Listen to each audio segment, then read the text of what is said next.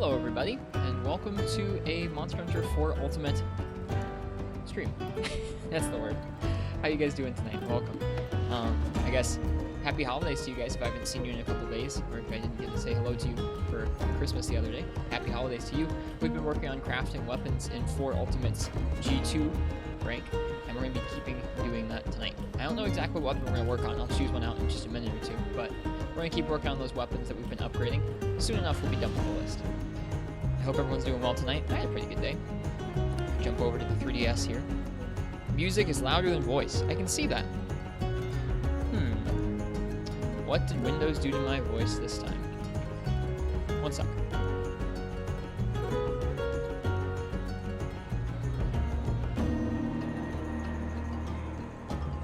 Oh, I turned my voice down. There we go. Thanks, Windows, for randomly turning my voice down. Love you too. Alright, how's that? Is that a little better? Thanks for the heads up with the voice there. Okay, Big G. Yeah, he'll get back to you, I'm sure.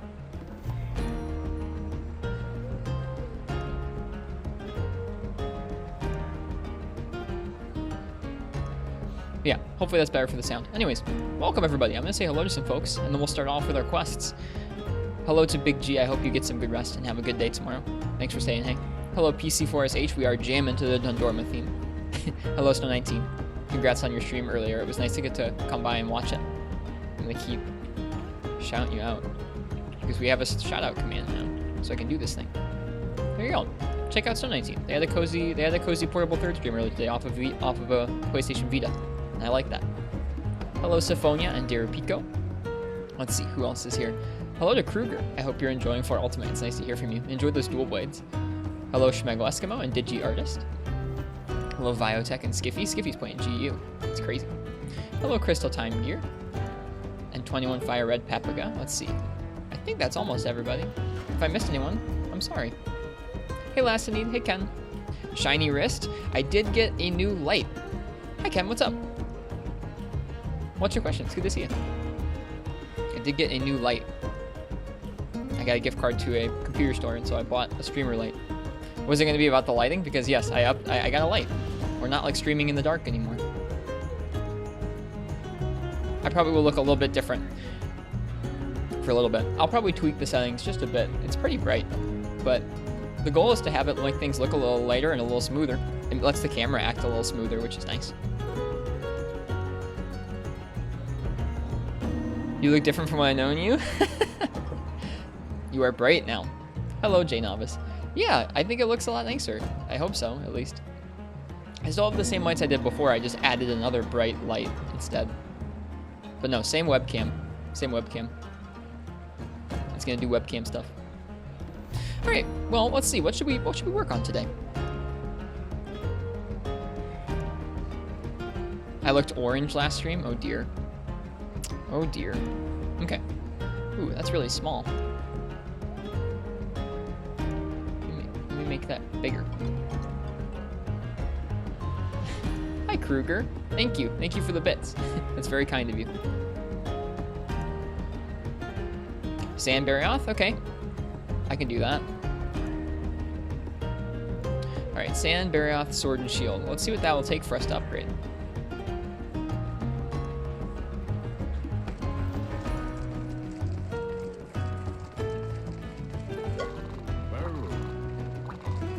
Camboy got improved lighting. I did.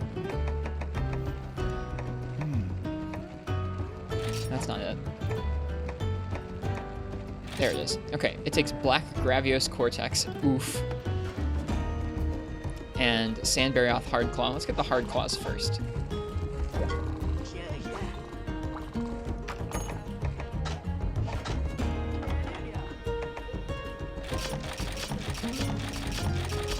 Alright, we got the Hardclaws. Oof. Alright. Did Barioth for the first time earlier, and its moveset threw you for a loop. It's like a funky Nargacuga.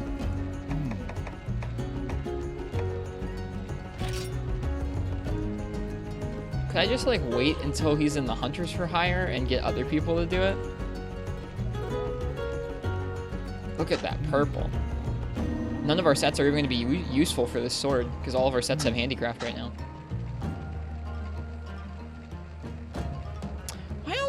Yeah, why don't we just wait and let some other people do it? Because we only need the one Cortex. Funky Nargacuga, yeah.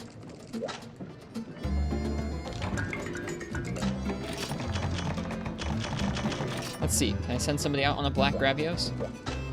Nope. Nope. Nope, it's gotta happen sometime, right? Did you get a new camera recently? It's the same camera and everything. I just put a bright new light up there. So I look like a lot, I think I look a lot nicer now. We're gonna get that question all day, which is funny. I got a new ultra light beam here, if you will. Yeah, we'll just let other people get the Gravios for us. I don't feel like fighting Gravios. You started with try, you ignorantly thought Barioth was first. It's okay. Are you drinking out of the 2-year mug? Did you hear about this, Schmeg? This is a gift from my sister. It doesn't fit with the other mugs quite as well, but this is a gift from my sister I got recently. The green screen, it doesn't like it. It's yellow there. But it's a cool mug. Alright, so if we're not gonna do the Sand Barioth Sword and Shield, let's see about the Shrouded Nursilla Longsword or the White Monoblos Greatsword.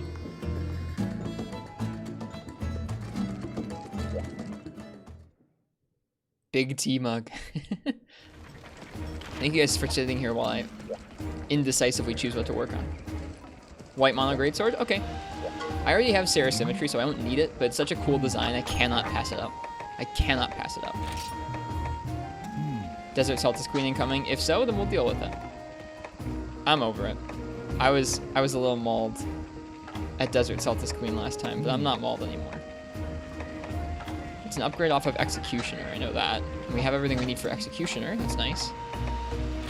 Oop. Hard to believe you don't want to fight a Gravios. I would much rather just let a Huntress for Hire do that. Hey Monstropolis, welcome. That sounds so nice, PC4SH. What happened to it? Okay. So for Executioner Plus, we just need Zenny. Great. Okay. Do we need any of the Monoblos materials?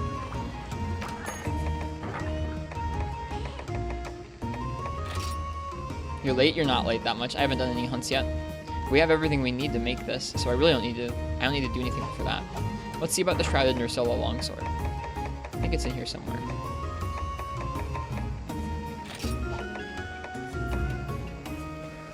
Yeah, we've only been going 19 minutes. And the streamer has done nothing. It's okay, we're gonna be doing something. Okay. Looks like I just need to make the regular Nursilla Longsword.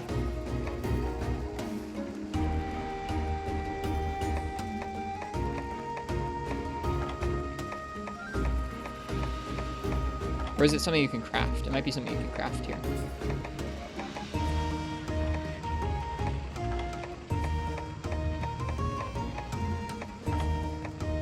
There we go. Okay, we just need Nursilla Hard Claws. Let's do a Shrouded Nursilla. Or no, it's a regular Nursilla. My bad.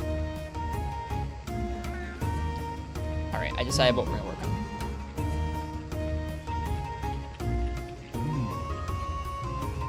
on. If you'd like to choose my weapon for Nursilla, go ahead and type !ticket.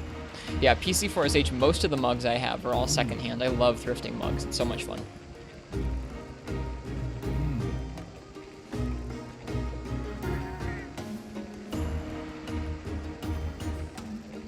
I'm not used to this like giant bright light in my face yet. I'll get used to it. I'll get used to it. Alright, there's still a longsword. Let's see, what else are we gonna work on tonight? I think I want to come up with a game plan for Fire Drill. We're going to be doing Fire Drill with Light Bowgun. And I want to decide what Light Bowgun we're going to use and start making a set for it. So I think that means that after this Nursilla, we take a look at the Light Bowgun tree. And we try and take a look at what that would be good with. Hey Phalasin, welcome. How you doing this evening? It's not going to be Steve. I'm not going to use this Regio stuff. Not bad, how are you? I'm doing really nicely. I just got up from a nice nap. I worked earlier today, and then I took a nap and had some pizza, and here I am now.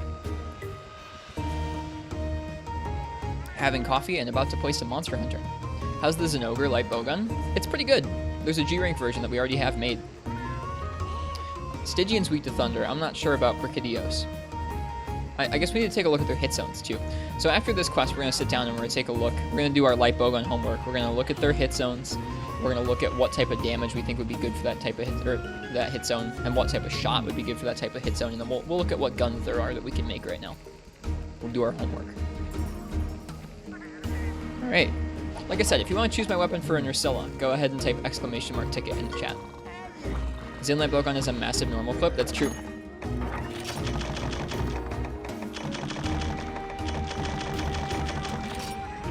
Making a huge light bowgun for Gravios, as you should. As you should. Hi, Cycloon. Welcome. I'm doing well tonight. How are you? Pack water. Pack water for Bracky. I'll take a look. I gotta decide if it's worth packing element or if we just stack raw.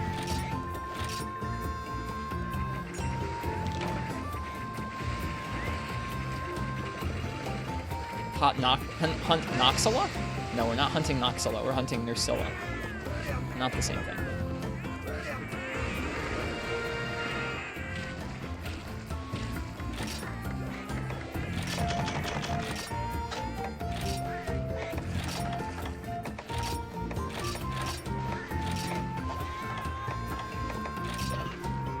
Both weak to water? Okay. I'll find that out later when I look at their hit zones. The drift in your Switch Lite's getting very bad. I'm sorry to hear that, Ken. That sucks. Do you think you'll send it in, or will you try and take it apart and fix it yourself? That sucks that that happens on the Lite. I hadn't, like... I thought I'd heard people saying that they were having that happen with their Lite, but I hadn't, like, seen a straight-up confirmation like that. That's such a bummer. That's such a bummer. Hey, Triple X, welcome. Happy New Year, happy holidays to you.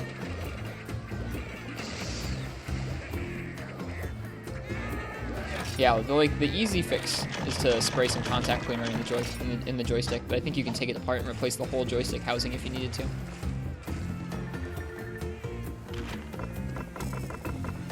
Okay. Like I said, last call for the weapon raffle for Nursilla, not Noxella.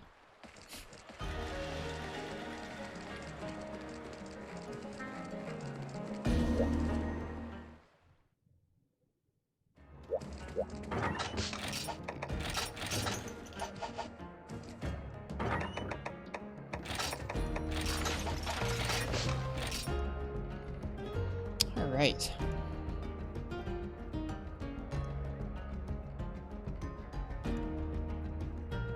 Ken, wow. What would you like me to use for Nursilla? That doesn't happen every day. Greatsword. Dude, Greatsword and Nursilla is so much fun.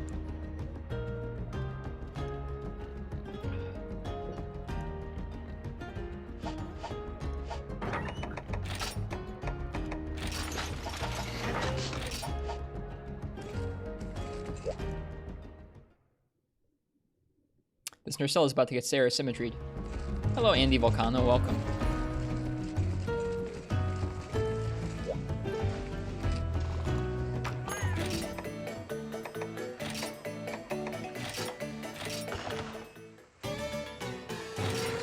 Greatsword is a classic. It's a fun one.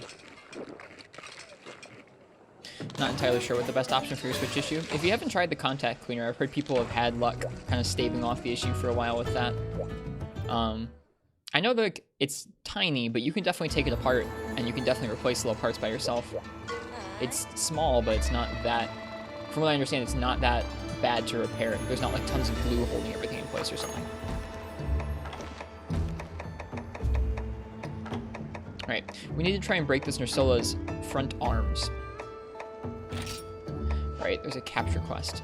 There's a village one, I think. Let me see if there's a village. No, there's a village shrouded. Nursilla. Nice, Syphonia.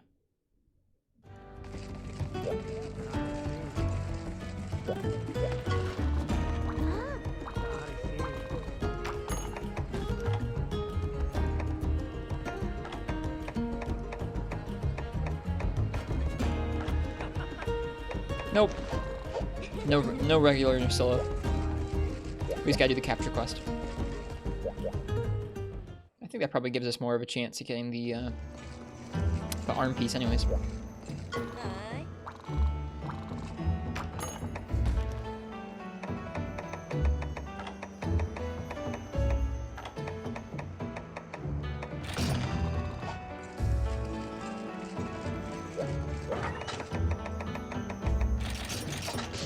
Okay, let's go. Let's warm up.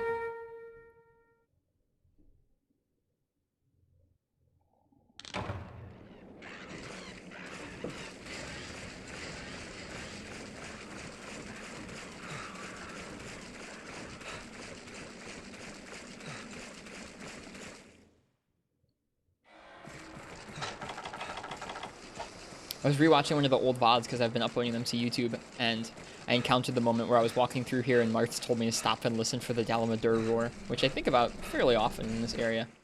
You're supposed to be able to hear a faint Dala roar if you listen in there. So it was funny seeing that bit in the VOD. The set looked kind of cool? Thanks! I didn't like how the full Diablo set looked, and we weren't able to get all the damage skills I wanted on it right now, so I decided to just make the EX Rathian set and slap a Diablo's helm on it and call it a day.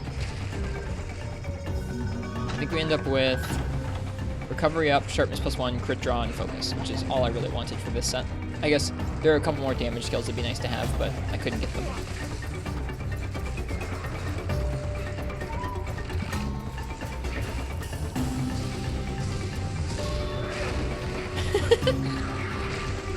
She really just like sidewalked all the way over here. That's funny.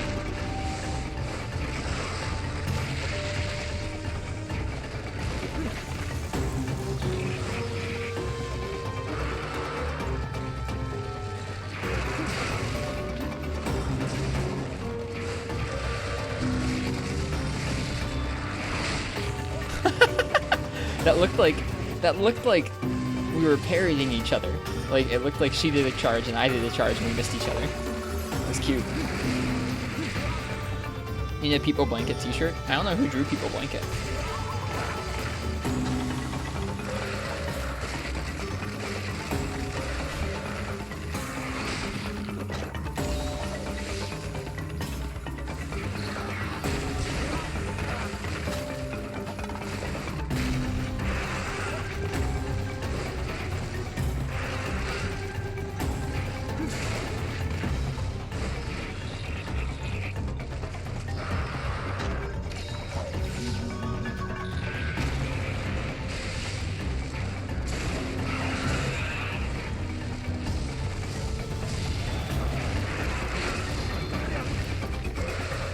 Greatsword and Slow was always kind of rough for you?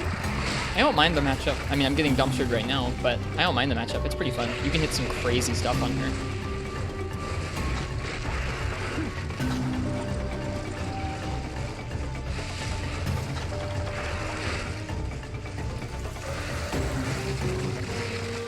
You got a nice charm in GU. What was it, Cal? And awesome, man. I'm glad you're liking GU. We have a lot of folks who have just started playing a bunch of GU recently, whether they just got a Switch or just got GU.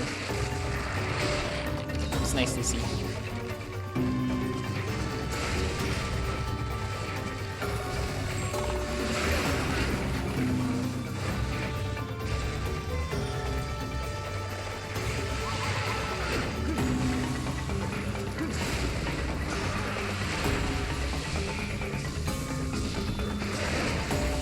That Conchu really just stopped my Greatsword charge from hitting. I only get hit the Nucilla even because of that.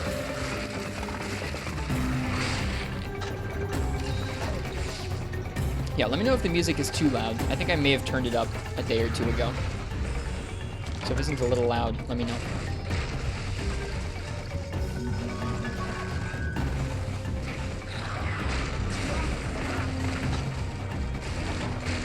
Taking a lot of trades I'm not so sure about.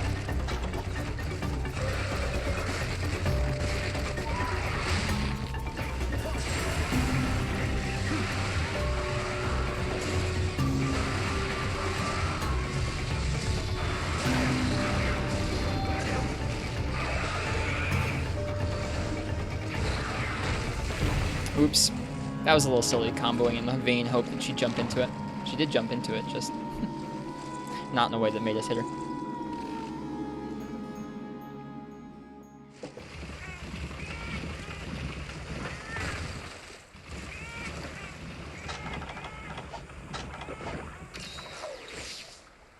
That's okay.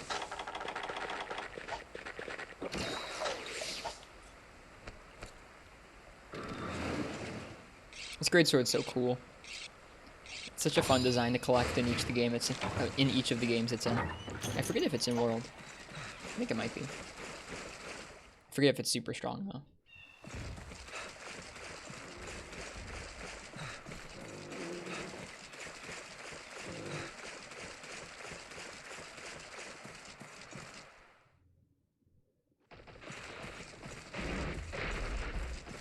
She hasn't seen me yet. Now she has. Don't even think there is a Diablo's Greatsword in World? Really? I guess I thought I saw this one in there. It's been a while though since I played that game. Is she peacing out? Looks like it. That's okay with me.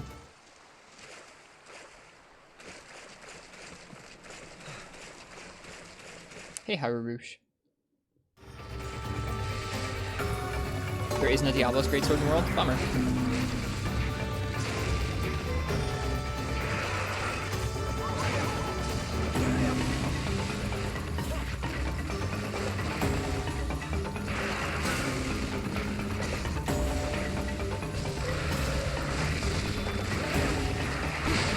I had to roll out to the side there. I shouldn't have rolled in.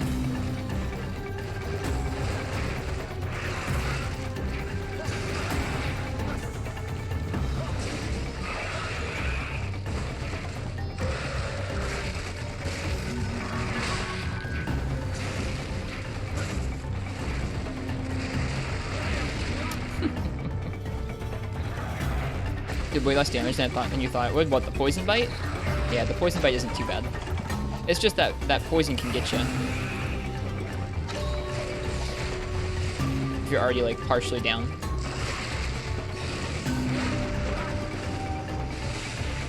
Yeah, that move. Rec level 6, crit up 5 and 3 slot. That sounds great. Crit up's pretty strong in that game, right?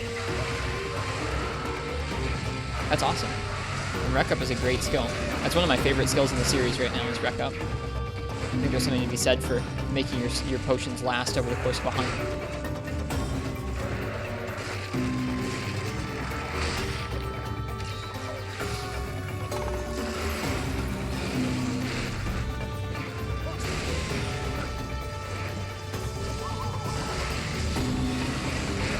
Darn. You gotta go for some of those.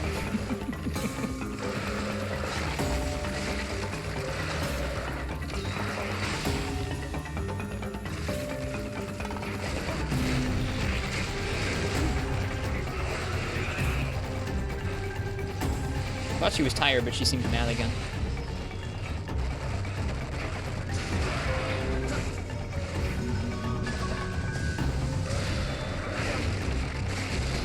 Nope.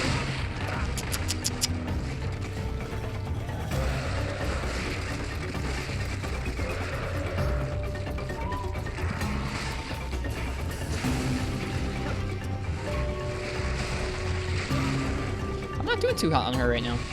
I'm going for a lot of, like, silly big reads, and I think I should be just going for more crit draw. Crit draw is nice.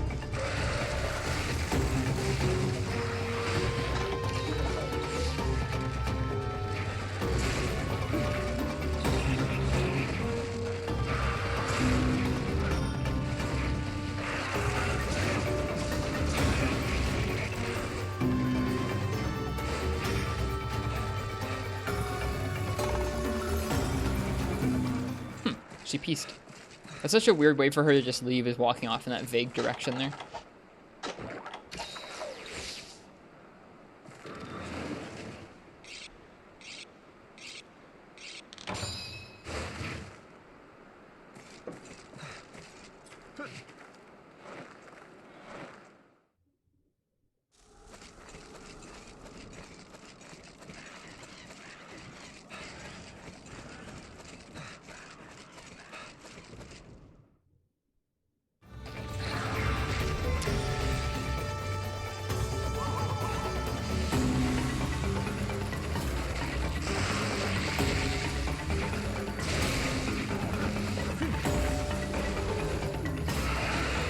There she is. She says, boo. I love that animation. Oops, I rolled into that? Or into the conga? I think I rolled into her attack.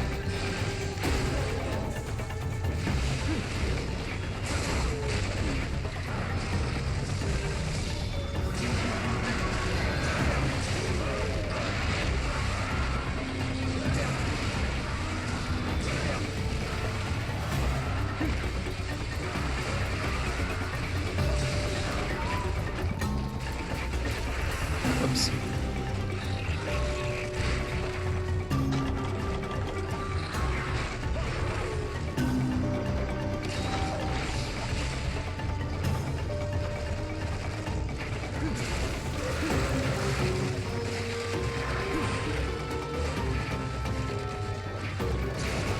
Crit draw works if you still works if you charge your draw slash? Absolutely. That's part of what makes it so powerful, is if you get the right opening, you can get a crit level 3 draw slash. Now this sword has a little bit of negative affinity that I'm not quite canceling out, so that means sometimes I don't get the full crit, and I just get a regular crit, but that's okay. There we go. That was the one break I needed from this fight, I believe, was the arm there.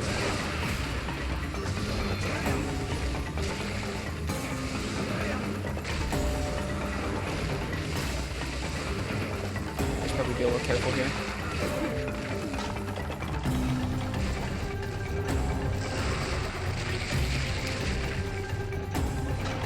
Uh-oh. Oh, into the poison. That's really obnoxious. I was flexing there because I was trying to get rid of poison. Or get rid of red health there.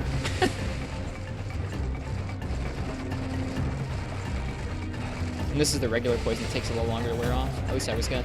I thought it was.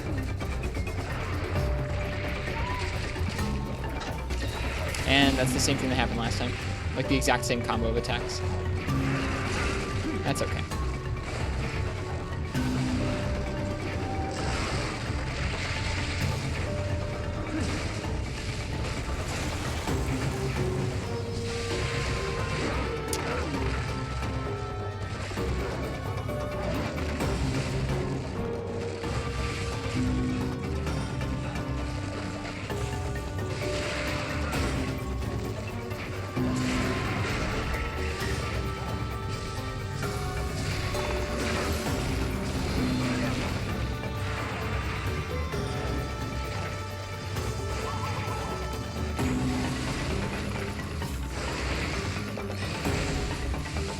She went up.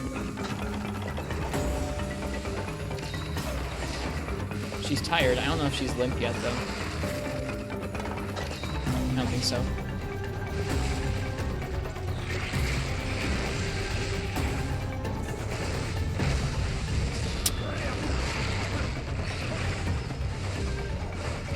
Let's just go fight her up there.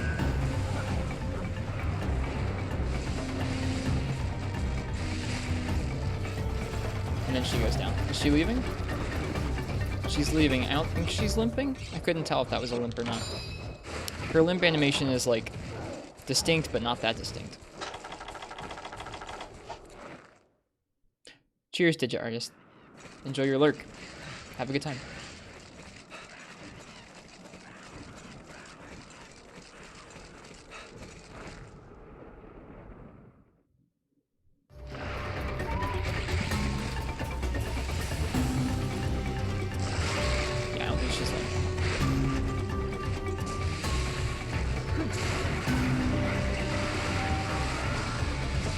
How do you get follower alerts and other things?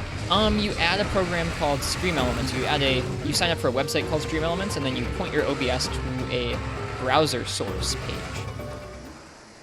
So like you sign into this account and you make the alerts on the website, and then you add that website as a source in your OBS, and it will actually pull those in, the sounds and the visuals. If you Google like Stream Elements basics or Stream Elements, not Streamlabs. There's a couple different kinds of bots for it, but Stream Elements is the one that I use.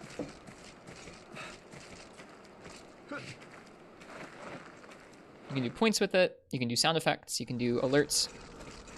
Thought it was a built-in feature? No, not built into Twitch.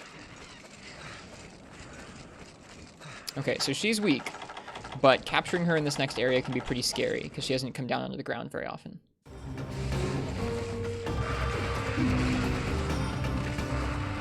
So we'll see here.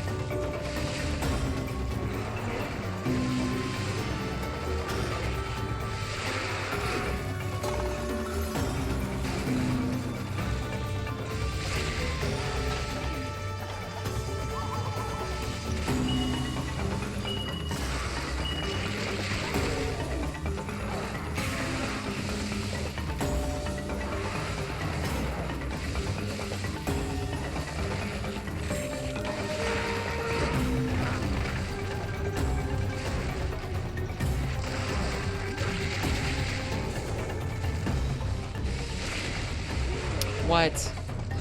Lame.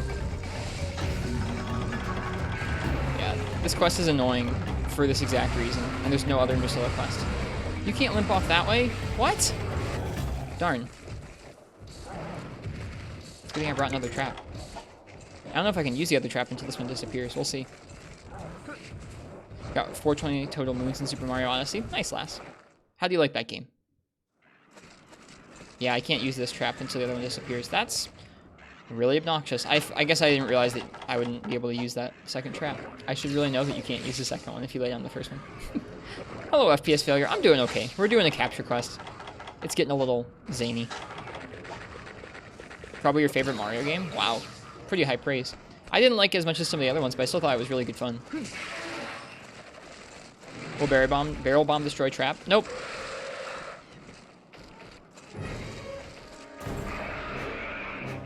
Have you played it? I did play Odyssey, yeah.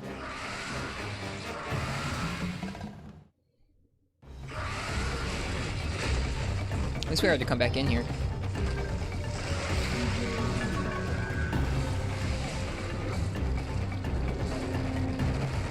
Yeah, there's some monster moves that destroy traps, but I don't think Drusilla has any of them. I just don't want to attack her very much because our greatsword's really strong. I just shouldn't have laid the trap down here. I should have dung bombed her when she was in here to make her move on.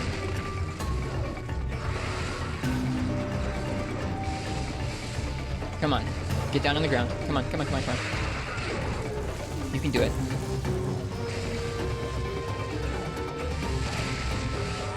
It makes no sense. You go right over the trap, man. I'm salty.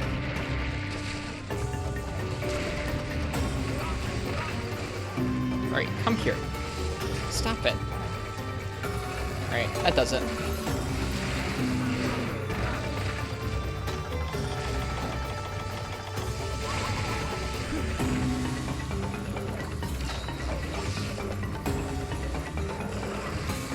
I just felt like there weren't that many really fun moves to get last night. There were too many that were just kind of sitting around. Okay, there we go. That's so inconsistent. No! Stop it! No! If this fails, I'm gonna be so upset.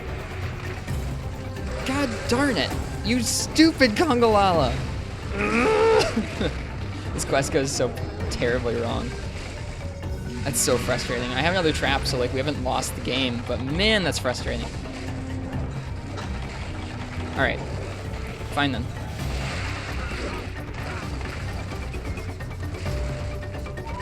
This quest is so bad. No, stop. No. Go away. I'm so mad. Everything is so scuffed.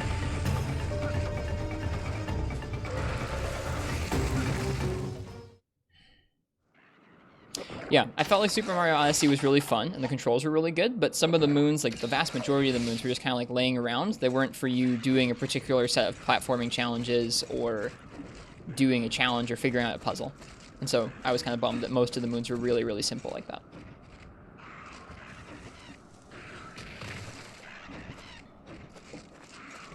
I thought the maps were still kind of fun to explore, though.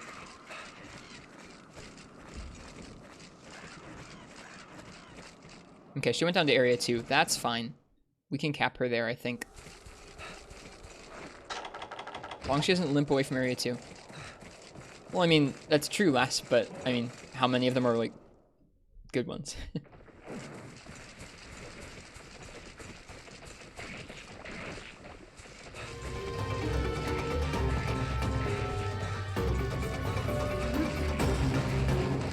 Hi, Game God. Welcome. This is maybe dumb. Find out.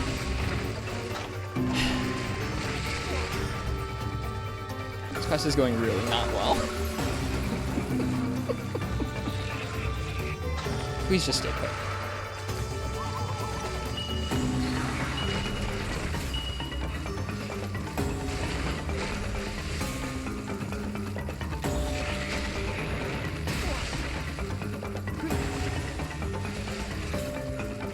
It's okay. I just think when you compare it to something like Galaxy, it doesn't quite hold up where like every moon or every star in Galaxy is like a good challenge to get for the most part. You like play through a course and everything. A lot of the objectives in Odyssey are kind of simple. doesn't make it work. It doesn't make it bad or anything. I just didn't like it as much as some of the other ones. That's all. That was a really frustrating Drusilla. I had to trawl around like 3 different areas in order to capture it.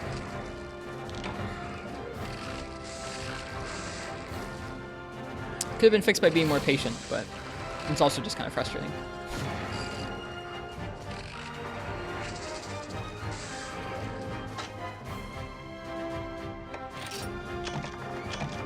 Okay, we got the claws we needed. That's great. Worth the effort. And it was still only 20 minutes. It's not like it took a long time. Even Mario 64 and Sunshine, I still feel like each of the objectives were more fun to do than a lot of the moons are in Odyssey.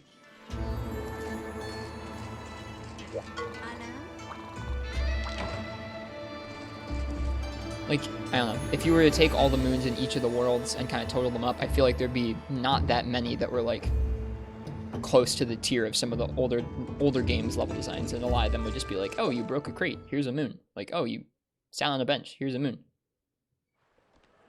You carried a seed across the map, here's a moon. I don't know.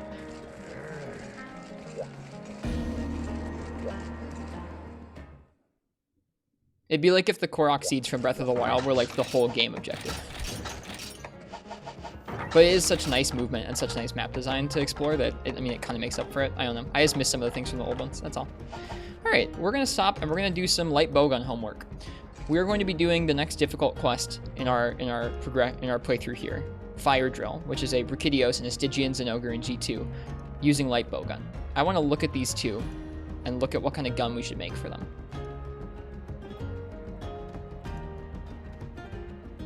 So we're going to start with Stygian.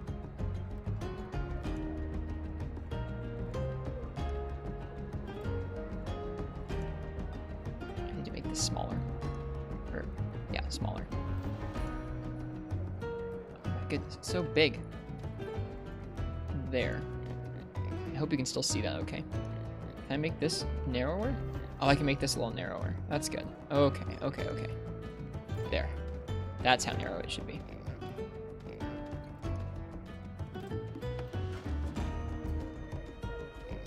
Okay, so, Stygian.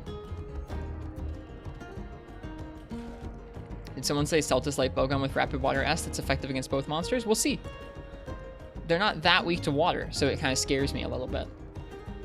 Like, Stygian, when it's not charged up, has a maximum of 20 weak to water. Thunder is weaker too. Once he's charged up, he takes 25 to the head, which is okay. And you can boost the water, so that's pretty strong.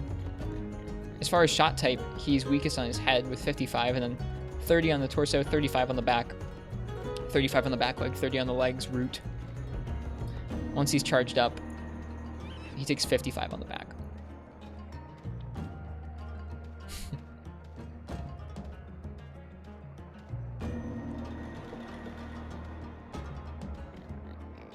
So, if anyone's like used to gunning, or really has a handle on it, can you explain to me like what your thought process would be like looking at this chart? Because to me, I look at those water numbers and I go, I know I would get like rapid fire water, but it's so much less damage than most of the shot type values. Wouldn't it be worth it to just spec for raw damage and just bring shots? Whether that's, I feel like for Stygian, you could make a case for Pierce. Like, I wouldn't want to rapid fire Pierce into him, but you could make a Pierce for like make the case for a high Pierce clip and just fire Pierce through him, Pierce 1 and Pierce 2. Which also lets you keep your distance a little more. Let's look at Brachydios.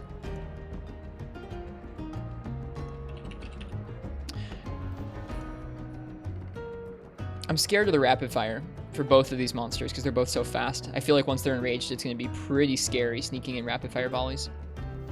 Water S has no bad crit distance though. Crit distance isn't that much of a problem though. Like, I feel like for me, hitting a shot in the right crit distance will be easier than trying to land a rapid fire volley once these guys are enraged. I don't know. Okay. Let's see. Brachydios. I think this is such a mess. I don't know what's going on here. I think there's without slime, then there's with slime, and then there's enraged. I think. Or, like, once these are broken? I don't know. This thing has really confusing hit zones. Do heavy bowguns have rapid fire? No. They have siege mode, where you can kind of roll and get into a siege mode position and fire shots like that. You gotta go? Okay, well, thank you for the bits, Kruger. Have a good night. I hope you continue to enjoy For You. If you have any questions, ask in the Discord. We'll be happy to talk with you about it. That's why I use ping stacks. It makes sense. So Brachydios, in terms of water, takes 25 on the horn, 20 on the horn when there's no slime or when there's slime, and then 20 on the horn when it's enraged. I wish it labeled what these different charts were. Let's see. His head takes 50. Tail takes 45. Back legs take 35. Torso takes 20. For Brachy, we'd probably want to use normal shot, because I feel like hitting the head isn't hard and hitting the tail isn't that hard, depending on if he's facing towards you or away from you. The water doesn't look that strong on this guy either. I mean, like, on his horn and head, you'd be firing off pretty good water. But again, less damage than shot type. 20 is a lot less than 50. A lot less. But, like, I'm not sure if I'm thinking through that the right way. I don't feel confident in my set building. Anyways, now that we have a grasp on, like, that they're both a little bit weak to water and that we could use a little bit of Pierce and a little bit of normal, let's go ahead and let's look at the light bowgun tree.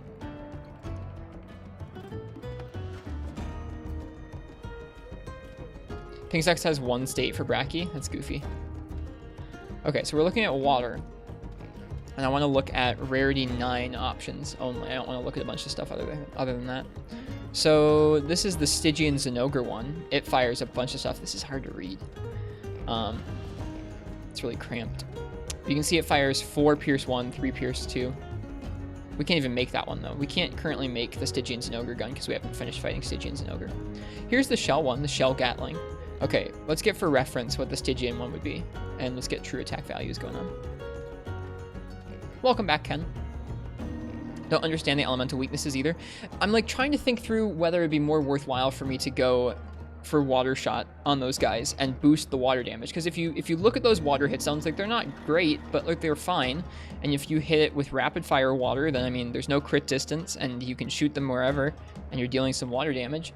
And if you have water attack boost, it means you're going to be dealing more water damage, but like, still, they just don't take that much water damage on those parts. So I don't know. I feel like this looks like a case for a build that could fire some Pierce and some normal, personally. We could make do with normal on Stygian, but I feel like it would be nice to go for a build that could fire both Pierce and normal. Okay, this is the Celtis light bowgun.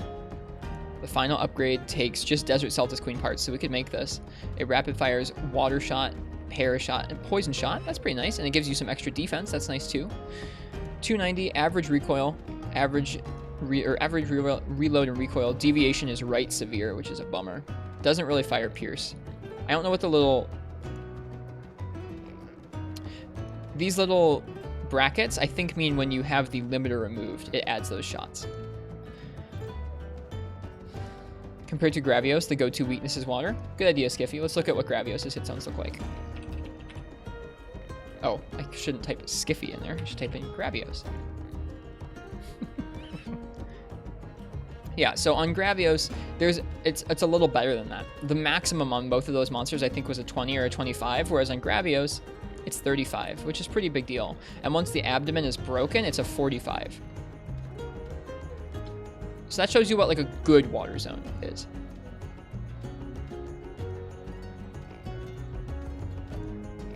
Well, you can compare them to 19 based on a raw shot is going to deal, like, let's say a normal 2-shot, I think it does 12 motion value. So it's going to do boosting raw increases elemental shot damage. Does it? By how much? Not by a lot, right? There is a little bit of each elemental shot that has some raw in it, but it's not very much. Yeah, you can think about where, like, each normal 2-shot does 12 motion value. That's going to deal a percentage of your, like, weapons raw. 12% of it. And then how much of that damage is applied is based on, like, whether it's a 50 hit zone or like a 20 hit zone. So let's say that your weapon does 120 damage. Your weapon has 120 true attack. That's going to make this math easier, I do believe. 12 motion value, I think, is going to be 12 damage at that point, because it's literally just no, it's going to be 10. It's going to be 10 damage. I think this is how this works. If this isn't how this works, please tell me. I'm not good at math, and I haven't really done the damage formula very often. So you have an 120 true attack weapon. You deal a 12 motion value attack, which should be 10 damage, right? Then you look at the monster, and it has a 50% hit zone. If that's the case, then you deal 5 damage to the monster. If it had like a 20% hit zone, you do like 2 damage to the monster, I think. I think that's how the math works. It might not be. Correct, ignoring quest rank modifiers? Okay. Now, obviously, the numbers should be higher than that, hopefully. Where, like, you should have other things boosting your damage. You should have a higher raw weapon than 120, especially in G rank. But that's generally how it works. So the higher the hit zone on the monster, the more of your damage that you're shooting at the monster or hitting the monster. 12% of 120 is 14.4. Oh. Okay, it's 12%. It's not just, okay, it's not just a straight division. Thank you, Andy Volcano. Wait, guns don't use true raw? They uniquely use display raw? What? I didn't know that. That's cool. I didn't know that. But like the logic there makes sense, where basically you can look at this as a percentage of your, like you can look at the hit zone value as the percentage of your damage that's going to be coming through for the most part.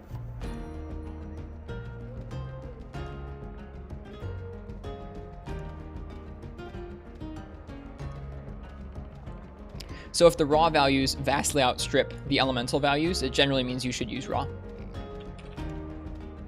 I don't know how much elemental boost skills affect that balance, where it's like, can an elemental boost skill take a 20 water hit zone and make it feel like a 40? I don't know.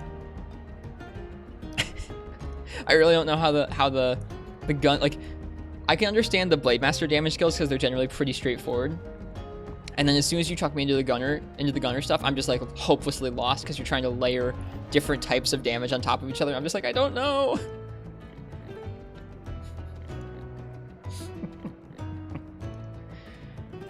Okay, well, let's look at the guns again. So that's why I'm trying to make myself get better at guns. I would like to understand this stuff a lot better. Okay. So we have the Desert Celtics Queen one. There's a Catch a Watch a gun, which doesn't have any deviation. It turns into a fire, or actually it turns into both a fire and a water gun. Wrist does the damage calc stream.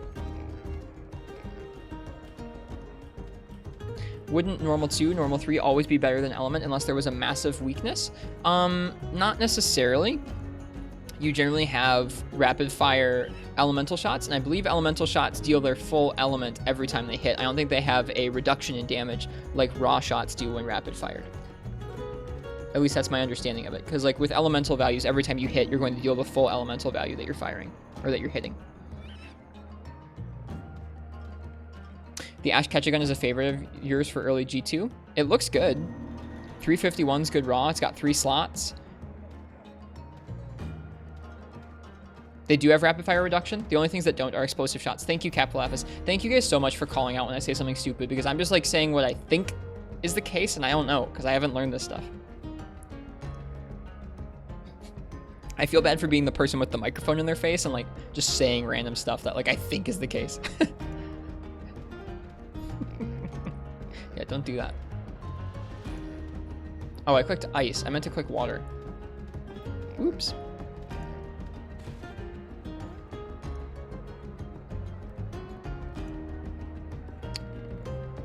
Okay.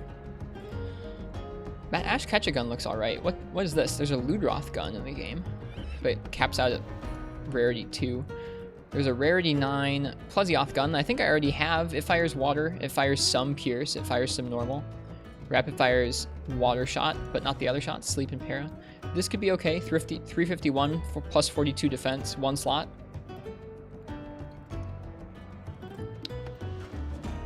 The Ash Ketchagun. 351, 3 slots. Doesn't fire as much pierce. Why is normal 2 over normal 3?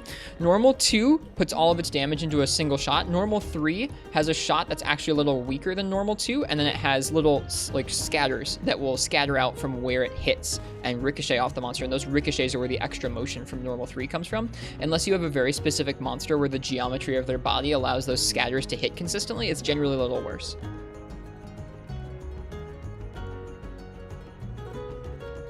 All right, raw type bowgun ammo uses display raw to calculate damage, and elemental type bowgun ammo uses true raw. That's so needlessly complicated. Elemental shots do 45% true raw in the listed element. I don't even know what that means. Yeah. That's so needlessly complicated. So like, I think what that means is just you should use raw shots in this game. That's the impression I'm getting there.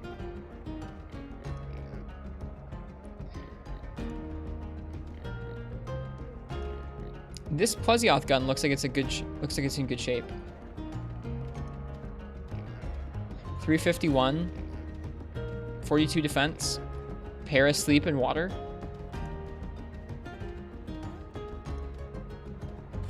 Your impression is never use light bowgun for raw shots? Well, I'm looking at these two and they don't have that great elemental weak zones. So I know that the answer would be don't use light bowgun for them, but I kind of want to make myself use light bowgun for these two. It's like, anybody who's decent at gunning, can you look at this? Can you look at these hit zones with me and tell me what to do, or what you would do? So here's Stygian, right? He takes 55 on his back, or on his head from raw, and he takes 35 on his back, 35 on his back leg. Nothing ever gets close to that from element. Once he's enraged, the raw shot type stuff goes up. And water does too, but only by a little bit.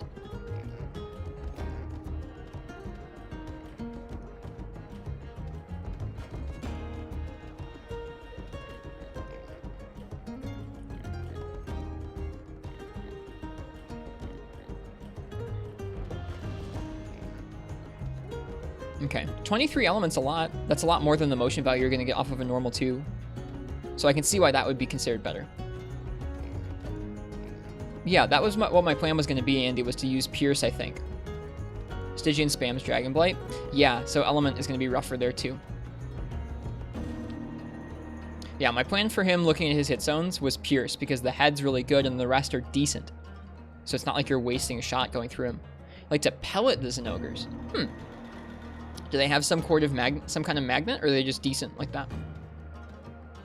It also sounds like it'd be easy to dodge around him if we had pellet. Horn magnet?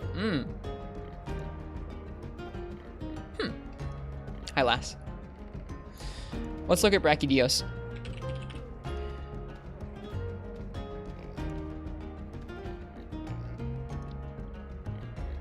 So Brachydios has a 50 shot head hit zone and a 45 tail, so I was planning on using normal for him.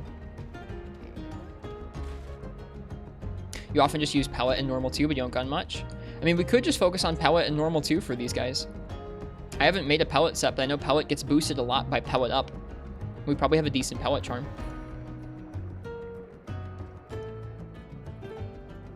I gotcha, Vio. That makes sense.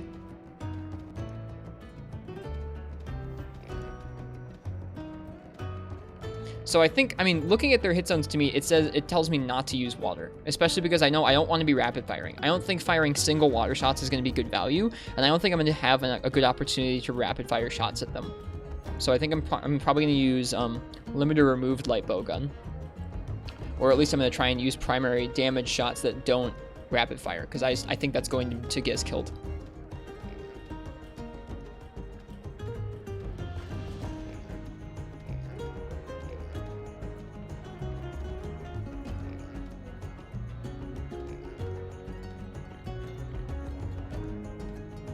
Pellet gun, huh? What would a good pellet gun in G2 be? I'm looking at the rarity 9 weapons here. Here's this ogre gun. It fires some pellet, some pierce, some normal. We already have this. You also played through Portable Third as a gunner to learn guns. I feel like that would really do me well, as if I just played through a game using only guns. I would probably get used to them a little more.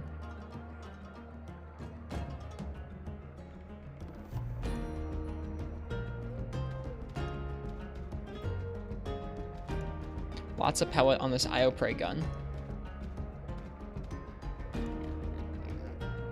Not much Pierce, though. Hey, IRB, good job.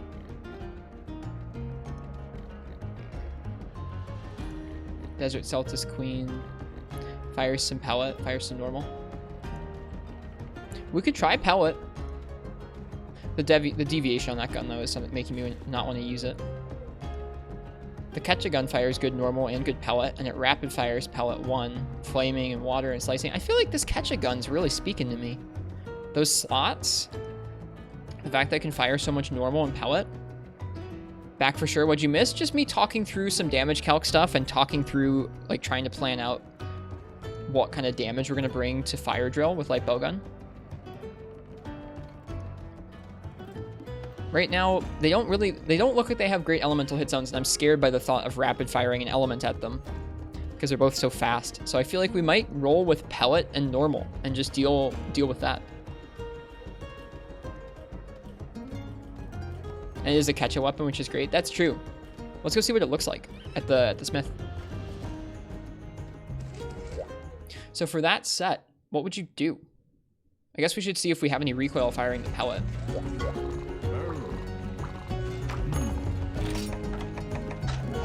I think it looks like a... Yeah, it looks like a little Uzi. It takes some oracles, so we'd have to kill some catches. Or capture some catches, I suppose. This thing kind of seems like it would fit the bill. It has water for if we need to.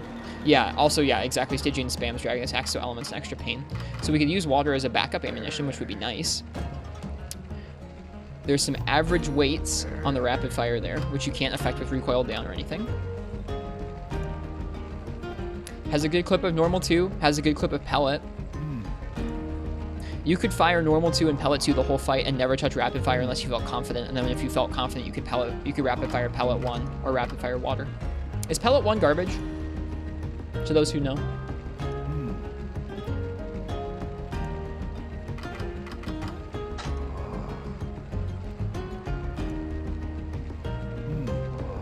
Gunner's Monka S? Yeah, I feel Monka S when I'm trying to make gunner stuff. But rapid scares you a bit? Yeah, exactly. That's why we'd be bringing pellet too. Isn't pellet just all garbage? Apparently not. This is another reason that's kind of fun learning guns on stream, is like everyone has like a slightly different special sauce that made gunner work for them.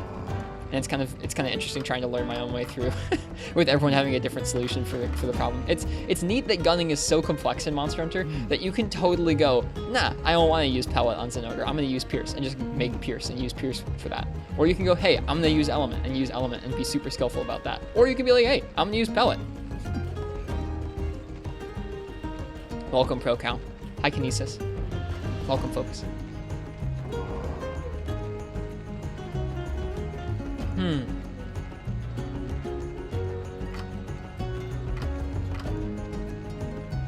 Have you tried just shooting him in the face? I haven't even tried the quest yet. I've gone in with sword and shield and gotten completely dumpstered. Just shooting him in the face would be just firing normal 2 at them, which is fine. I mean, that's what I'm planning to do on Brachydios, but Stygian's a little more complicated. It's kind of hard to hit its head consistently, or at least I think it is.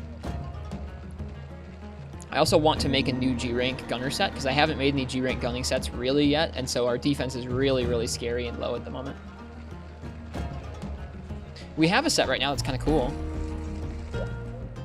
We made this the other day for Diablos. This is Challenger +2, attack up small, normal up, and pierce up. It just only has 363 defense.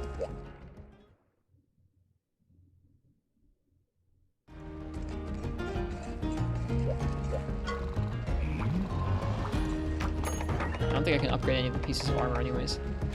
Nope. Nope. Nope. Nope. Nope. Yeah, so I can't upgrade that anymore. Pretty good set? Yeah, it's nice that we were able to put everything in there together.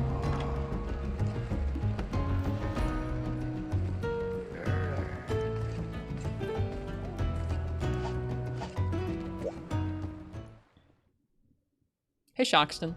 Just slept a solid 12 hours after failing the second Zora Magdaros quest, tilting off the face of the earth. Dude, Zora can be pretty frustrating.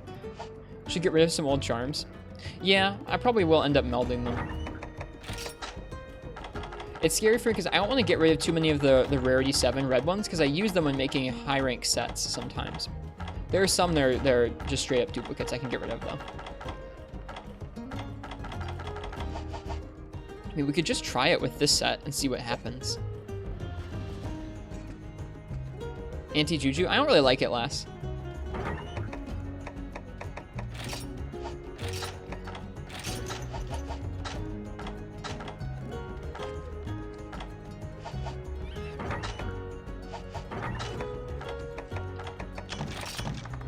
Whoops.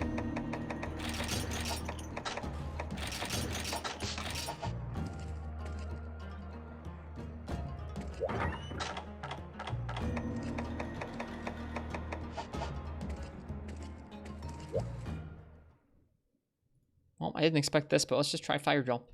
This isn't your first G Stygian. It is. It's the first G Stygian that they will give you access to is Fire Drill. After you beat it, then they'll give you the single Stygian quest. Hey Kaiser, welcome. I'm doing okay. We were working on making some weapon upgrades, and now we're working on trying out Fire Drill with Light Bowgun. Bracky 2, yeah, both of them in the quest. It's your first time encountering them in G rank, which is pretty mean, I think.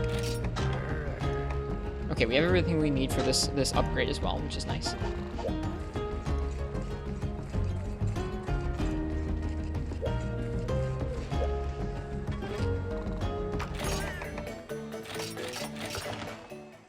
Yep, then you unlock solo quests for them. I'm doing this quest with Light Bowgun. I chose Light Bowgun for this matchup because I wanted to try and give myself a big challenge with Light Bowgun. I think this will be a big challenge.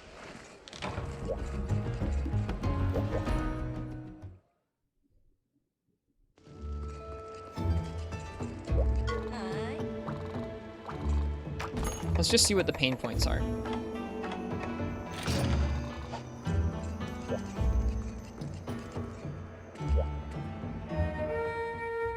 Let's see what the pain points are.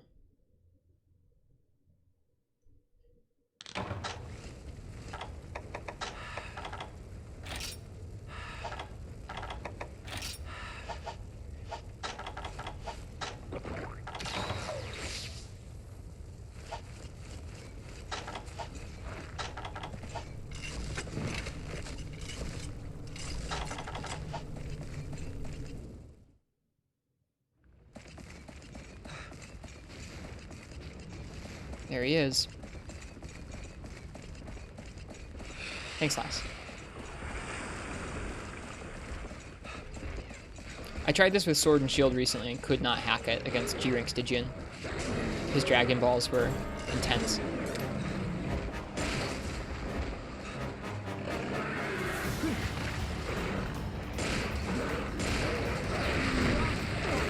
Nice. That's not, I mean, like, that must be his strongest move, right? I don't need to worry about taking more damage than that, right?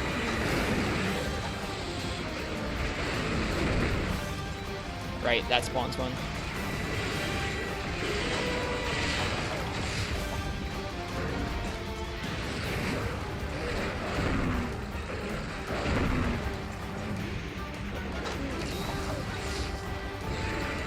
But yeah, this is a preliminary run to kind of see what the problems are.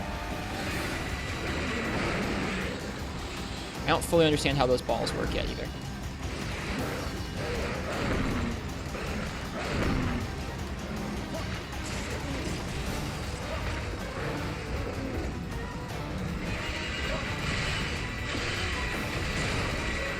Oh great, Bracky's here. Whoops.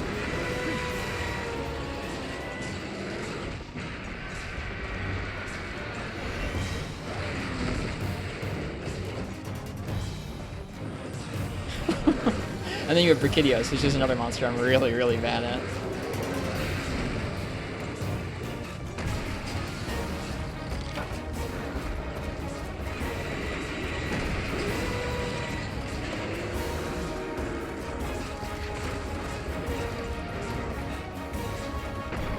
They jumped up in unison.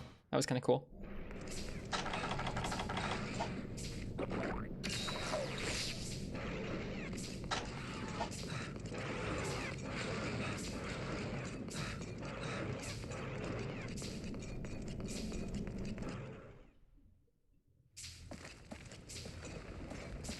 I'm assuming that Stygian will come here.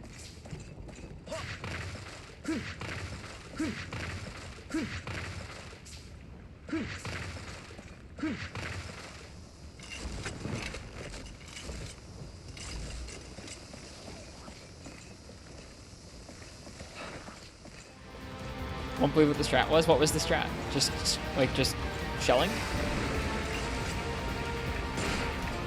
Turtling? You can roll out the dragon? Yeah, you can roll off most blights in the game. That's a large hitbox.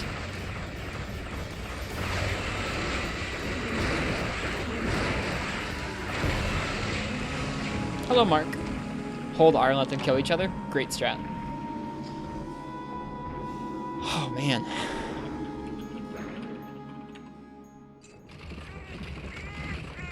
I've managed to fire 6 shots so far.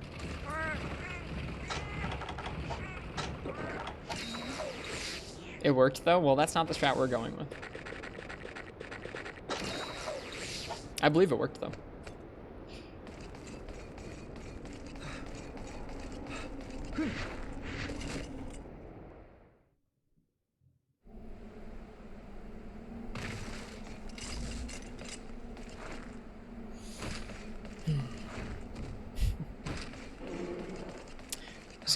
So far, my impressions are I need to get better at getting out of the way of Stygian, and do you think I need more defense? I mean, like, it would be nice to have more defense. The Ash Ketchagun has more defense than this. The Brachy's here. God darn it, man. I need to understand how those balls work, because I don't currently get how they work in G-Rank.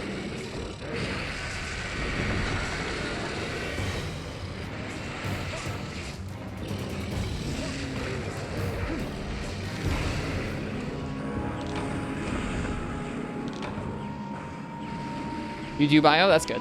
I'm glad you know how they work. I don't.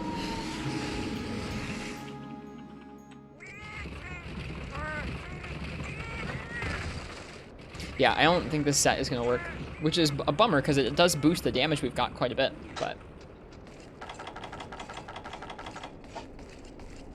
What do you guys think? Yeah, I've been getting... Sick iframe? He iframed it while he was stunned. Been getting 2-tapped by just random attacks, not even by like the powerful ones.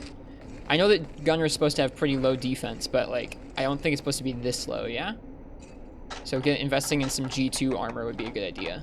This is like a mixture of G1 armor and like high rank armor right now. What y'all think? Never give up. You want to see this last cart? Okay. I was thinking of abandoning to save the materials. I can't even survive long enough to see if this damage is decent.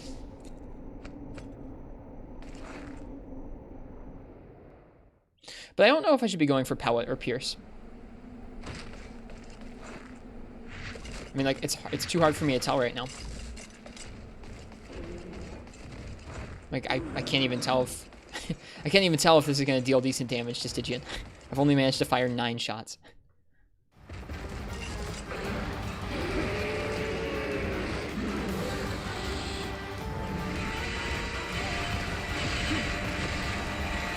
Pierce is kind of meh. I mean, if he'll all concentrate on his horn, then yeah, pellet sounds great.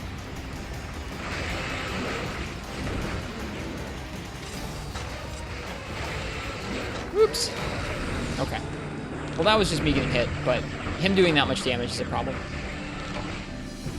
Pierce is kind of meh on Xin. Yeah, it seems like if you aim up towards the head and the back, you're going to miss most of the other hit zones. If you aim for the other hit zones, they're not that good. So we could try pellet. Pellet and normal 2 for the quest sounds decent, and I think we saw that the Ketcha bowgun fires both of those pretty nicely. So I think we're going to go with the Ketcha bowgun. And I think we're going to try and make a set that's like at least pellet up with some damage boosting skills and maybe some survival skills. And call that good. So let's jump into a set builder next. Let's see what we can make using G2 armor, hopefully.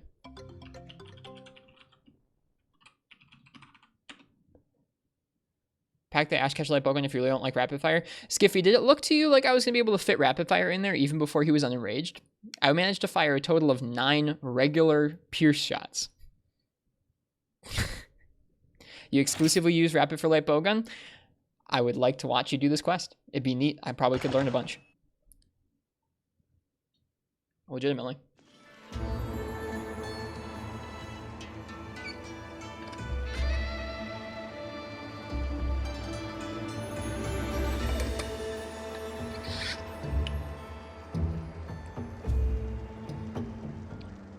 Also, Byzantia Dev, thanks for the follow. Hi, welcome. I hope you're enjoying the Monster Hunter so far.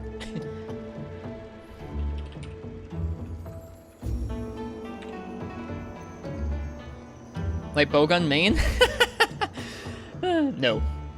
I'm quite bad at light bowgun and heavy bowgun. I try and play all the weapons, but I'm quite bad at light bowgun and heavy bowgun right now, so I'm forcing myself to do a pretty difficult quest called Fire Drill to try and learn.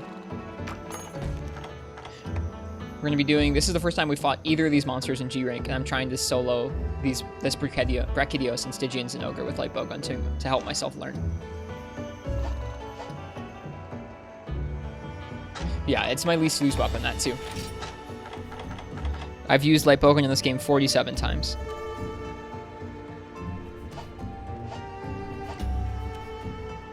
It's better than playing with the original PS2 controls. That's true. I'm not using the analog stick to move to fire. I'm not clicking in the stick to shoot. You think this is going to be harder for you than the triple Wrath quests in high rank? No, because it's not going to be in the same area. You're going to be able to just fight one monster on its own. Anytime you are stuck in an area with two monsters, especially two damaging monsters, and you are unable to like separate them, it will be rougher than most single monster quests and require more defensive skills than offensive skills. Okay, let's make a set for this.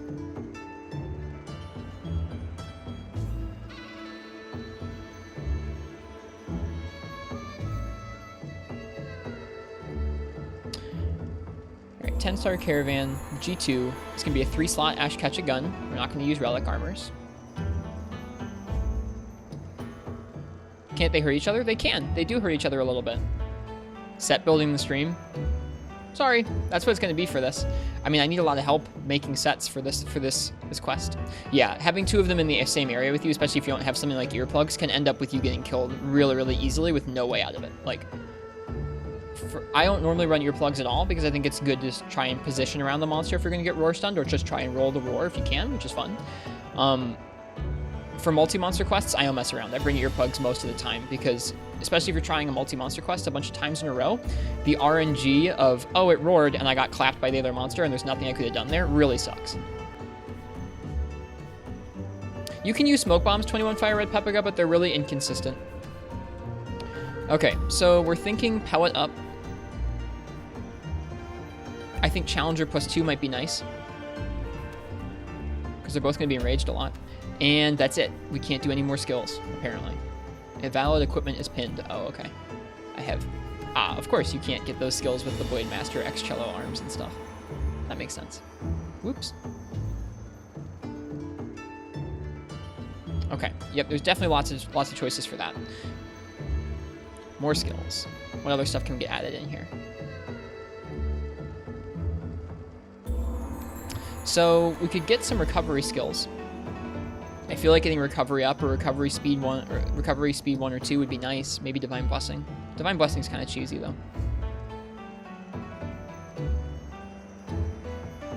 Could also get Weakness Exploit. We could probably get Normal 1. You can get lots of recoil skills or reload skills. What program is that? This is a website. This is a website called MH4U Armor Set Search. This is going to be a messy link because it's going to have my skills in it, but there's the website. It's great because it lets you find the other skills that you could add onto a armor set. Divine Blessing's cheesy and for you? It feels cheesy to me. I mean, like, I've used it for a good chunk of early G rank, but I just don't like using it. I feel like it's a crutch for me right now, so I don't want to willingly add it into a set. So we already have Challenger 2. Once you go Evade Extender, you never go back. I just don't feel like you need it for light bowgun. Heavy bowgun, it makes a big difference in a lot of fights, though. Hello, Frenchie. You don't use Athena's armor set search? Not for 4th gen. Not for 4U and not for GU. I like this armor set builder a lot better. I use Athena's for 2nd and 3rd gen, though. Yeah. I like this armor set builder a lot better because it gives you the option to see what other skills you can add to a set.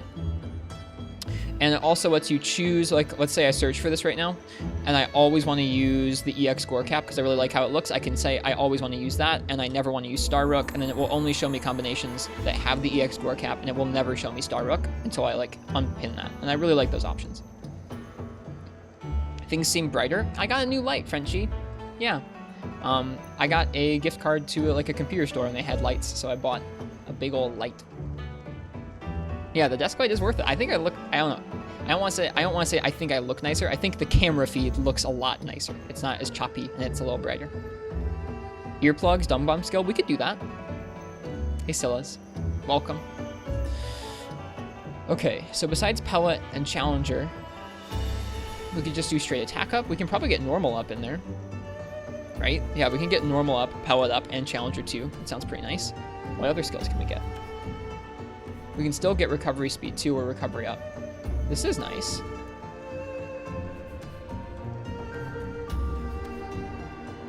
Regios, Rathian, Star Rook, Brachydios. Okay, I can't use Brachydios anything because I haven't fought Brachydios yet. We're doing the Brachydios quest, so that ain't gonna work. All right, we don't need normal up. Or actually, hang on, recovery.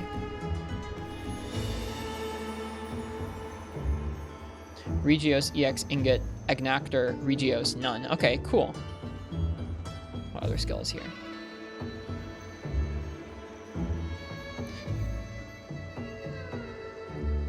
You can do that in Athena's ass. It's not quite the same Kinesis. You can also even see how the set would look like. Does that... wait, they show you what it looks like in Athena's and 4U? I didn't know that. Fleet Feet is so good for gunners. Isn't that like Evade 1 and Evasion up? Slagtoth Hood, Lava Vest X, Agnactor Guards, Regios Coat, Lava Leggings. Lava Leggings. I didn't know that was a feature Kinesis. That sounds neat. Maybe I'll have to check that out sometime. Lava Leggings.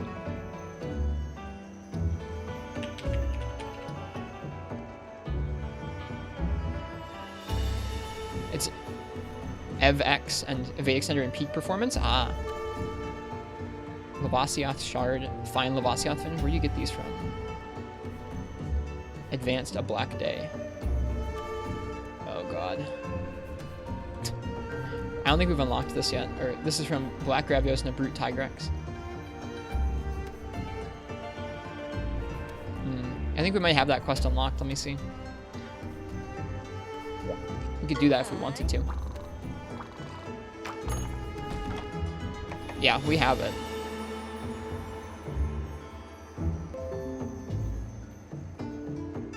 Frenzied too. I'm not gonna do that yet.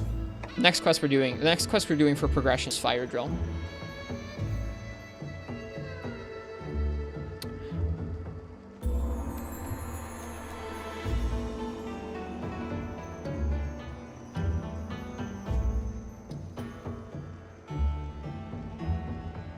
Outbreak Black Gravios is way harder than Fire Drill. Yeah.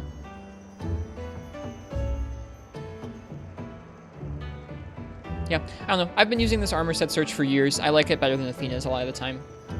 I haven't tried out Athena's for 4U in a long time, though, so maybe I should retry it, but I don't know. Can you craft sororal gear? I don't know what that is.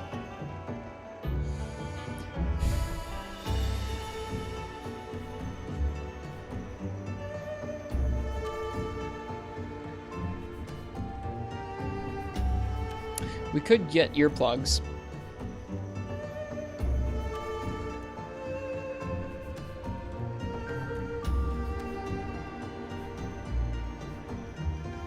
The desk light is working well. Thanks.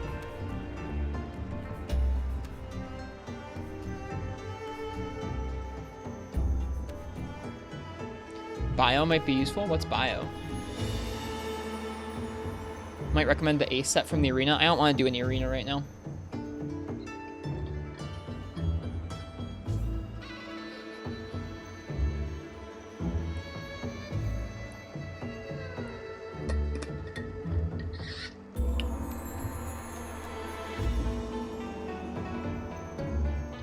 Bio researcher negates blast blight.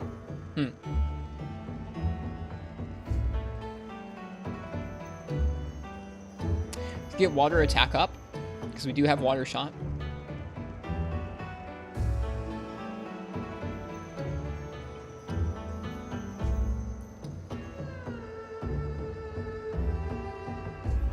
Besides the health skills, I don't know what other kind of skills I want that would be defensive.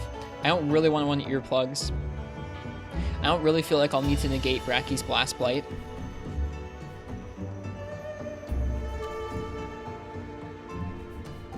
I don't really want to run Evasion or Evade Extender, I don't think. So I think we're just probably going to stack on damage skills then.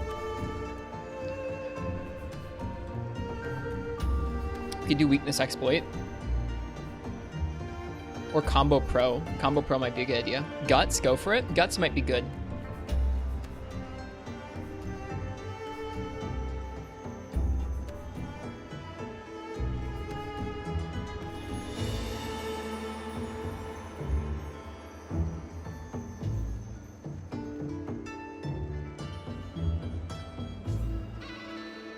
You get to use the Ranger's headgear. That'd be fun.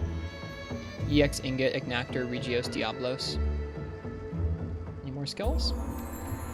Okay. Normal Rapid Up, Pellet Up, Challenger +2, Guts. Guts really might be useful.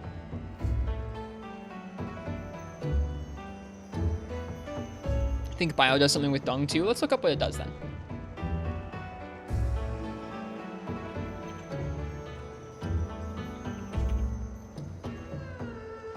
Biology. Increases Dung Bomb efficacy, prevents item usage, blocks, and Blast Blight. Delays the Frenzy.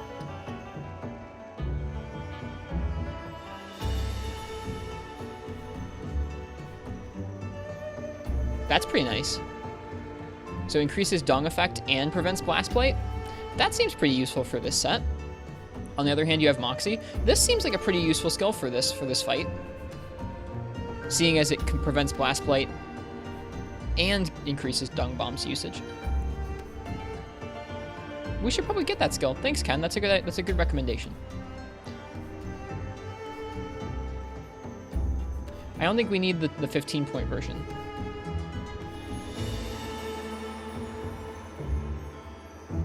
This music's good. This music is good.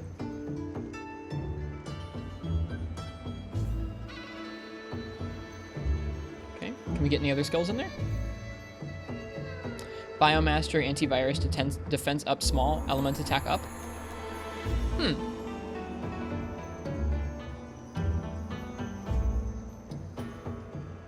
Element attack up? That would round out the set pretty nicely, wouldn't it? Regios Cap X, Gore Vest X, Gore Guards X, Gore Coat X, Gunner Torso up legs, with normal up 5, 3 slot. Regios Cap with Gore stuff. Let's see. All this stuff is going to have more defense than the armor we're running right now, so that feels good, because right now I think the biggest issue is the gunner defense. So any defense is going to be helpful, and then the gun we're choosing for this quest also has some extra defense on it. That's going to be a weird look, isn't it? Gore. Oh yeah, that's going to be a weird look.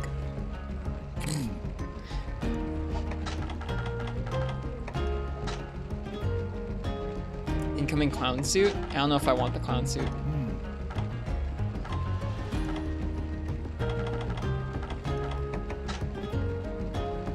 It's gonna be an expensive set. And then torso up legs, or we can do gunner legs. Yeah, that was a really good skill recommendation, Ken. I appreciate it. Torso up legs for gunner is gonna be, I think, Tetsukabra or Velocidrome. We should have a cool cape. We will have a cool cape. That's true.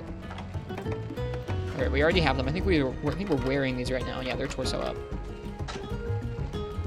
No, we don't have those. We're not wearing those. What are we wearing right now? We're wearing Kutku Grooves right now.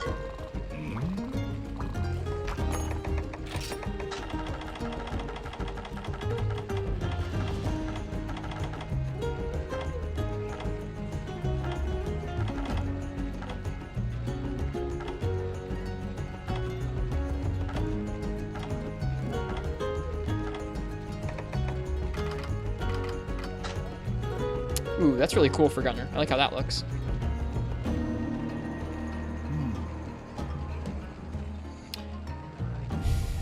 Not into the gore stuff, though. At least I'm not into the gore stuff with the freaking Reggio's cap.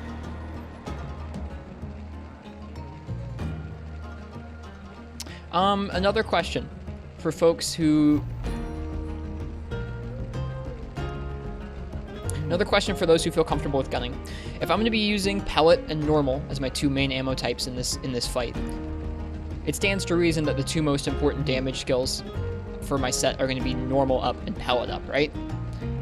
Right now I have Challenger +2, pellet up, normal up, and element attack up.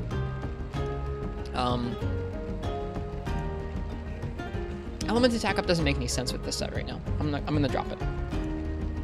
I'm gonna drop it and make a set where I like the look of how it looks. We can even get Bio Master or Defense Up. I think Defense Up sounds nice. Gore Leggings, Gore Coat, Conchu Guards, EX Ingot Vest, Reggio's Cap. That's high rank armor though. Pellet Up mandatory, normal up maybe, some other offense would be better. Yeah, that's what I was thinking. It doesn't boost it as much. But we already have Challenger 2. What else would I use to boost damage? Just attack up?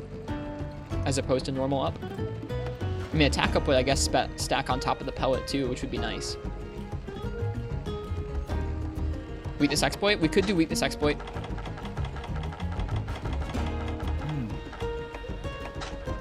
That's cool looking. Usually only have one of the two. Yeah, I know that's the case. We're going to be... It's just tricky because we're going to be using pellet mainly on Zinogre, and then we're going to be using normal mainly on Brachydios. But I know that normal up doesn't boost things as much. So let's see what this set would look like if we dropped normal up and went with a different damage skill. Thought Wax with Light Bowgun was kind of meh. I think that's normally the case because you're usually firing element, but we're not working with element right now. We're working with raw. Okay, so right now we have Bio Researcher, Pellet Spread Up, and Challenger 2. Challenger 2 is like mandatory. Well, maybe not mandatory, but it's going to be super nice. We have a lot of choices for damage skills after that. We could do Weakness Exploit. We could do Crit Eye 2. We could do some Element Attack Up if we wanted to. Doesn't Wax increase raw? Yeah, it straight up just increases raw. It's not affinity. I haven't tried firing anything out of the gun yet in terms of if we need recoil down. That might be something good to do. All right. We've done some preliminary set building. Let's make the gun first, and let's see what we need in terms of recoil skills or anything like that. Yeah. Now, I mean, hopefully we're going to be hitting some decent hit zones through the whole fight, Bio, but maybe not.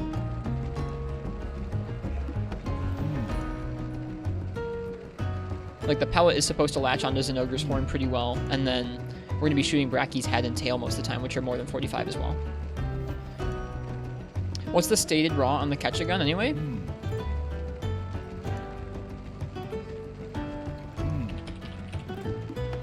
Let's see.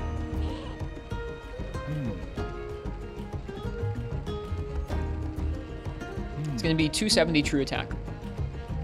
351 display raw. 3 slots. Oh, I thought it added defense. I was wrong. Oh well. Still, this gun looks pretty good to me.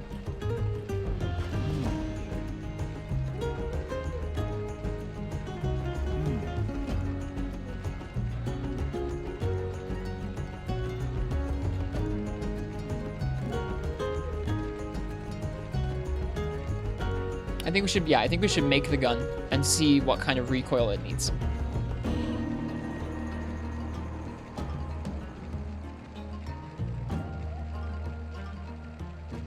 Thank you guys for sitting here while I'm just like bumbling and talking about set building. I appreciate it. Remember, rapid fire cannot be reduced by any means. We are not rapid firing anything in this quest, so yes, don't worry about it. Like, we are not rapid firing a single thing.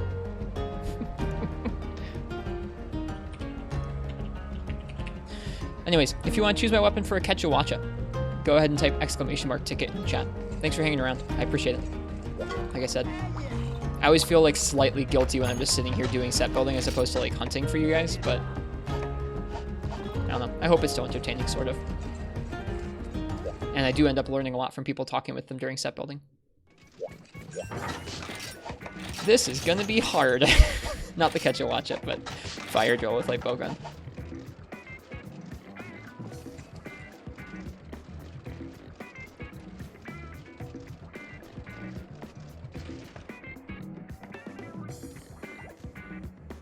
I'm gonna go cook some steaks.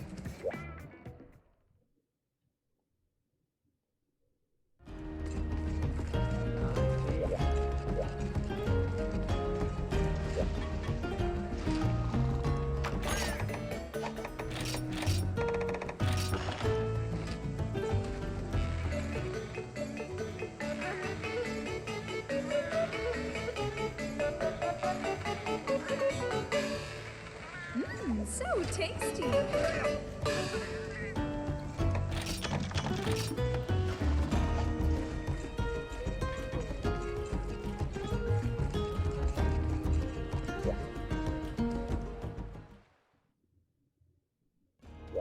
Alright, last call for that weapon raffle. If you want to choose my weapon for a Quechua, go ahead and type !ticket. I think we just need one regular Quechua Oracle, and then I think we need 2 Ash Quechua Oracles.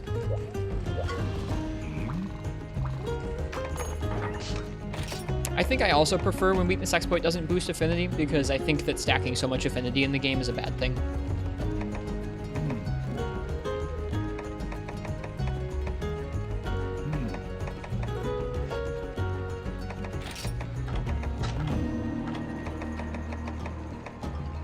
Yeah. 1 more regular Quechua Oracle, 2 more Ash Quechua Oracles. You can get a Combo Pro skill when you dropped Element Attack up. That's a good idea as well. Combo Pro is going to be pretty important. I forget if Pierce and Normal have a range. I think they do.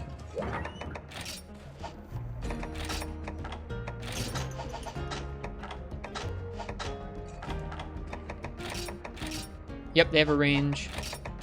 Yep, they both have a range. So Combo Pro would be pretty high value, because it means we would get a lot more ammunition out of the same number of materials. I love that skill. That is such a good skill. Underrated.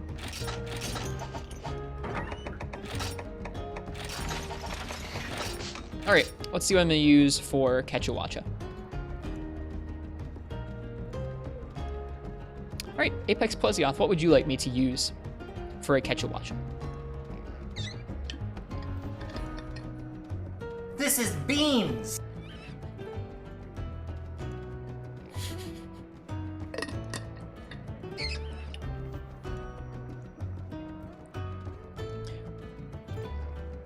This is rigged? It's not rigged. There's no rigged. Hammer? Let's do it. Oops, I bumped the microphone there. We gotta make a G2 hammer. We haven't made one yet. I mean, like, this one's fine, but I want to make a raw focused hammer. I don't have a raw focused hammer right now.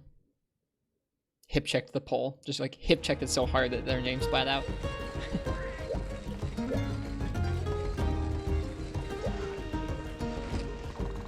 An Unga Bunga hammer? Yeah, we need an Unga Bunga hammer. Right now we have status hammers, which are like pretty cool and all, but... You made the sleep hammer? I did. We now have a sleep... I think we have a sleep and a poison hammer. I want to make a para hammer with the Tiger Stripe Zamtrios one, but I also want to make one that's just raw focused. Is there a G Quechua in here? I forget. If there's a village G Quechua, it's gonna have a really bad time here in a minute. No, there's not. I think there's a G Ash Quechua? No, I guess not. Never mind.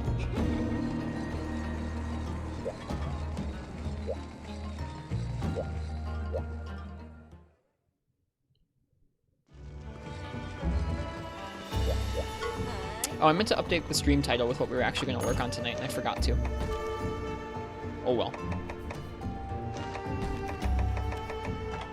It's accurate enough. Lumber support. There's no way I'll complete the lodge I'm working on by the deadline if that blasted monkey keeps sneaking off with my lumber.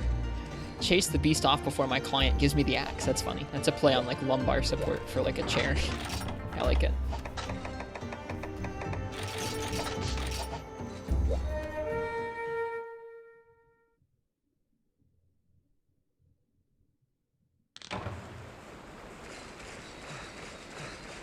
Welcome back, awesome man.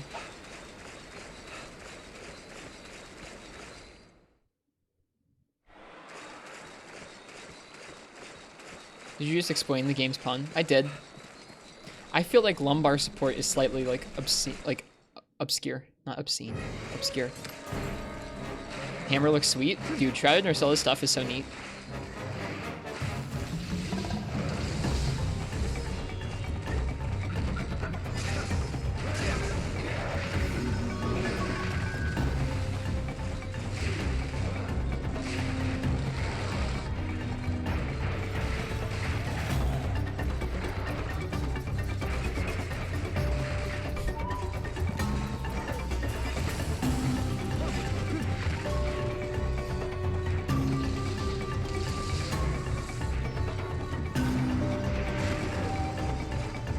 Make the teddy bear hammer?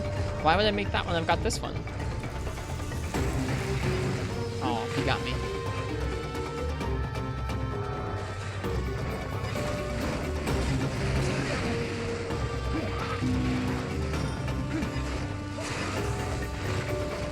This teddy? Maybe I will make it at some point.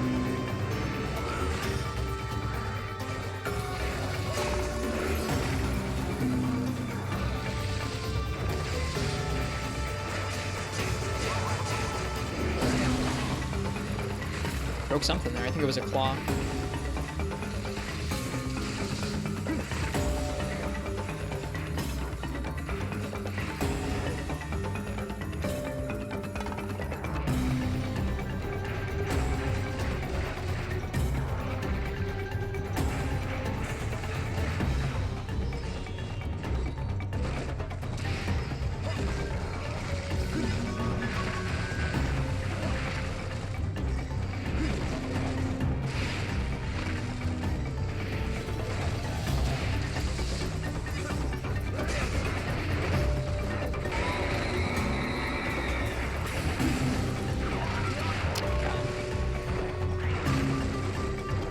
He got me.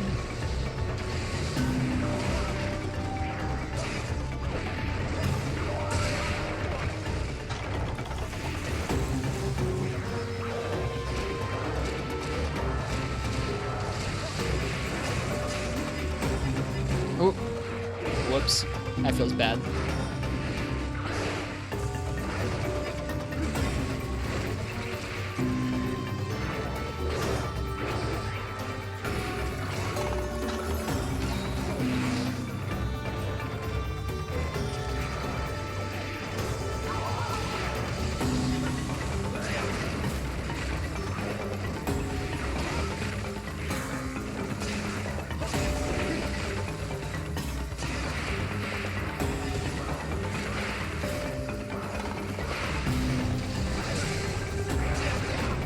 Hard to hit his head. Missed the roll that time. Ow.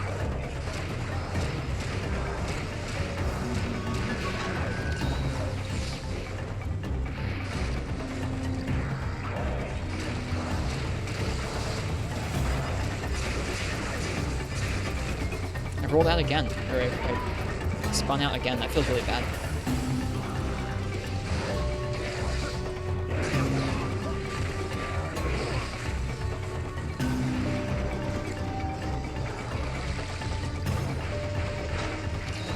Beating Gravios to death with a teddy bear does sound pretty fun. Especially if you did like sleep attack up and brought bombs to bomb the chest open. I feel like that'd be a good time.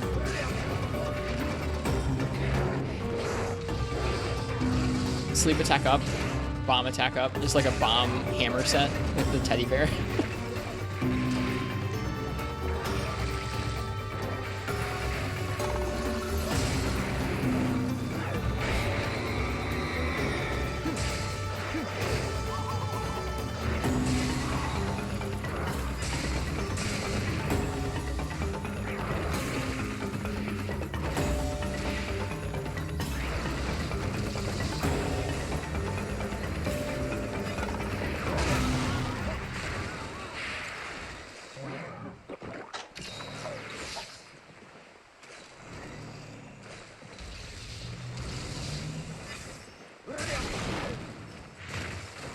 Alright, we got the head break we needed. That was fun, putting him to sleep like that. That was actually cool. Thanks.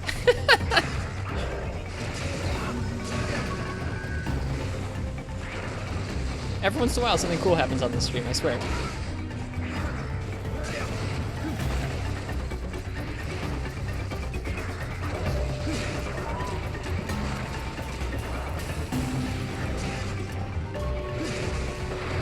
haven't gotten a KO yet. That feels pretty bad. Whoops.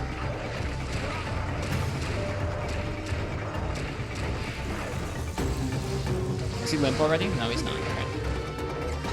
He's angry.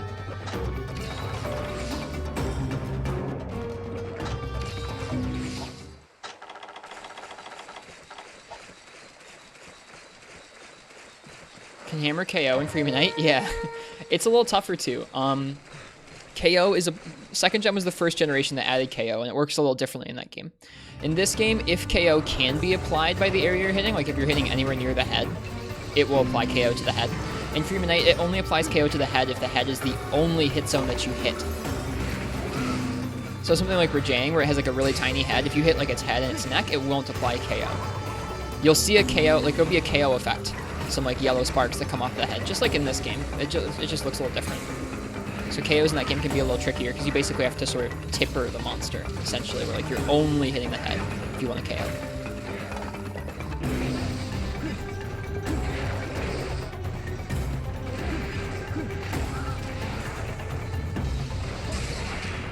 There's a KO.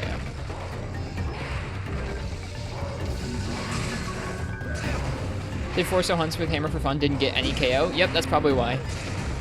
It's pretty tricky in that game to get the KO to show up. In Dose, it works the same way, but there's literally zero KO effect. So you have no idea if you're applying KO or not. You just have to hope you're tippering the head. Which is like the most Monster Hunter Dose thing I've ever heard. Between that and the decorations getting destroyed when you remove them. Those are like the two most Monster Hunter Dose things I can imagine.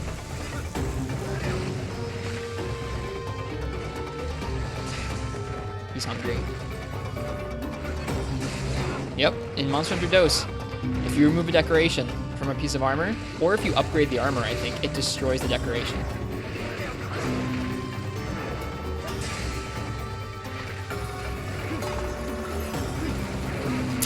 I really wanted that. I really, really wanted that. It would have been cool.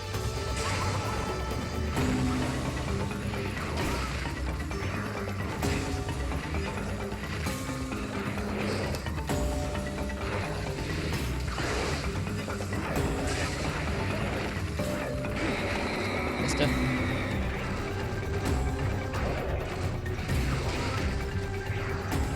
Why do the Monster Hunter games gotta be just jank? Because it feels good when you conquer it.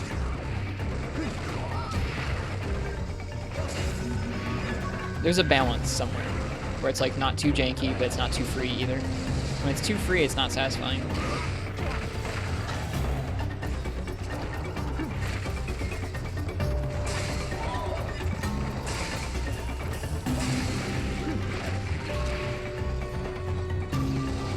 Whoops.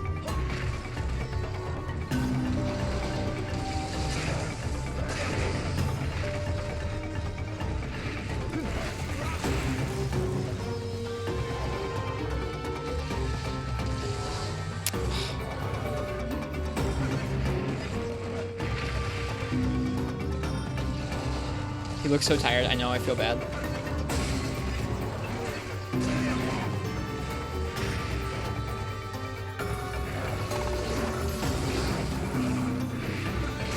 Oh, I wanted to cap him? He's not dead yet, or he's not weak yet.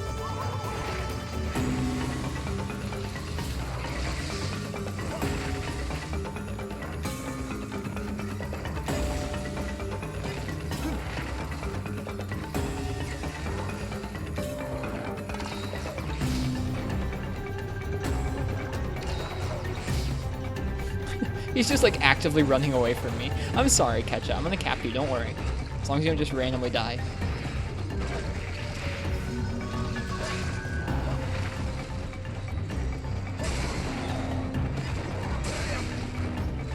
Sometimes you fear my face when I play Hammer. I probably make some really stupid faces while streaming.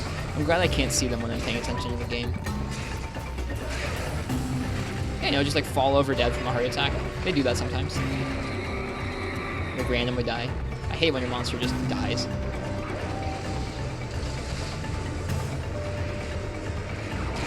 Okay, I was trying to outrange that so I could turn around and get a super pound in, but I don't think you can quite outrange it walking like that.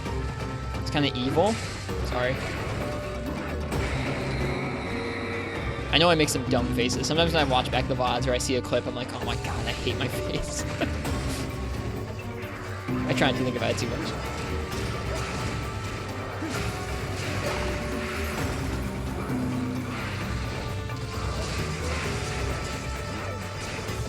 Whoops. Sloppy spinning out tonight.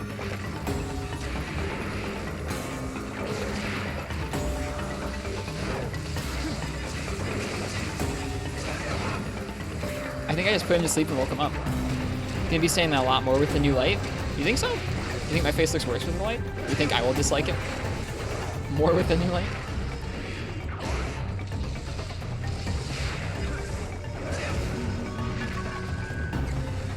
Okay, that's a limb for sure.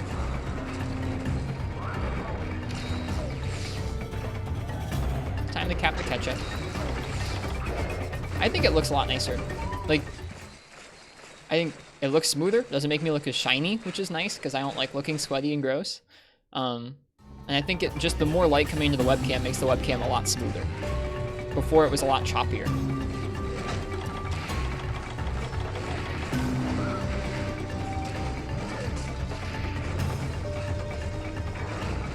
It's a lot clearer so you see your face in full detail. Still shiny every time you look to your left. This way? Yeah, I guess so. I look less toasted.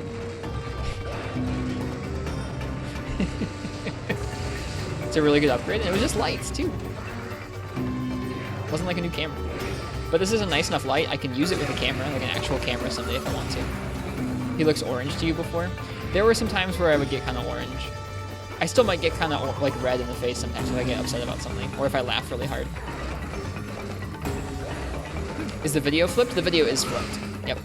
This is my left, this is my right. But I have it flipped so it makes it look like I'm looking at the game.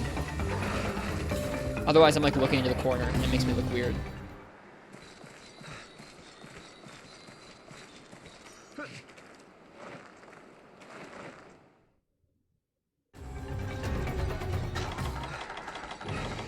Oh, he saw me.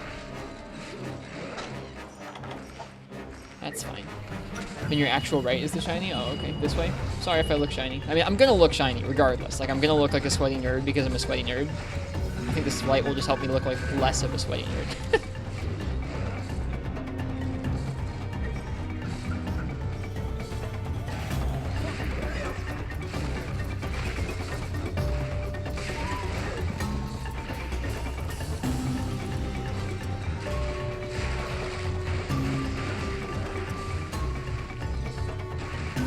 Pasty Midwestern.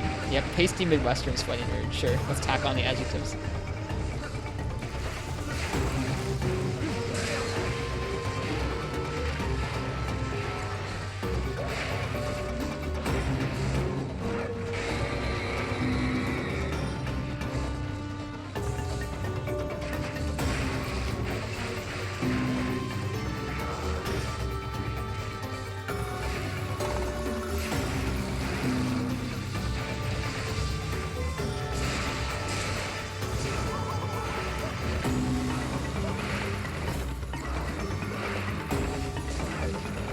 Come here.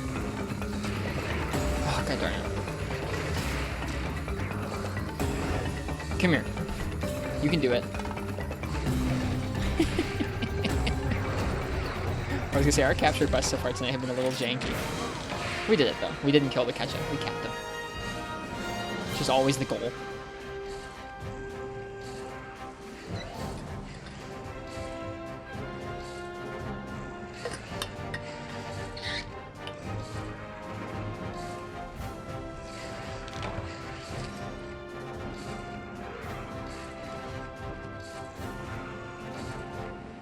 What do catches eat? Bugs.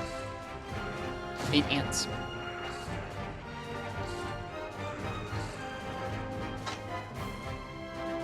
We need one oracle. I don't think we got it. We did not get the Oracle. This is what happens most of the time when I fight freaking Ketchas, is I don't even get what I need. I've needed so many Ketcha Oracles at this point.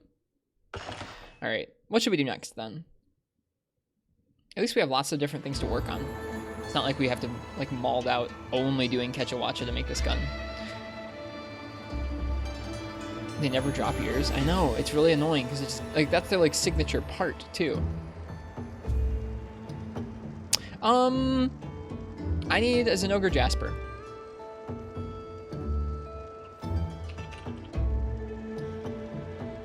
For Longsword.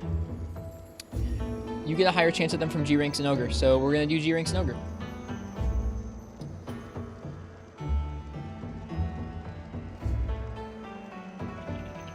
So, if you'd like to choose my weapon for a G-Rank Zinogre, oh, high-rank Zinogre Huntathon? I'd rather do the G-Rank one, I need more practice. If you'd like to choose my weapon for a G-Rank Zinogre, go ahead and type " ticket. If it's taking too long, then we'll switch to the high-rank one. It might be more efficient. The G-Rank one has like twice the drop chance in most of the cases.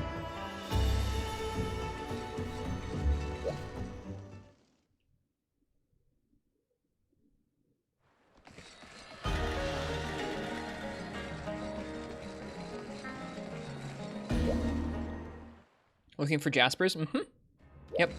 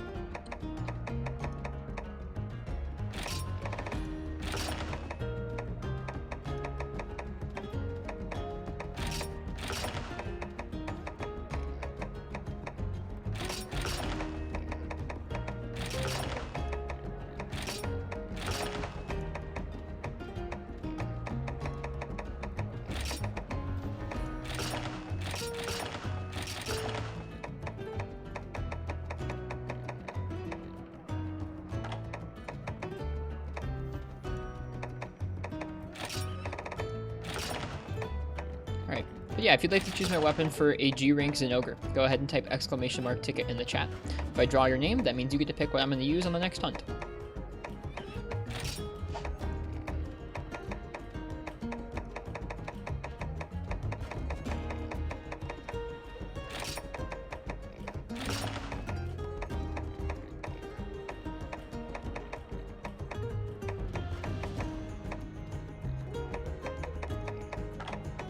There's no rigging here.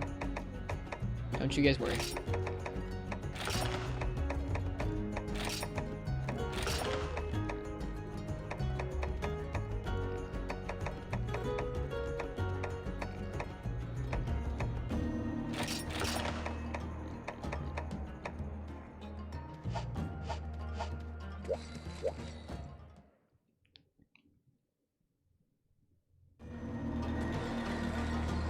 Sell mantle? No. Not selling the mantle.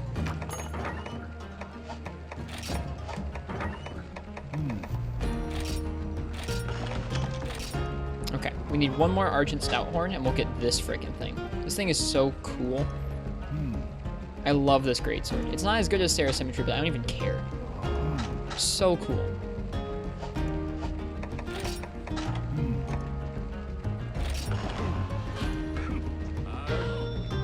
Question? Yeah, what's up, Ken?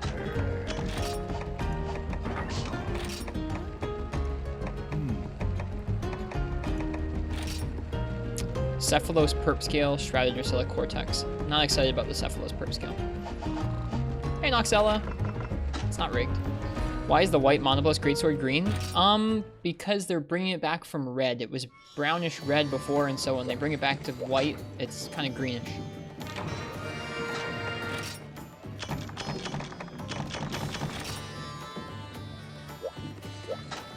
Alright, I need one of you guys to go hunt a black Gravios. Dang it, none of them want to. Why would you not want to go hunt a black Gravios, guys? Come on. I like when you wave at them early, they run away a little faster. Kind of funny. All right. Last call for the Zinogre.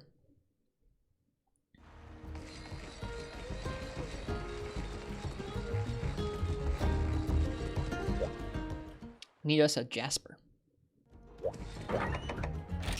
Shepard is there? Yep. I got to play with Shepard once when they were playing through 4U recently. I got to play with them for like one hunt. It was a Darmaran and we killed it out of bounds. Frenchie, what would you like me to use for G rank as an ogre?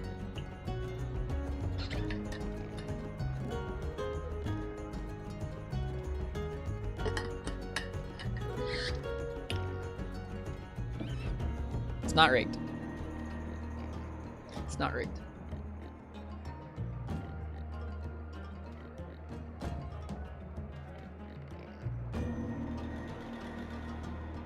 Yeah, Frenchie, what would you like me to use?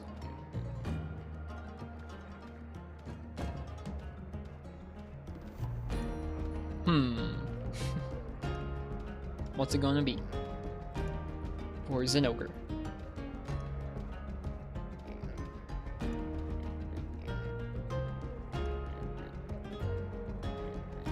Can see your bottle through the green screen. Yep. Duels? Ooh. Neat.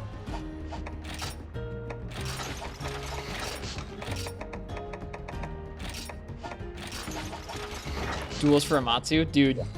Noxella. I've done that matchup like twice in Portable Third for chat, and it's awful. So Last Need popped into the Discord and was like, dude, Shepard's doing duels against Amatsu. And I was like, oh man, I gotta see this. It sucks so much. It's so bad. It's so bad.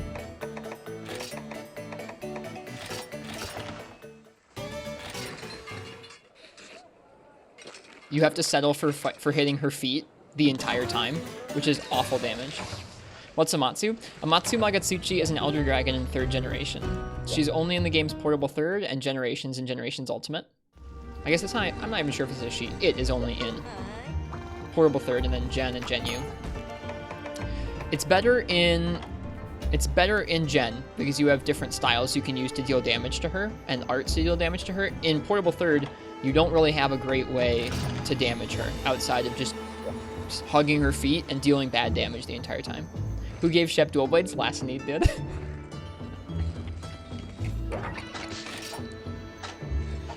It makes me laugh. Will Heavy Bowgun be good on Amatsu? Yeah, totally. Most weapons have a pretty good time of it. Even Sword and Shield has the jump in 3rd gen, so it's like a little better. Dual blades are just really dumpy against her. I shouldn't laugh that much. It really sucks. The first time I did that, I really, really, really hated it. And then I went back into it a second time, and I knew that I had to hug the legs the whole time, and so it wasn't as bad, but it's not fun. Just an awful time.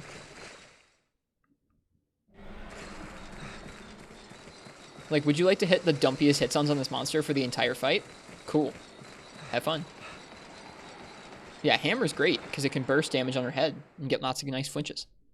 There are some crazy Hammer runs. There's somebody on YouTube, a Japanese speedrunner, who literally just does Amatsu runs with Hammer, and that's all they do. They do Amatsu with Hammer in Portable 3rd, and then Amatsu with Hammer in Generations, and they just keep working on their runs. Whoops.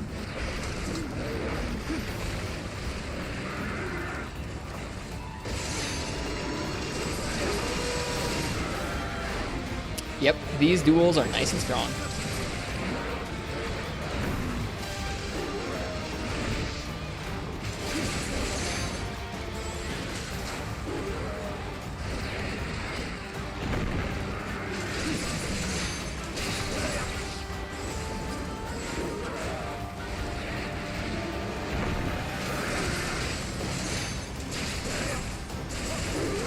Can we get hit by that? Nope, we didn't. Nice.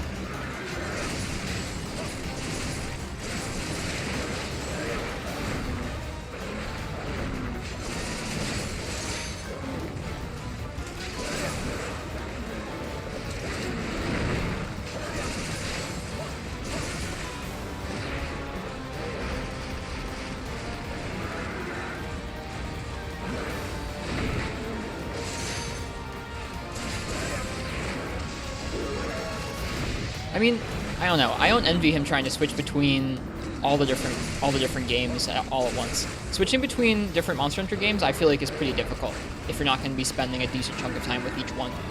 Even if you have strong sets left over from like the end of a playthrough or something, I still think it's not particularly easy to do that. I know some people do it all the time though. I don't know how people do that though.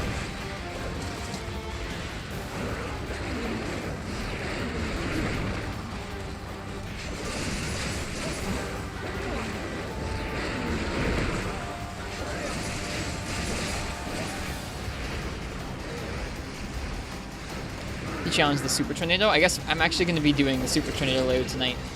ProCow's birthday was last week, and I meant to do Super Amatsu for them in Portable Third. ProCow, if you're here hanging out right now, what weapon did you want me to do Super Amatsu with? I forget what you said.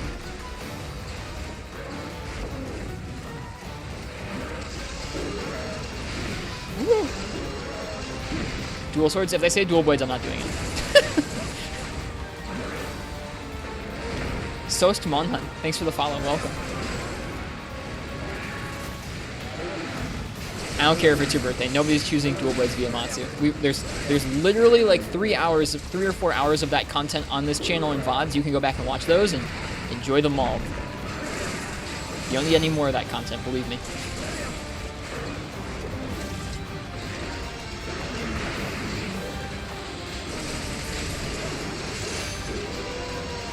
Whoop. Yeah, I was gonna say.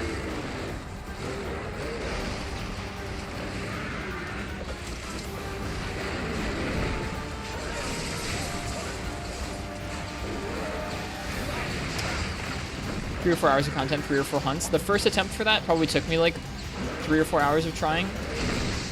And then the second time we did it, I did it first try, I think.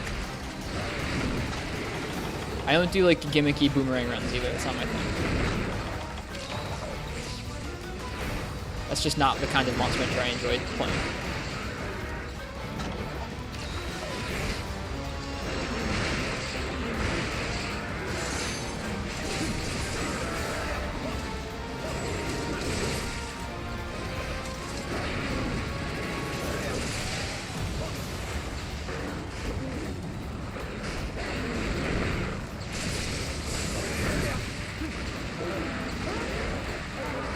Do you think Capcom would care if you made a text-based Twitch chat Monster Hunter game? I'm not sure what that means. I think if you made any sort of game, I don't know. I don't know what they're like about fan projects. Free Poke Lands vs. Tigrex wasn't gimmicky. It was gimmicky, and I'll try it again sometime. But like, at least I'm using a weapon there. Anything that involves me not using a weapon, I'm really not into.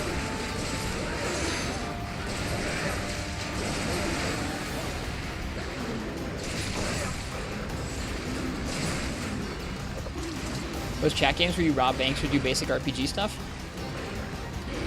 I think that, I don't know, if you did anything and made it elaborate enough, it might get taken down. I don't know what they're like about fan projects. I know like Nintendo would never let something like that fly, but I don't know what Capcom's like.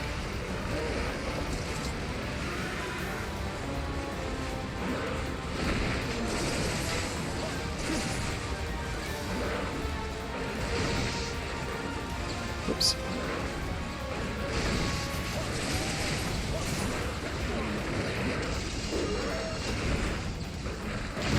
Darn, he did the fast one. I wasn't expecting it. And thanks, Game God. That's kind of you to say.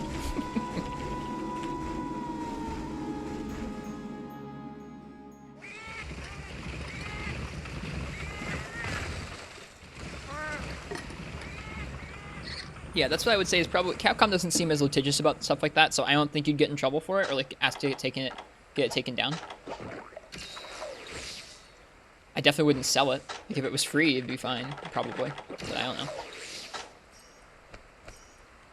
Most dual blades don't actually need dash juice, I don't think.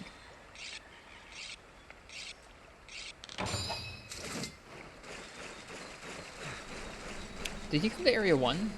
I think he did. Stream's a full minute behind. Why is it so bad? I don't know. I'm sorry. Just happens sometimes.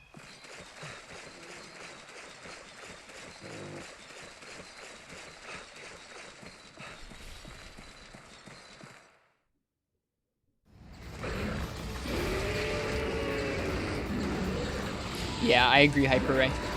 We were talking about that a day or two ago, how I'm not the biggest fan of the whole Beyblade attack. It's fun, but it feels too strong to me.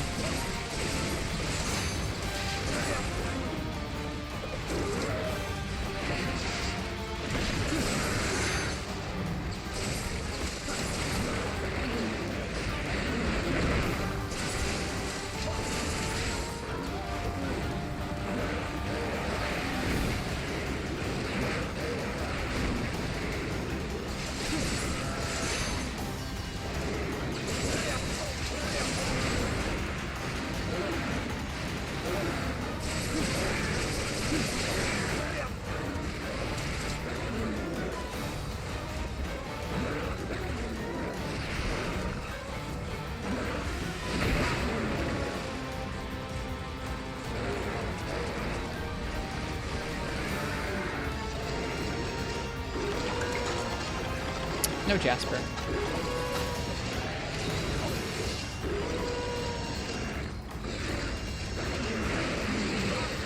I don't know how I always get hit by those, like 100% of the time.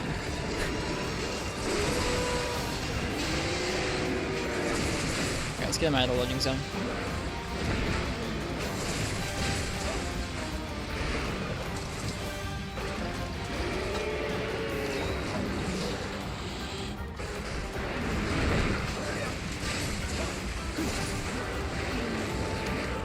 Move has so much poke to it.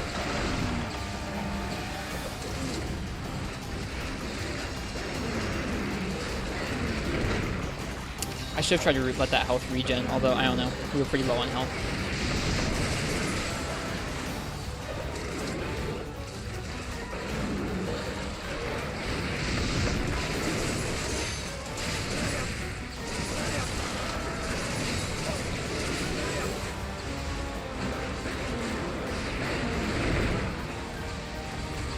Whoops, I was gonna try and jump off the ledge there, but I was out of stamina.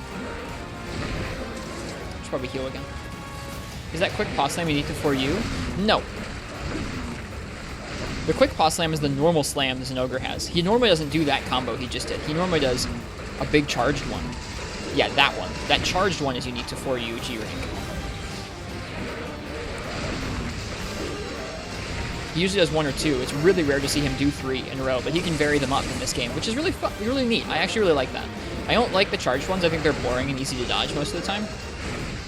But I do like that he can vary them up and vary the number he's going to do. It's really like you have to pay attention and be ready to dodge either of them at all times, which I think is pretty scary. Yeah, it's probably in GU as well.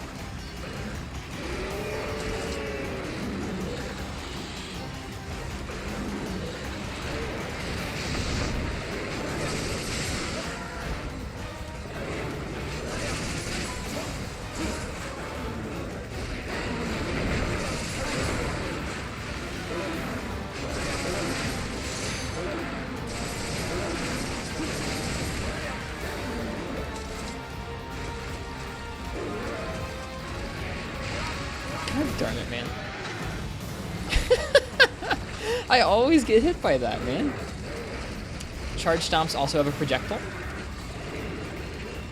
Don't even know wrist swears. I do swear. Not a lot. I don't like doing it. I feel badly when I do it on stream. Did I swear? If I did, I didn't mean to. I didn't even notice.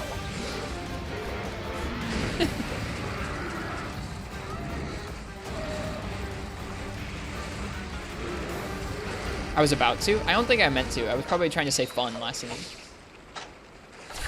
Legitimately, I was probably trying to say fun and not the other one.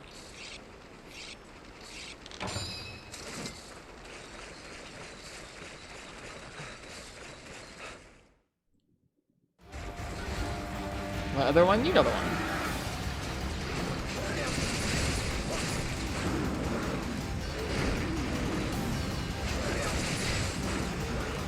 The other F word everybody knows.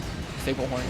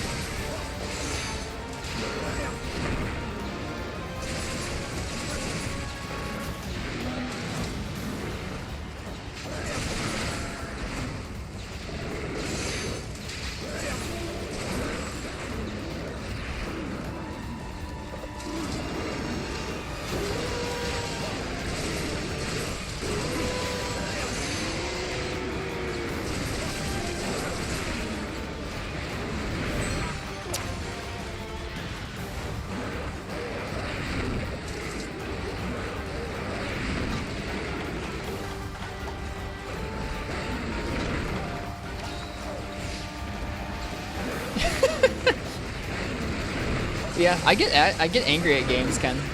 Not very often. I mean, like, it happens. It is kind of funny. And, like, I'm not some rage gamer, but I'm just me. I'm not perfect.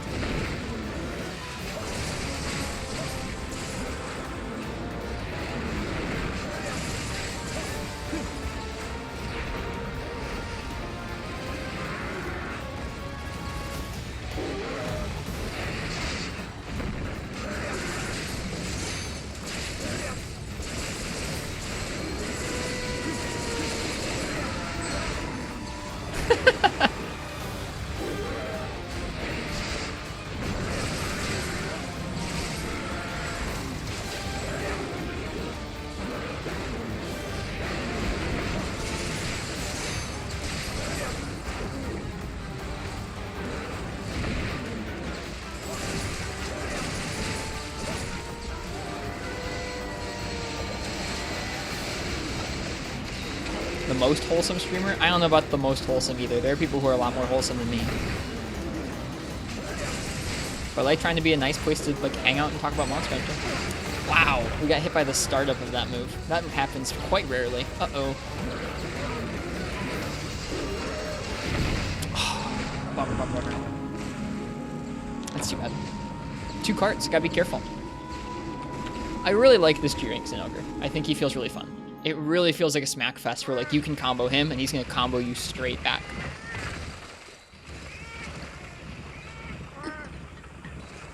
Yeah, that's for calling boring. Just to clarify, I don't want to say that that move isn't like threatening. It is, but I find it easier to dodge than the normal ones, and I find it less threatening than the normal ones. I think his regular 3 paw slams are more challenging than any of the charged up ones. It's just the variance in timing that I think is challenging. In high rank he only has the charged ones, and it's really boring, I think. In G rank it's fun because he can vary it up. His AI is really strange compared to Portable Third. Portable Third has pretty strange AI, but yeah, this one works a little differently. This one runs away and will kind of shoot attacks at you or like jump at you a lot more. Where the Portable Third one will stay up in your face the whole time and really go for those paw slams as much as possible.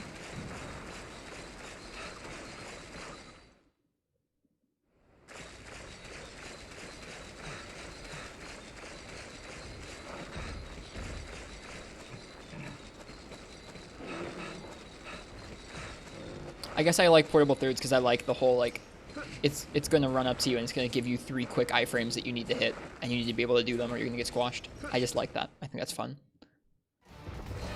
Better than the high rank version in this game. This G rank version I do like quite a bit, like I said.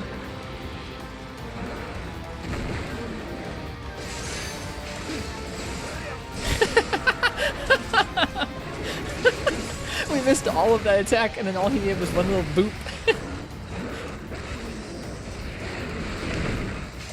That was funny.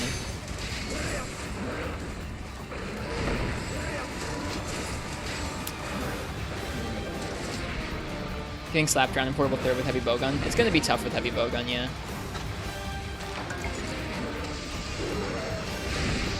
Oh boy. Can't do that.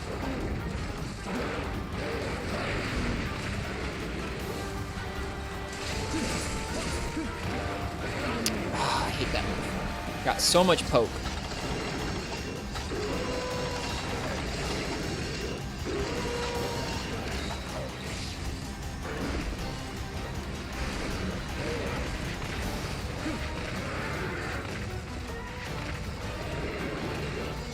How does stream moments have so few beans? We reset it pretty frequently.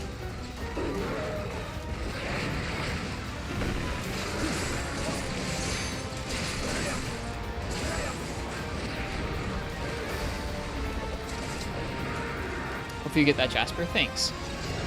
Did I just get it and not even realize?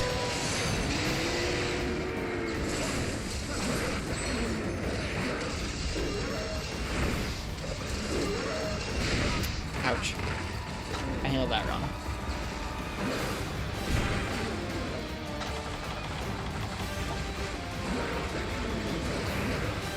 One, two. Oh, I didn't even need to eat this actually anymore. My bad. Ugh.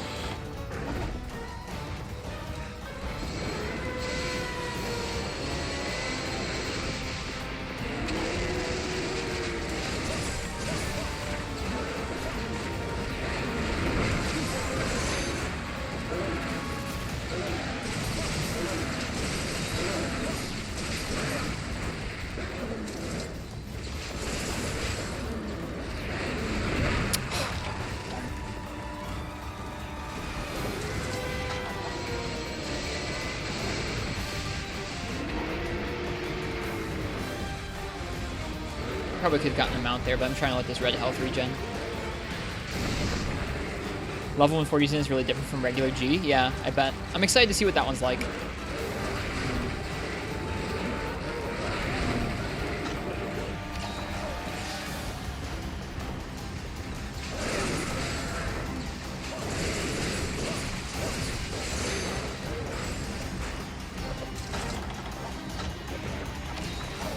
Tough and one-shotty. Cool.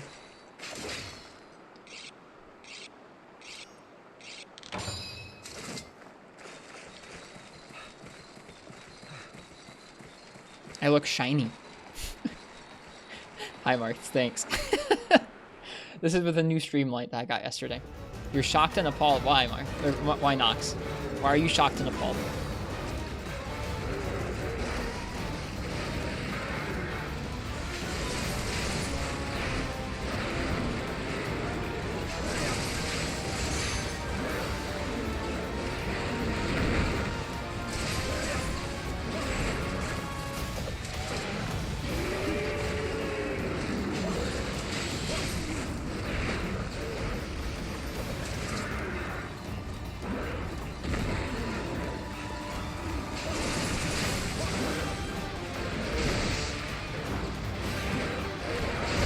Ouch, that's really rough.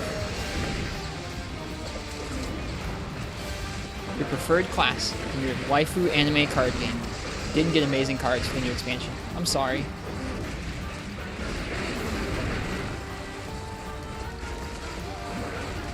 I hope your old cards are good. I know nothing about anime card games.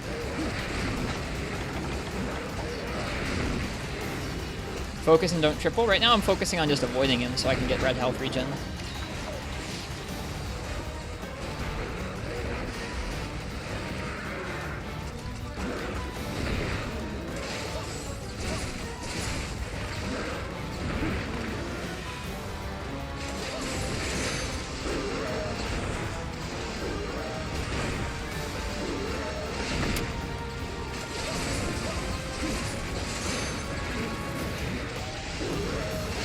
Oh boy.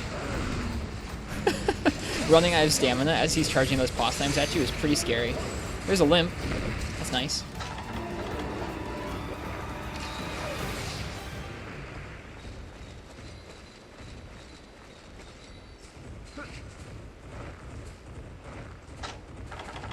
Yeah, Marks, I got a new light. So I look a lot brighter. And hopefully a little smoother. Right now it kind of looks a little choppy. I don't know why. What are you doing? I was eating.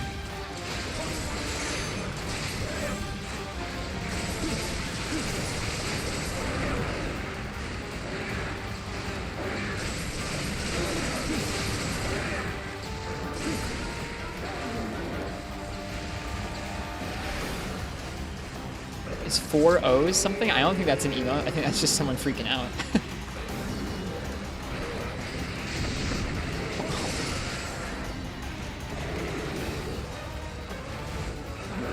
Oh, it might be the pogfish. I don't have that as an emote on my channel.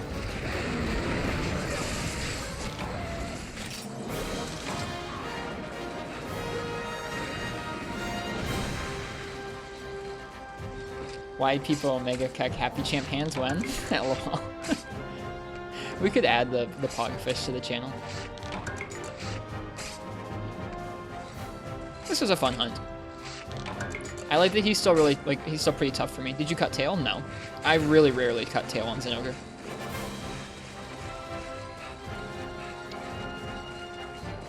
He did not drop a shiny when we knocked him out of his charge that last time. Oh well.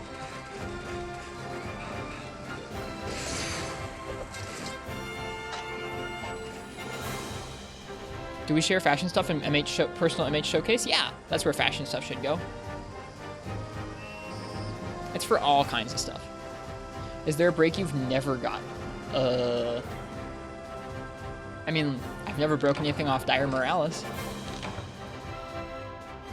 I think I have gotten Bizarrio's tail last because I bounced for like 25 minutes with a Great Sword on Bizarrio's.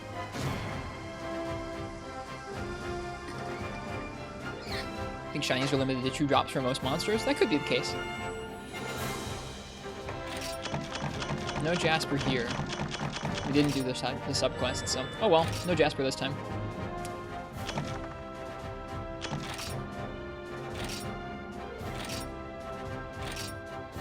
We'll get some Zinogre parts to sell, though. That's nice.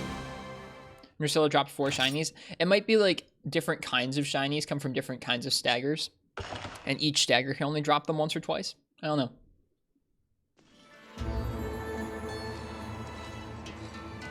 I'm looking at that right now, Fire Red Pepika. I like it. I like that Slagtoth cloak. Is this in 4U? Or no, that's in Gen, because there's an Astalos behind you. It looks nice. Was that G-Rank? Yep, that was a G-Rank Zinogre. Kind of bad drops, or bad reward box there. I guess we got a bunch of carves and shinies, though.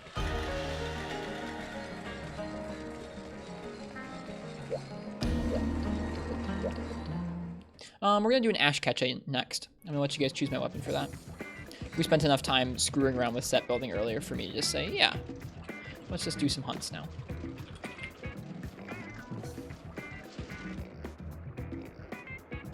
So, if you'd like to choose my weapon for an Ash Ketcha Watch It, go ahead and type !ticket in the chat right now.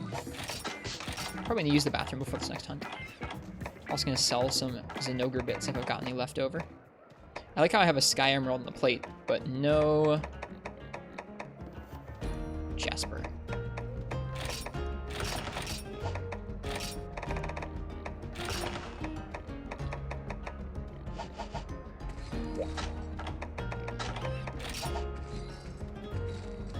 Alright, I'm gonna be right back.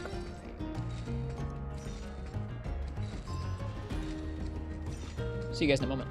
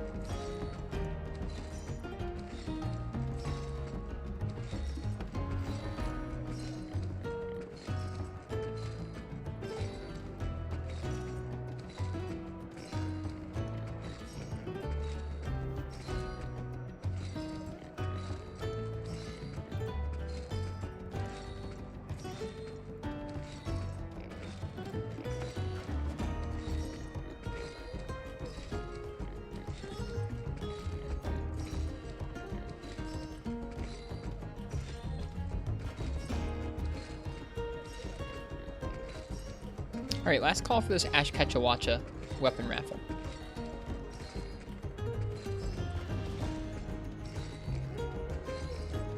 If you want to choose my weapon for Ashkechawacha, go ahead and type ! ticket. We need some oracles.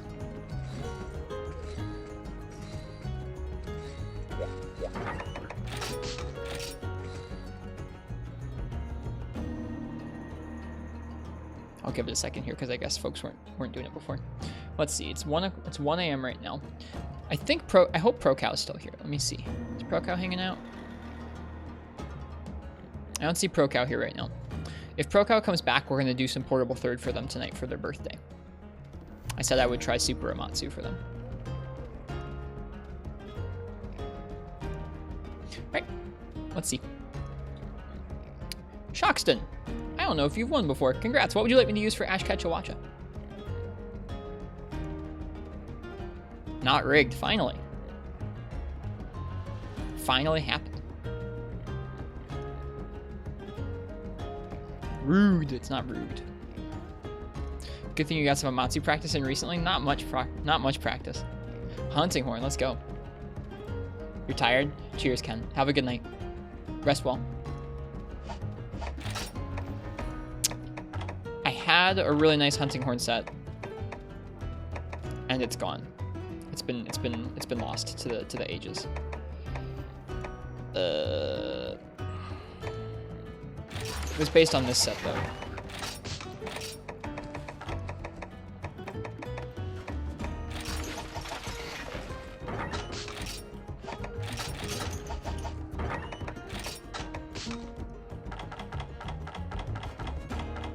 I've also gotten like a really nutty hunting horn charm recently, so we need to make a new hunting horn set at some point here. This one, Spirit 5, Maestro plus 10.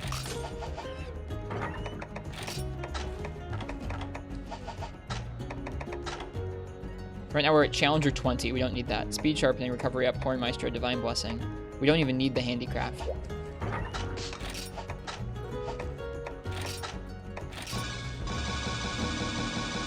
Is that DLC Amatsu? It's an event quest, yeah, Triple X. It's an event Amatsu. Okay. So what we can do is we can get rid of Spirit Jewels. At least a couple of Spirit Jewels. Well, one Spirit Jewel. We can get rid of one Spirit Jewel. Alright. Oh god darn it, what did I just do? Huh?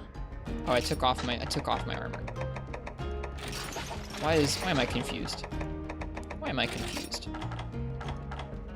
Okay. What else don't we need here? Spirit. Spirit. Spirit. Okay, so it didn't actually change that much for the set.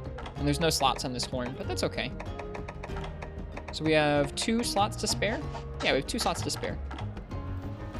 Doesn't really matter. That's everything I wanted in the set. We can make a better set for it some other time. You can upgrade the Molten weapons without the need of G-Molten. Yep.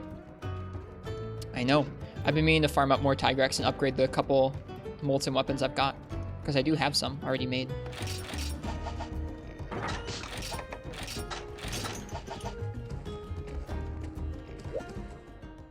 You're gonna farm that quest, but you said super? People just call it Super Amatsu, the event Amatsu. You can just farm the regular Amatsu.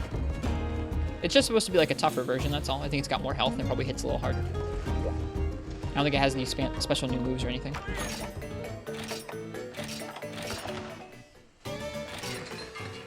We should save this set real fast before we go out.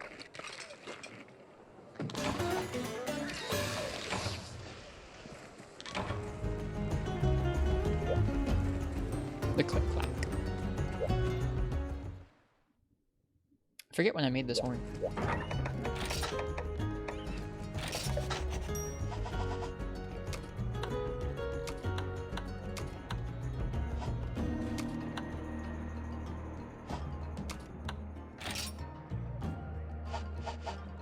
Haven't unlocked the high rank one? Oh. I don't even know if it'll like I don't know if it'll let you accept the quest unless you've unlocked the other Amatsu. Maybe it will.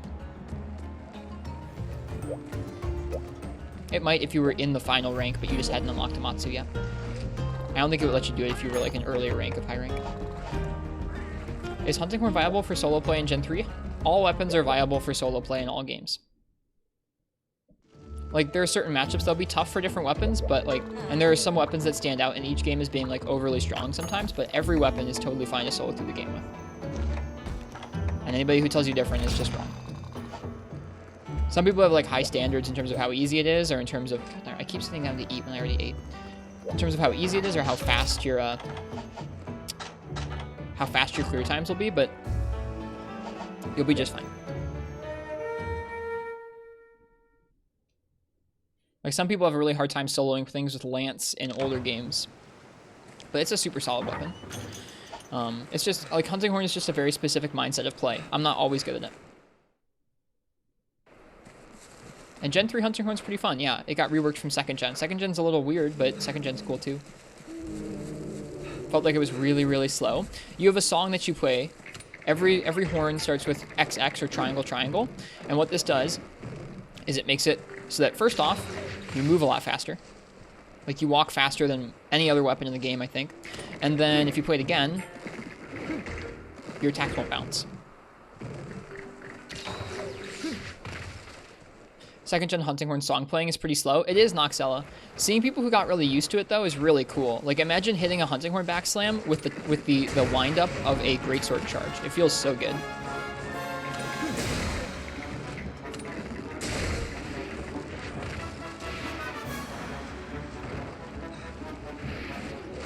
It's definitely really different. Okay, purple, red, green, purple. Purple. Red. Oop, that's not right. Purple. Red. Green, purple. Hello, Big Testes 3478. Welcome to the stream. I hope you're doing well tonight.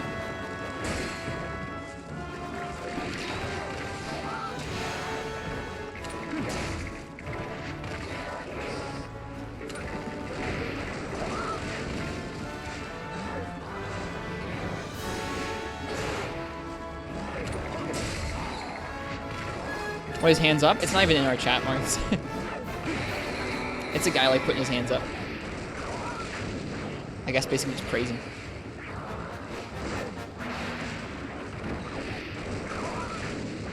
Oops, I forgot he has that combo where he flies after the fireball. Not just any guy? What is that guy? I don't know what hands up is from. I just know what he looks like. Is it Neil? It's not Neil deGrasse Tyson. I need a version of hands up that's Neil deGrasse Tyson now. That's amazing. That's the gotchi guy. I don't know what the gotchi guy is either.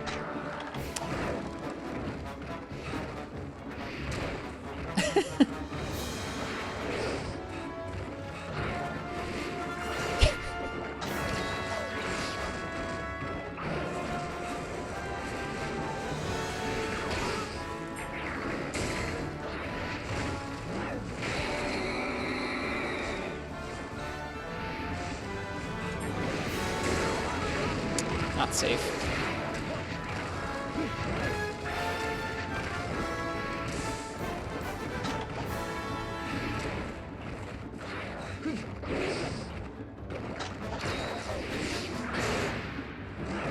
Asking more like doesn't feel like pulling teeth. You have to get used to it, but yeah, you can clear quests with Hunting Horn in all the games, and it won't feel like pulling teeth. You have to get used to it. I'm not always used to it when I play. But you totally can. There are some matchups in Freeman Knight where Horn was way easier than other weapons. It's really, really good on the crabs for whatever reason in that game. Well, not for whatever reason. It's got good stagger values on its larger attacks. Or, I mean, it staggers things pretty easily with its larger attacks, and then you could fit in the little poke as a quick option. Felt good. Thanks, Crystal.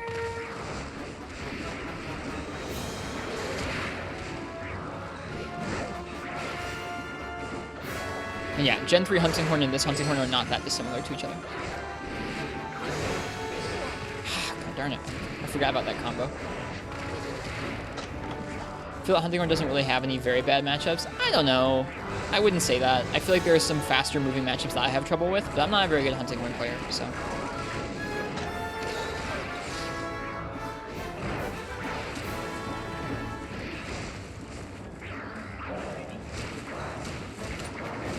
It's very average due to its reach and fast attacks. I don't consider its attacks to be very fast, Capital Epis. I consider them to be kind of mid-speed and mid-range reach in terms as well. That was a great sentence. I consider it to be kind of in the middle in terms of reach and speed of attacks, personally.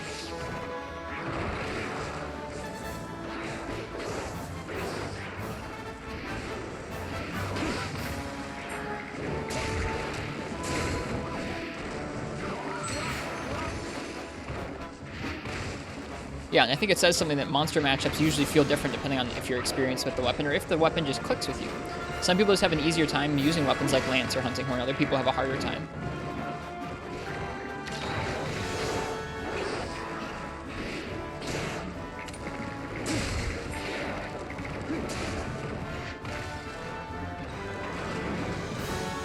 Missed him. That's okay. Like, I'm getting smacked around a little bit. Both because I haven't fought Nash Ketch in a few days, and he's hitting me with the combos there quicker that I haven't remembered yet. And just because I'm not that great with Hunting Horn. But I want to try and get better. That would have been another good challenge, would have been frickin' Fire Drill with Hunting Horn. It still probably would have gone better than the frickin' light bowgun's going to go. I think an Elder Marths? I don't know. I think an Elder Dragon.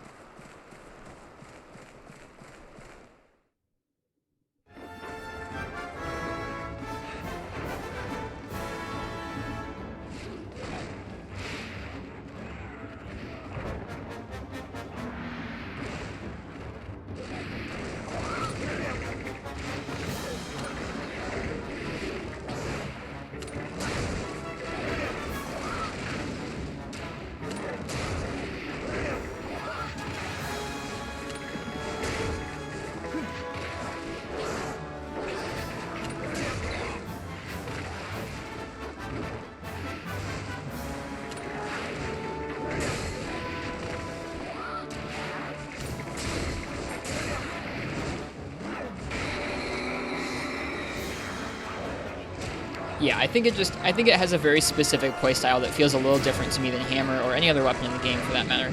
And it definitely doesn't click with me like some weapons do, and I just need more work with it. Folks who are good with Hunting Horn can do anything with Hunting Horn.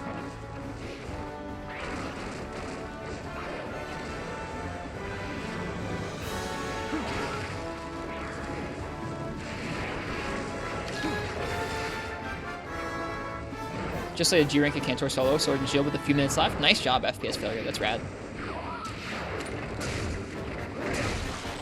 That's satisfying.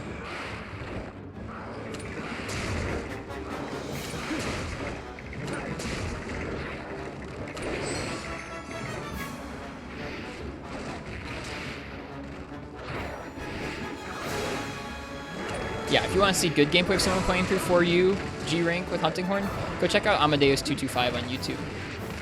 They have had some nice highlights recently from their recent 4U playthrough with Horn. The cleanest record? What does the cleanest record mean, Marks? Like, what has been the strongest?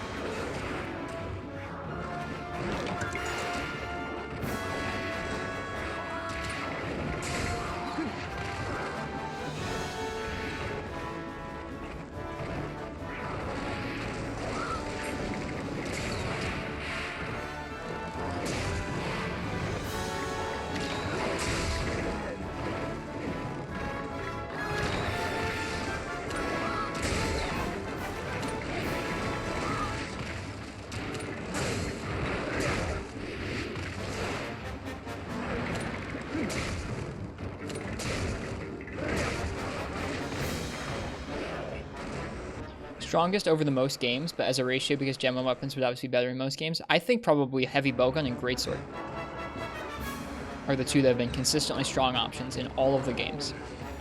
They've never had a lackluster iteration where folks are like, oh yeah, it's just not that good in this game.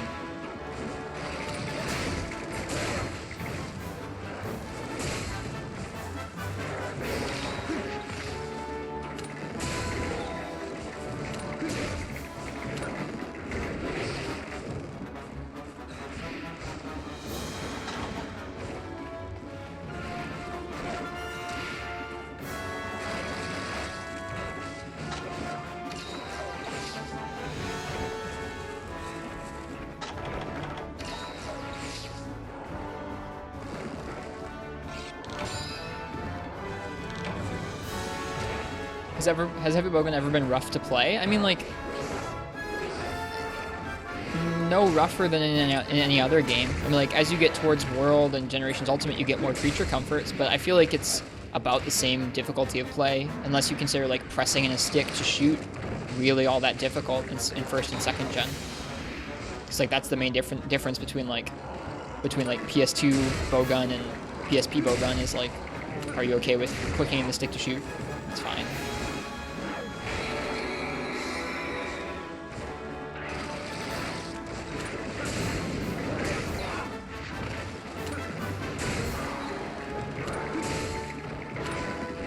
Whoops.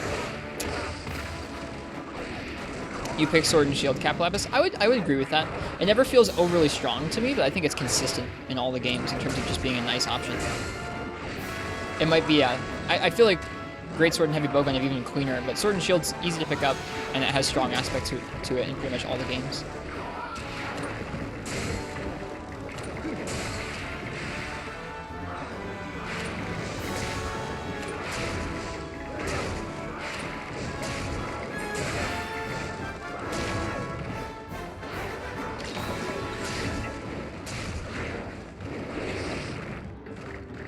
I was clean?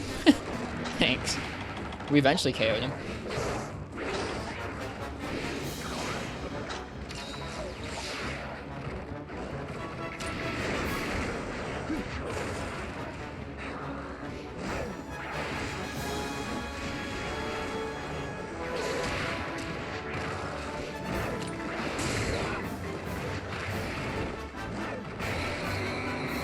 You mean ratio? IG, for example, has been pretty powerful despite being new compared to others.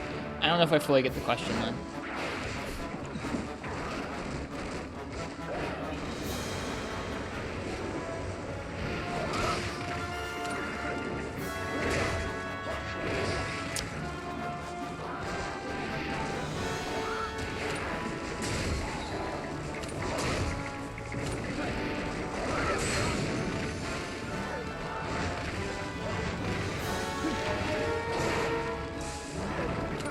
Yeah, haven't you heard, Marths? IG is already the worst weapon in Monster Hunter Rise, and no one's touched it yet. It's already just the worst thing in the game.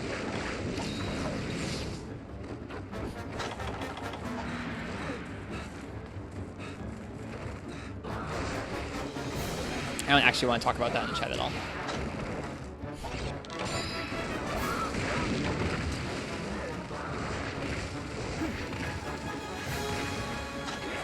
No spoilers in this chat. So those of you who are actually averse to spoilers, don't worry. There's no actual spoiler about IG in that scene. It's just linked to some really dumb Monster Hunter community drama that's been going on. You muted the word IG on Twitter. Yeah, don't worry. There's no spoilers. There's no spoilers.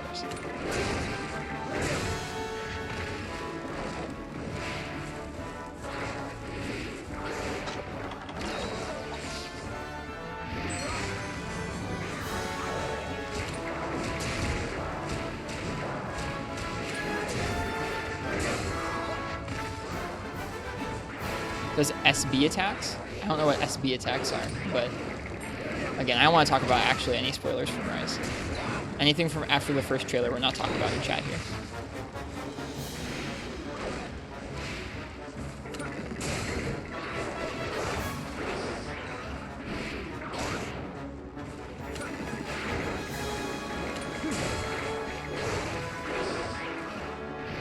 We're not going to talk about the drama in the chat, and we're not going to talk about it. I just don't want any spoilers for Rise. I shouldn't have brought it up. I just couldn't resist. Couldn't resist making a snarky joke at the expense of the recent stupid drama. That's all.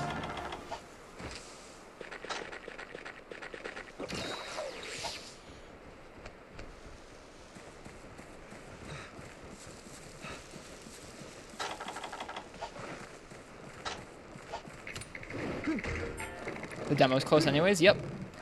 We'll get a demo soon, and then we'll get to talk about all the spoilers on stream. It'll be fun.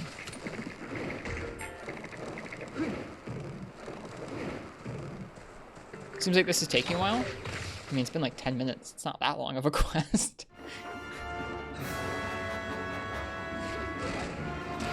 What's this monster? This is Ash Ketchawacha. There's a different version of him in low and high rank, just called Ketchawacha.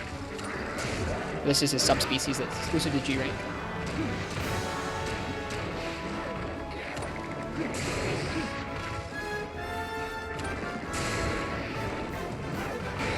There we go, finally got it. I've been missing the roar the entire time, it just felt bad. Oof, that feels bad too. Are we stunned? We are not. He's limping. There we go, there we go. Want to see the quest timer when it's over? I mean, it's going to be over soon. 15 minutes is not that slow for a G rank quest. I mean, like, if I brought, like, a really strong G2 set in here, like, sure, we'd be smacking this thing up and killing it in a little quicker time, but I think this is fine. I have no issue with a 15-minute clear of a quest. 15-minute clear in any G rank quest is just nuts compared to something like Freedom Unite, where it's like every G rank quest. Even the G1 ones take a while. Feels like it's been 30.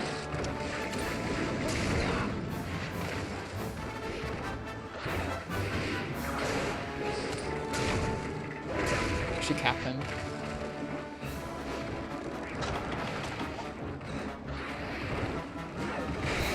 I missed it again. Something else just spawned. There's a frenzied regular Ketcha here.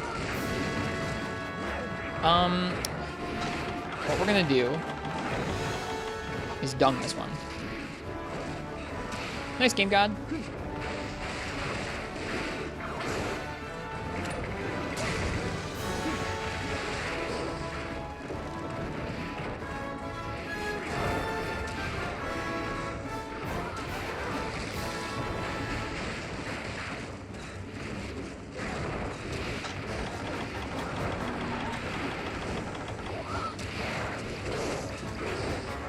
Yeah, here you get to see the two of them next to each other, which is kind of cool.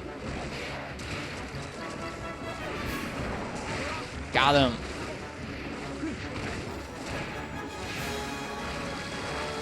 They're pretty cool. They're fun monsters. I really like them a lot. Okay, he's going.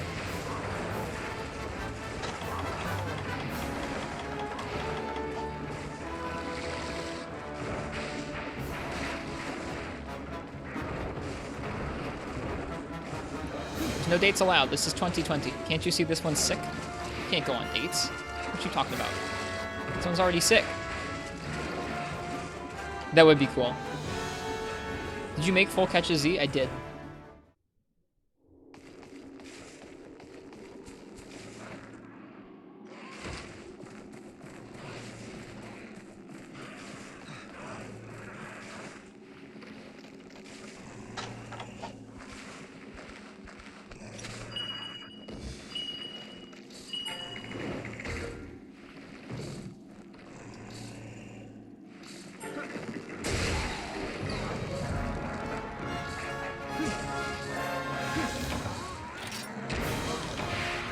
I don't know.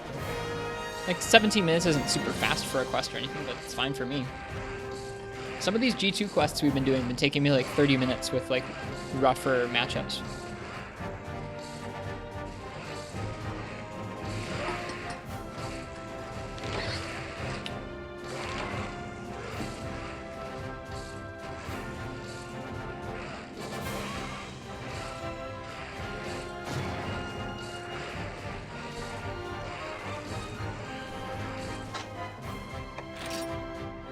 All four of those like square-looking icons could be oracles. Let's see how many of them are. Lash, lash, lash, oracle. We got one. Thank goodness.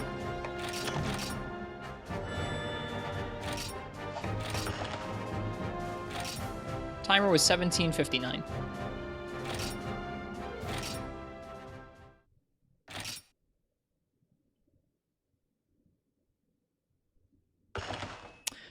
Next up, we're gonna do a Diablos. I need a Diablos Hardhorn.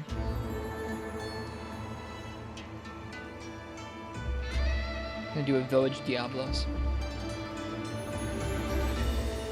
So, if you want to choose my weapon for Diablos, go ahead and type !ticket in the chat.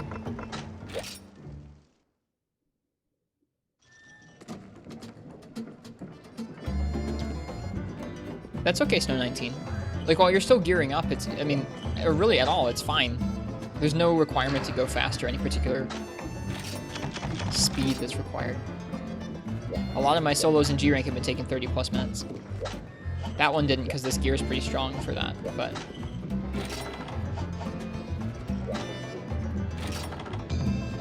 a lot of my stuff's been taking 30 minutes too.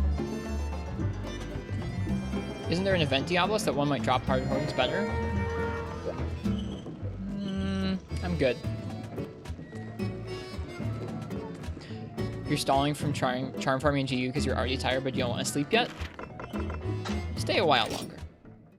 Are you going to play online maybe for a quest or two? Probably not. Probably not, Big Testy, sorry. For the most part, I just do soloing. Every once in a while, we have a full multiplayer night where we do multiplayer the entire evening.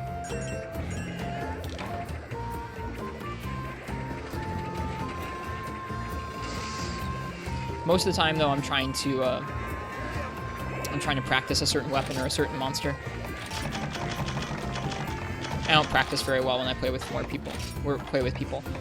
Duos are okay, but as soon as you put like 3 or 4 people in there, it's just kind of a free-for-all. Especially with the kind of sets that people bring to quests in this game. Really strong with G rank sets. You used to like delete monsters instantly.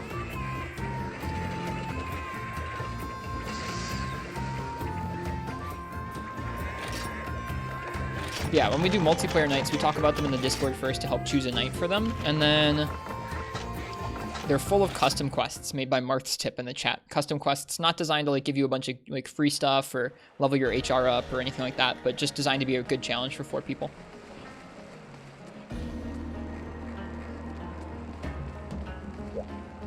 All right. Last call for the Diablos weapon raffle. If you want to choose my weapon for a Diablos, go ahead and type !ticket in the chat. Dude, we're getting up there with honey. Like 3 mini Shaggy. I mean, that was a good challenge for 3 people. Probably one of those guys that bring an overpowered weapon. Use the IG from Crimson Fatalis. Yeah, and like that's just the problem. Is like I don't want to kill things in like 5 minutes. I want to actually experience like the game and the fights. It's hard when you open it up to online multiplayer because folks will bring like really strong stuff in. It's just like that's not how I want to play the game.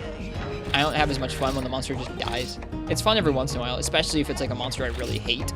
But I don't know. For the most part, I want to actually fight them. I don't want them to just fall over.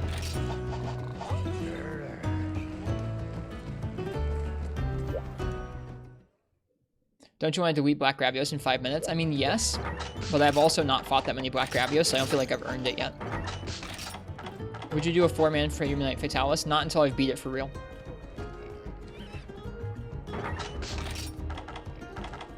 All right, last call. Let's see what I'm going to use here for Diablos.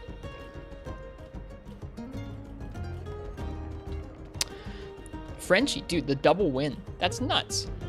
I guess Frenchie won earlier tonight. What would you like me to use for Diablos, Frenchie? It's not rigged. It's not rigged.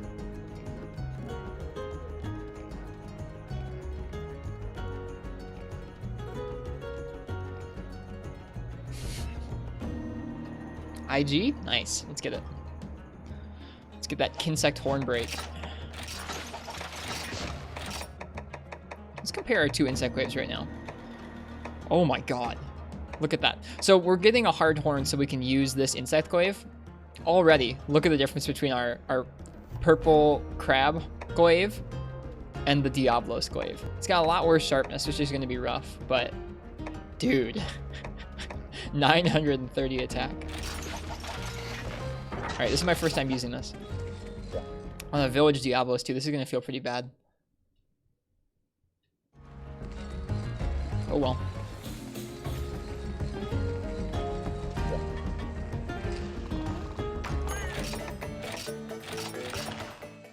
It's so big. It is really large.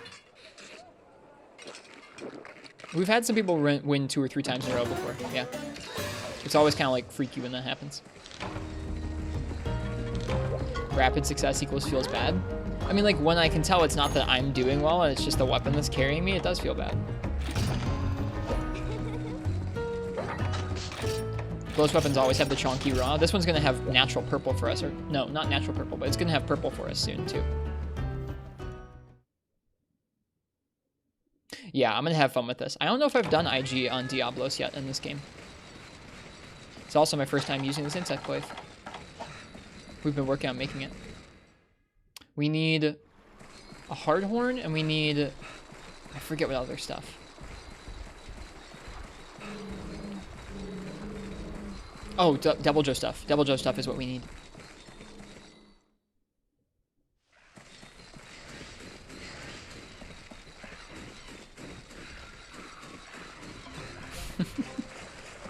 Big Testies, thank you for the follow. Welcome.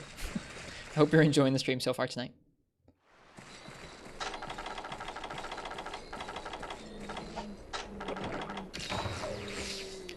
Do you guys from Shepherd stream know Big Testies? Do you recognize the name? I know they mentioned Shepherd stream earlier.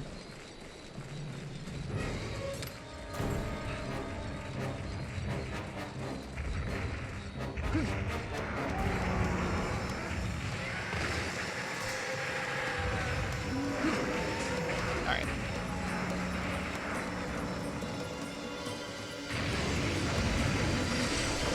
Alright, wings are white. Legs are white. Guessing horns and head are red. And I'm guessing tail is orange. Or stomach is orange.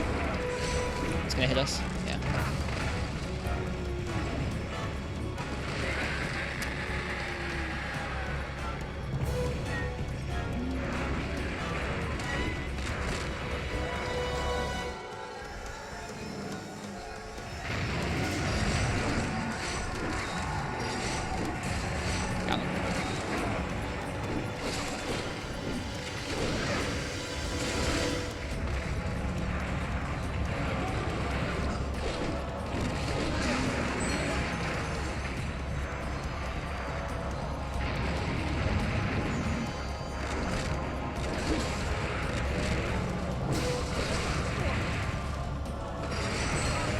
Yep, stomach is orange. The chip on this boy, oh my word.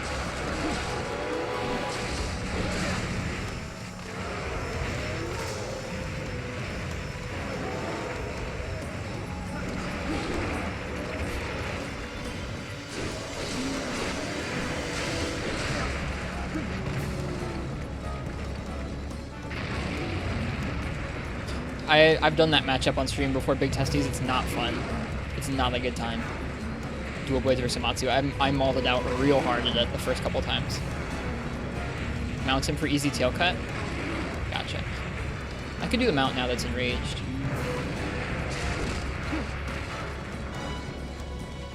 The only one against Matsu with Hunting Horn? That's still a kind of funky matchup.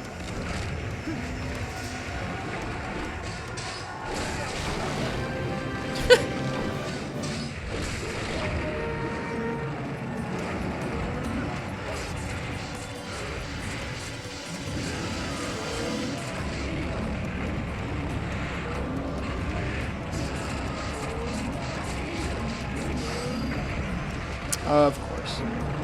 Please reach. It did not reach.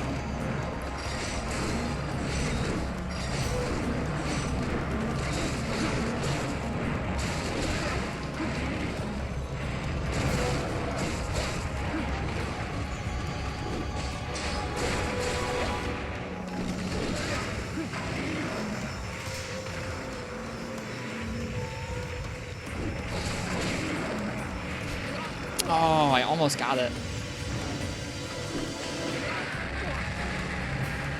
Probably the tip of the tail is green. Yeah. Dude, that heals a good chunk. That's like an herb. That's nice.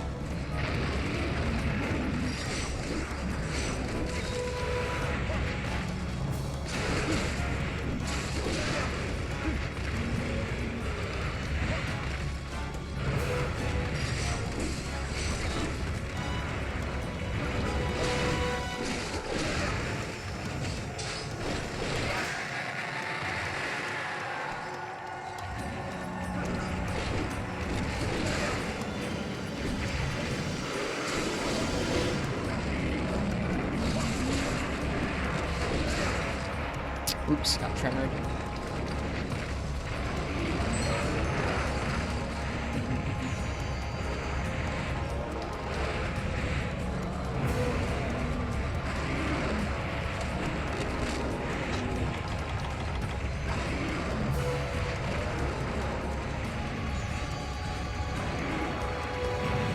What?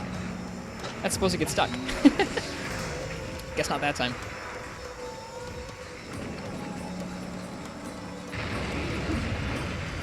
I was kind of counting on my guy getting stuck in there. Oh well.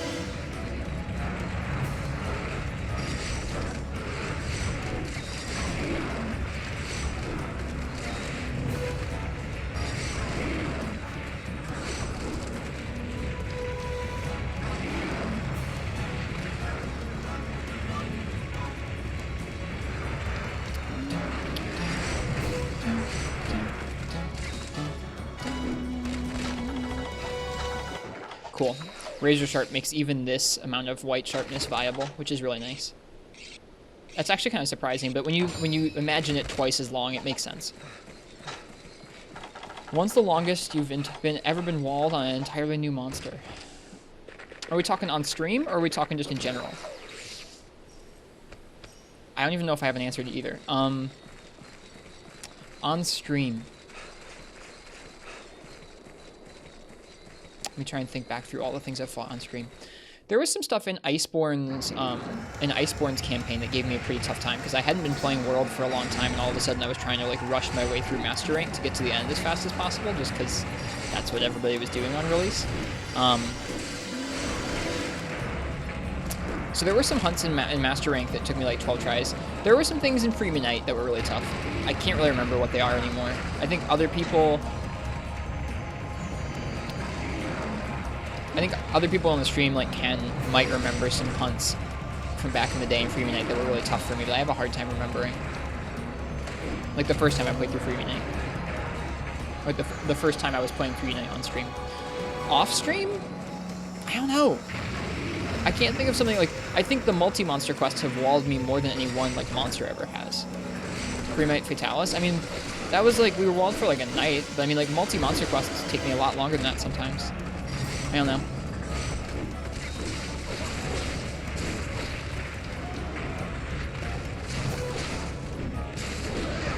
I can't think of a particular like individual monster that walled me out for a really long time.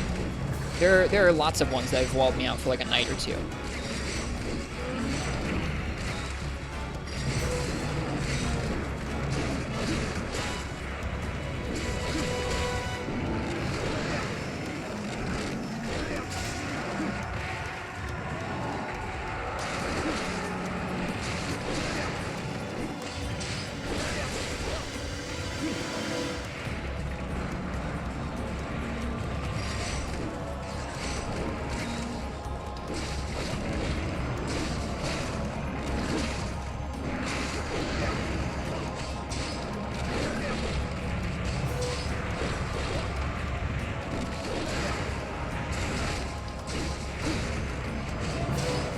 Oh, I really wanted to jump over that. That would have been cool.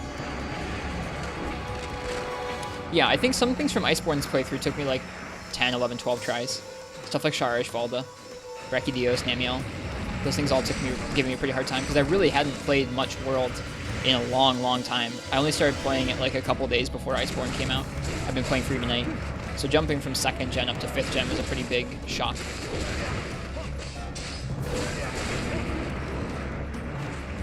That's probably the roughest shape I've been in terms of gameplay in a while.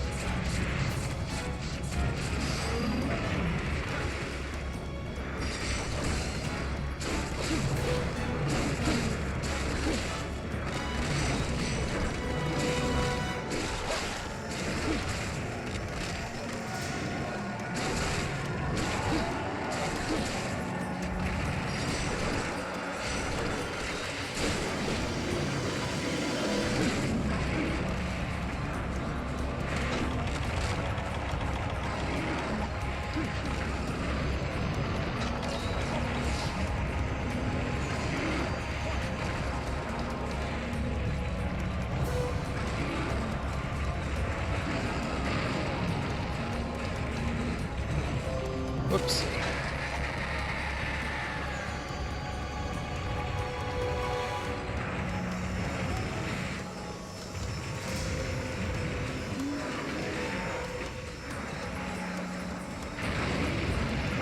Oh, I thought I was gonna do the charge. We low profiled it. That's great. It's not great. I gotcha. That makes sense. I know I haven't addressed that you guys are talking about the odds of Razor Sharp proccing and how long you can kind of expect your sharpness bar to be. I get that it's not a one-to-one, like it's going to be twice as long, but on average, it should be about twice as long.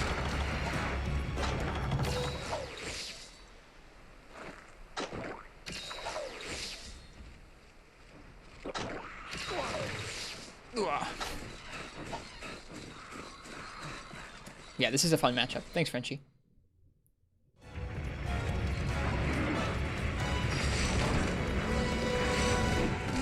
Yo, that was cool. Managed to snag that orange buff while it was charging away from us. Otherwise, I probably could have snagged orange from the Apceros.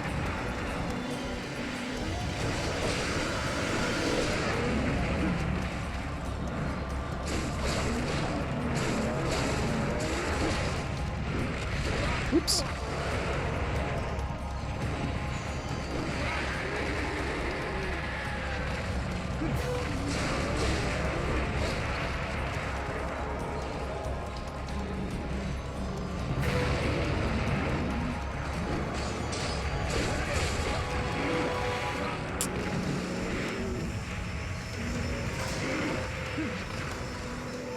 Yeah, statistically improbable Capilacus, right?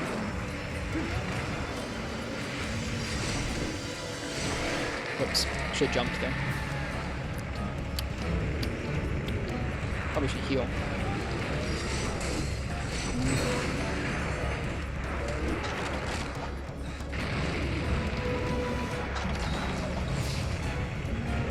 Already weak, but I haven't broken your horns. Fine, go sleep. See if I care.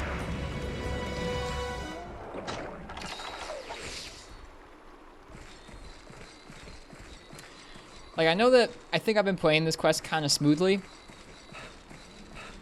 This Insect Glaive might be a little strong. It might be just a little bit strong. I guess it's a village Diablos. I don't know.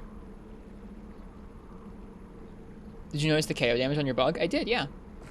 We could have tried for a KO. I didn't do that, but we could have.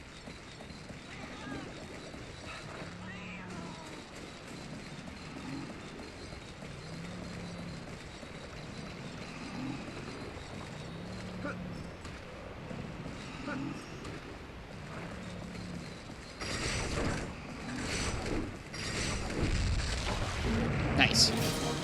Got the horn break as he died.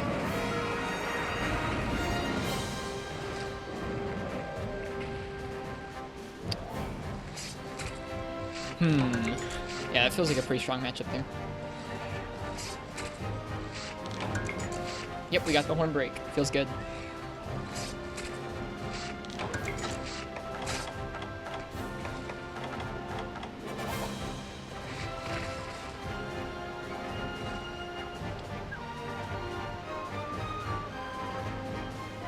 Pro Cow's here. Hey, Pro Cow. Sorry to call you out if you're lurking. What weapon would you like me to do the Super Amatsu with? Now try white Mana Blows with IG. I don't need white Mana Blows. Or actually, I do need white Mana Blows for that Greatsword. If Prokow's here and they reply, we'll probably switch over to Portable Third now.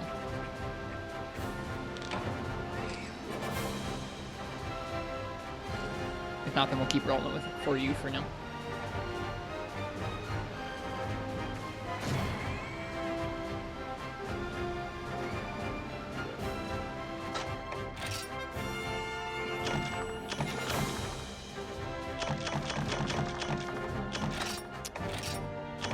Three stout horns, no hard horns. That's okay. 13 minutes. I don't know.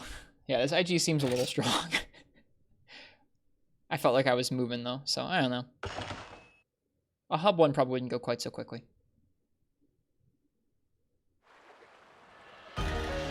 Well, you had a white Mana Blows and Savage Show Expedition. I saw you post it in the Discord. That looked hellish. I will try white Mana Blows with Insect Glaive for you, Frenchie, because I think it sounds like a fun matchup.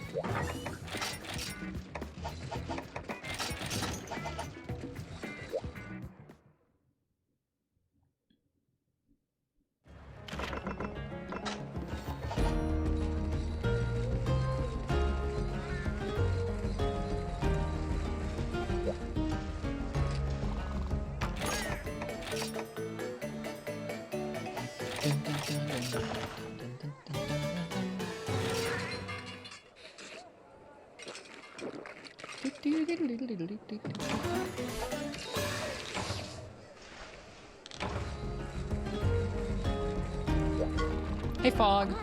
Welcome to you.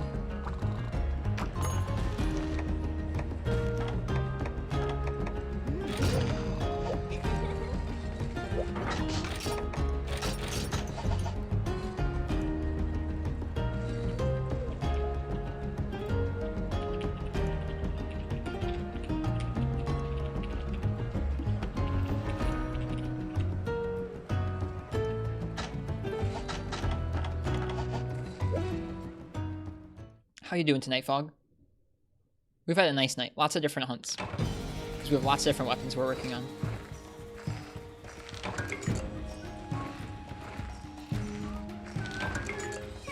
Are you actually doing it? Yeah, I'm doing a village white monoblows with insect glaive. It should be okay.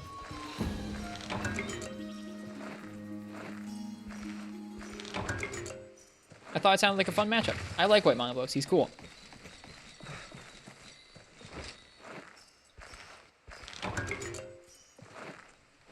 You unlocked Morales tonight? Dude, you're getting there. That's nuts. And failed? That's okay. Is it your first time fighting a Morales? Thought the only one was G-Hub? No. There's a village one. It always takes place in the Everwood. You'll probably get it tomorrow? Nice. I don't know anything about that fight, but I wish you luck with it. Monobos and Diablos are different species? Yeah. They're just kind of related. First time ever, then yeah, don't sweat it at all. Yep, they're all kind of similar to one another. They're all kind of bloses. They share some traits, but it's not like they're subspecies of Diablos or anything. Ah! There we go. Still working through getting the first set of G rank quests. Nice. How do you like 3U? Oops. Missed.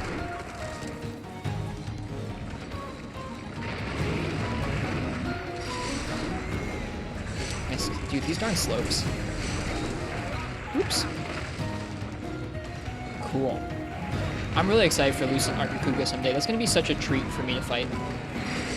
I've never fought one. I love Nargacuga, but I feel like most of the time it's too easy, so a more exciting, like more difficult version, I'm really looking forward to.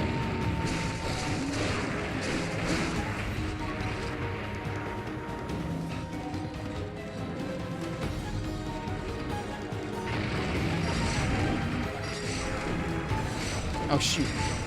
Could've gotten an orange buff there. Don't think you've seen this monster before? This is white monoblows. It's another blows. It fights a little bit like Diablos. They can do a sick turnaround.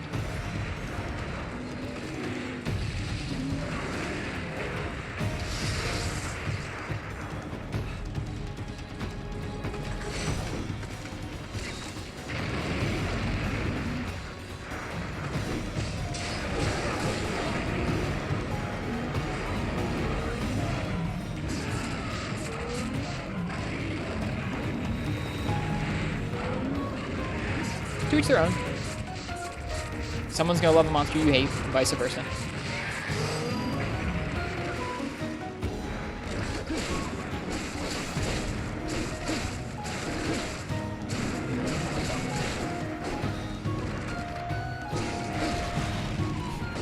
I'm not trying to bounce.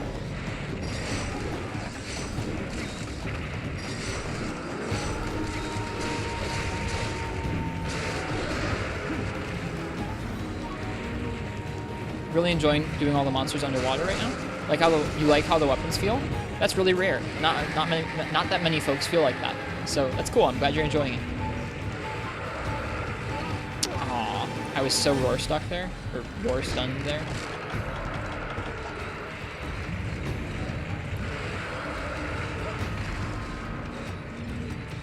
Roar stuck. Taunts a lot.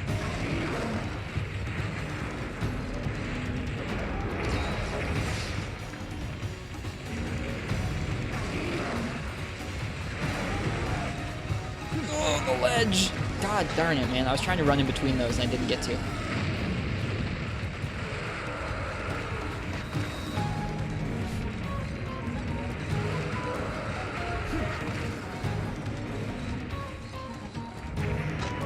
Alright, let's get away from there, Monoblos. How about that? I don't want to fight you in the dumpy land of ledges. I should have been expecting that.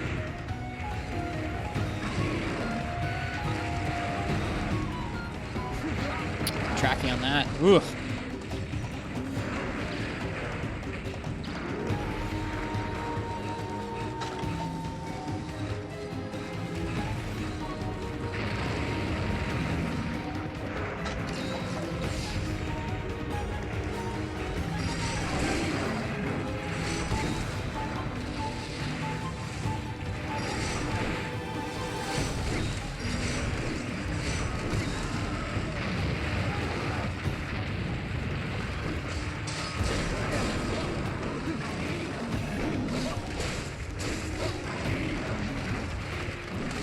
Whoops, I didn't mean to shoot its tail.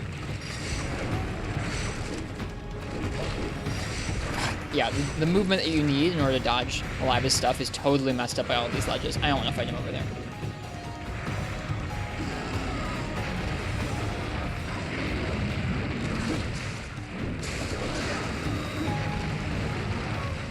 How can you tell if a monster is taunting? It will stand in place. It will stand in place and do a little animation that's unique to basically every monster, and it won't attack during it, and it's a set amount of time. You get used to it as you're fighting different monsters. I'll point it out the next time he's doing one. Oh, this combo sucks. There's a taunt right there. He's standing in... Well, it would have been. I tripped him.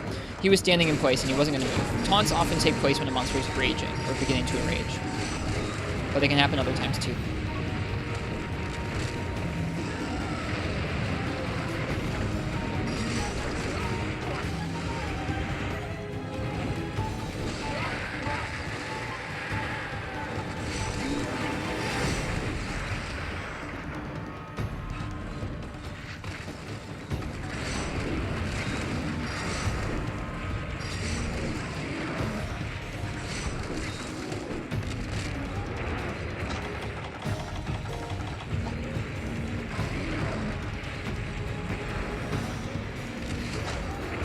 It's fun. It's the 19. It's fun to be able to jump up into the air and miss some of the roar stun.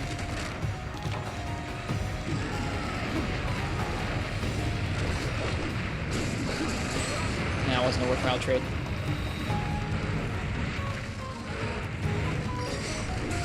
I don't know, Martz.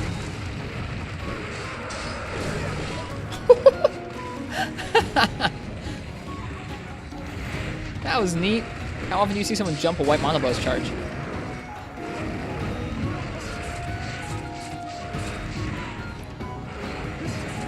Hey, Commander Henkel, welcome to you.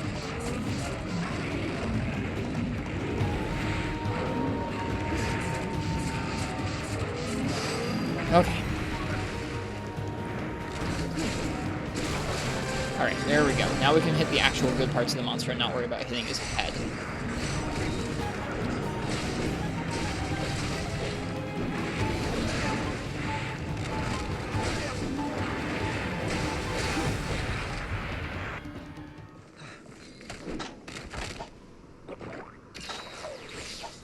Last track of time while playing Stellaris again. That's okay. You don't need to apologize for not being at the stream. It's fine. It's nice to see you when you're here, but I don't begrudge anyone. Unless they like said they would come and do something. Then it's like, oh, well, what happened? Where'd they go? But the rest of the time it's just like, oh, it's nice to see you. You must be enjoying Stellaris a lot.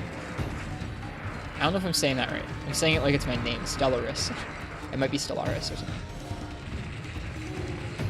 Yeah, the blows, like, all of the Diabloses are so much scarier in Freeman Knight. It's not even funny. I mean, like, they're still intimidating in this game, but nothing compared to Freeman Knight's Bloses. At least in G rank. In low and high rank, the Bloses can be kind of obnoxious, because they spend a lot of time taking the hit. Once you get to G rank, they're quite threatening.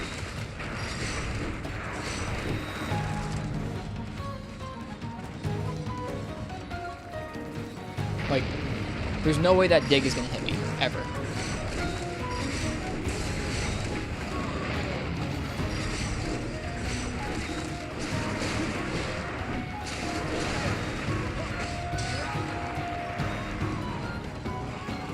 Did that tremor just knock me out of the air? Or is there wind pressure? I'm confused. That was weird.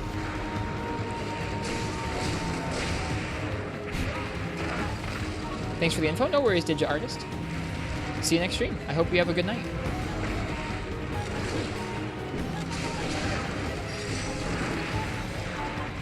Wind pressure on Dig? Weird. I wouldn't have imagined that. Why the additional Monoblos hunts? I'm making a Monoblos greatsword.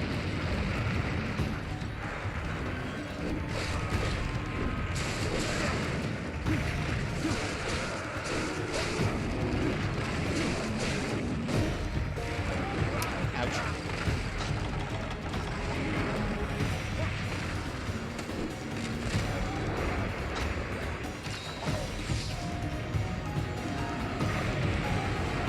The range on that attack is insane. I'm surprised we didn't get gored there.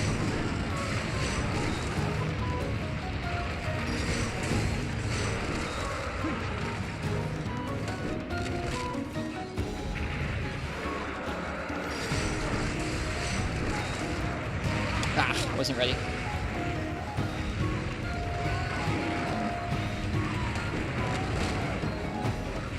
Woo! He's so fast! Oh my goodness. Get Kinsect KO? I don't deal that much KO with it. No, they're some of the fastest, like they're some of the fastest moving monsters in the game for sure. Especially when enraged. But Tigrex has more intense tracking than their charges do most of the time. I'm excited to fight one in second gen again someday. I love the Blosses in 2nd gen. I mean, like, I don't know about love, but they're a neat challenge. Very scary.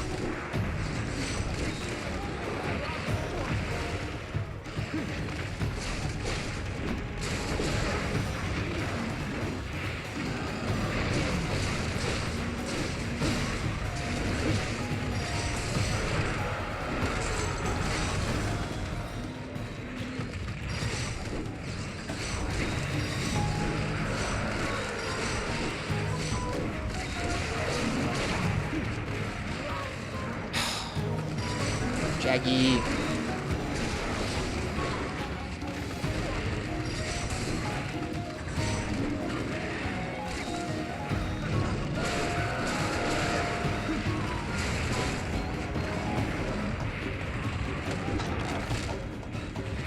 Woo! He's so fast. That is so scary. With that turnaround, that shouldn't sharpen right now. This is a bad call. Nope, never mind. He taunted. We're set.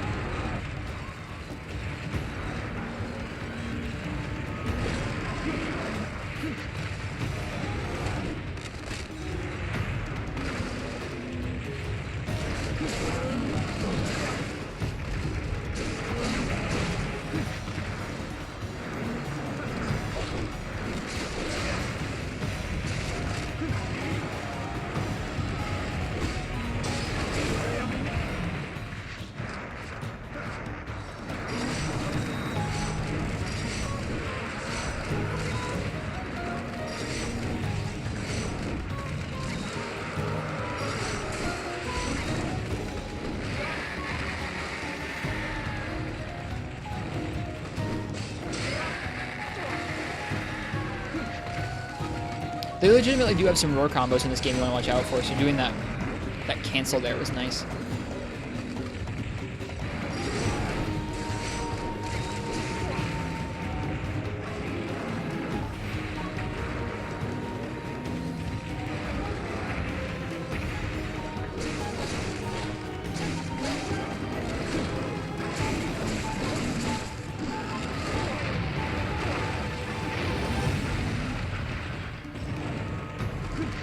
Nope.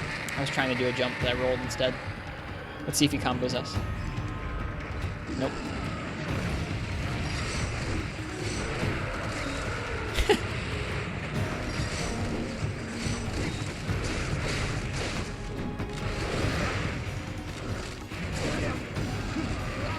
Aww.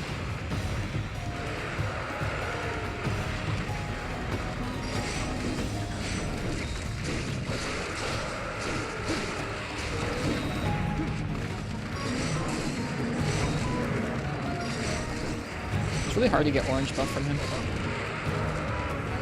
Oof, I was gonna say, yeah, that bounce just really got us.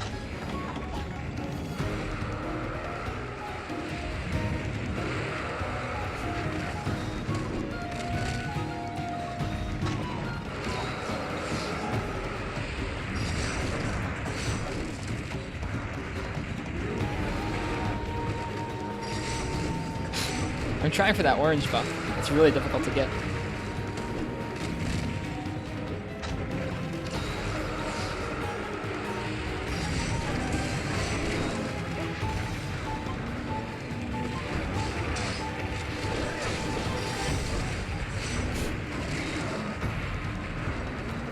I don't think in World it had the black Diablos parts built into it. I think it just had brown Diablos parts.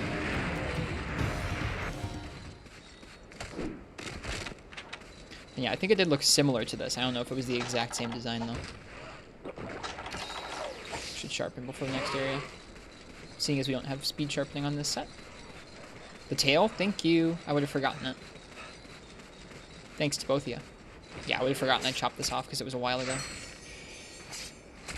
I can get the orange from the Jaggy.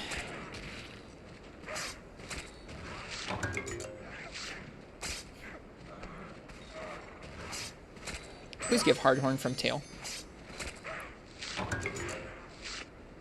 What jerks.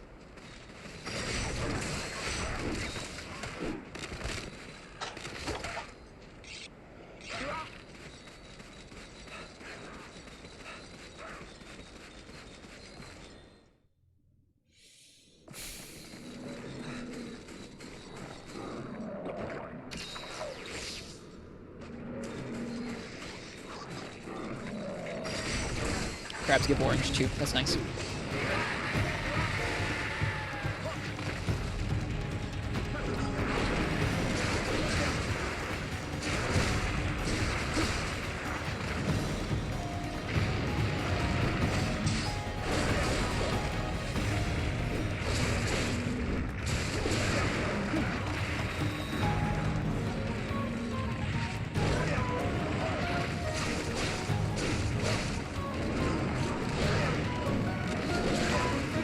That was not the combo I meant to do there, but that's okay.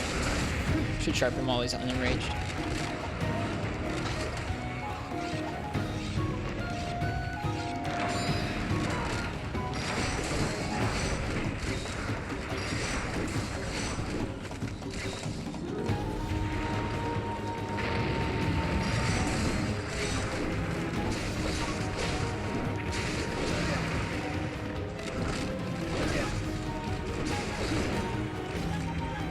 Thought all small monsters give orange? Nope, not the case.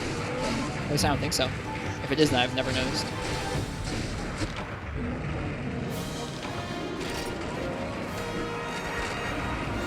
GG Monoblos. Scary fight though. Like once he's enraged, you really have to be on point in terms of getting out of the way of some of those charges. I like this monster though. Doing this guy with Lance and no guard skills was really fun. One of the more fun things I've done recently in this game, I think. That nice pixelated horns dump there. Yeah, there are some monsters that have 2 extracts to them. It's true. Depending on where you hit them. I think Rhinopolos might be like that.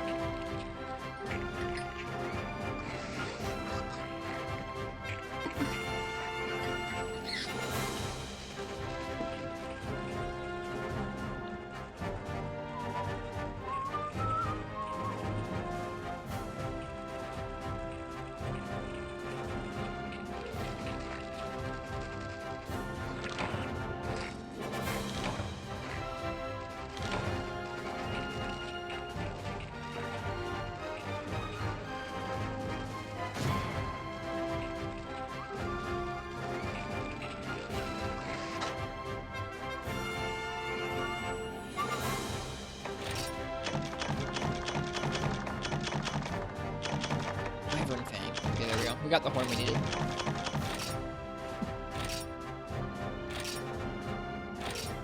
See, like, I guess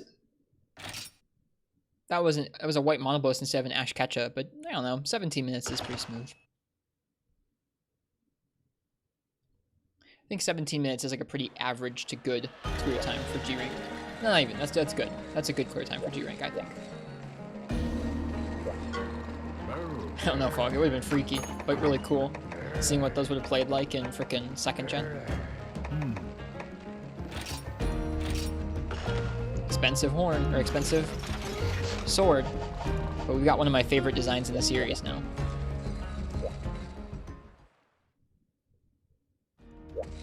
Ugh. Frontier didn't have Insect Wave or Charge Blade? Nope. Nope, Frontier added several of its own weapons. I can't hone stuff yet, Frenchie. It doesn't let me. I need Apex parts that I don't have. Yeah, Frontier didn't have the newer weapons, and it added its own. It got its own version of a switch axe, and it's got tonfas and magnet spikes, or the magnet spike, which is another type of weapon. So cool. Wonder what that sword looks like with our greatsword set.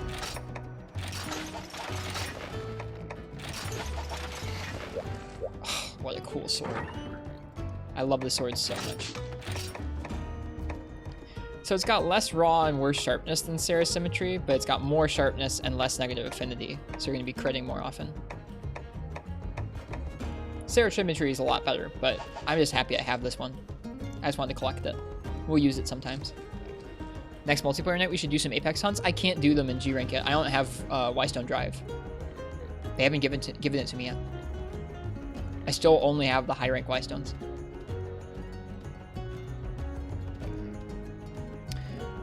Alright, well, we can check off that we did the white mono greatswords. That means we're done with the greatswords I wanted. Let's see, we're almost done with Shroud Nursilla longsword. I'm going to put, for the light bowguns down here, that we're going to be doing the Ash Ketcha LBG. Remember when Ken made you hunt Apex Tigrex in his custom quest? Yeah. That's a long list. Yep, this is all the list of the weapons I want to make right now. We're working through it slowly.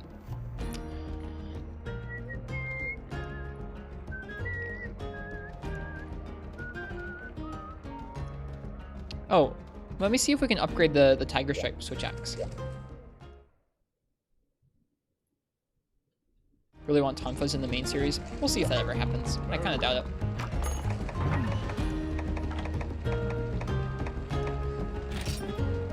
Of course. Of course. If you guys can't see what that is, that's a Desert Celtis Queen concentrate. My favorite drop.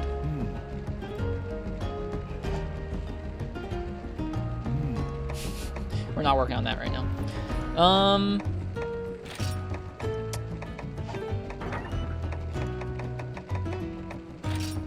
Shush, it's not that funny. We're gonna do some more. We're gonna do a Shroud Nursilla. Yeah, it's 203. Let's do a Shroud Nursilla and then maybe an expedition and some charm runs. It's been a nice night. I've enjoyed the variety of monsters we've been fighting tonight. We're working on lots of different projects. So, if you'd like to choose my weapon for a Shrouded Nursilla, go ahead and type !ticket in the chat. That enters your name into a hat of sorts. I'm going to draw someone's name out, and that person gets to choose the weapon for the next one.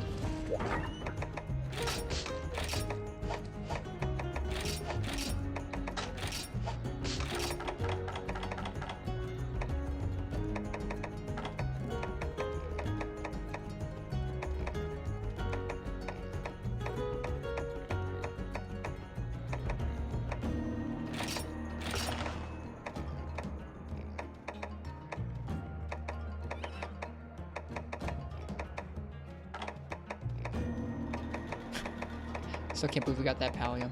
It's ridiculous.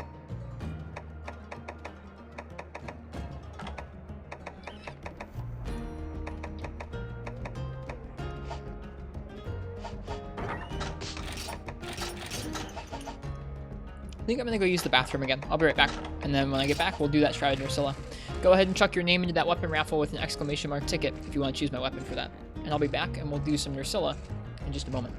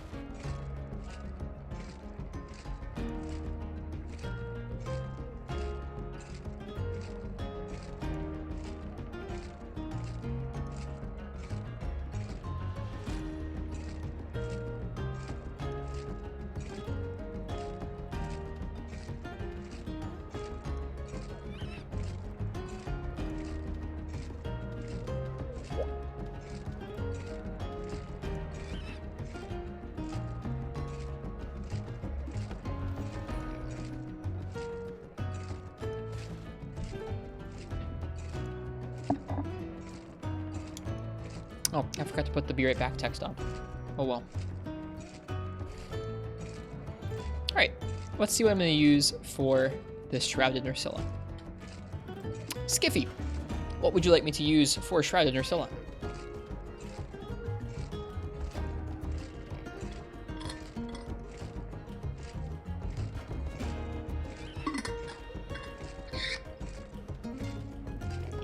Charge Blade? I kind of had a feeling you'd say that.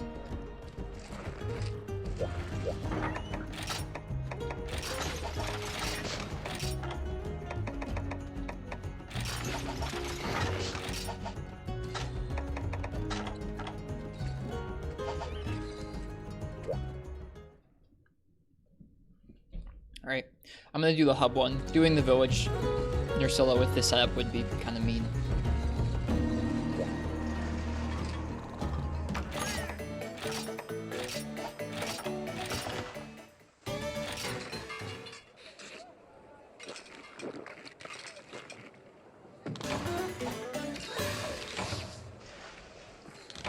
It's not rigged when it's CB. LOL. It's not rigged if it's my favorite weapon, streamer. The rest of the time, it's rigged. Why would anyone ever want to watch any of those other weapons? Made that belt today in 3U? Nice. This is the Ignactor belt, I think.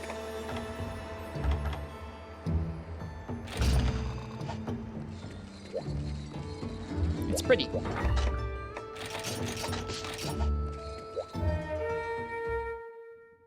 Do the event one. I just want the parts, man. Actually, I don't even think I can. We tried joining it, and it's too high of a quest requirement for me right now. It's G3, I think.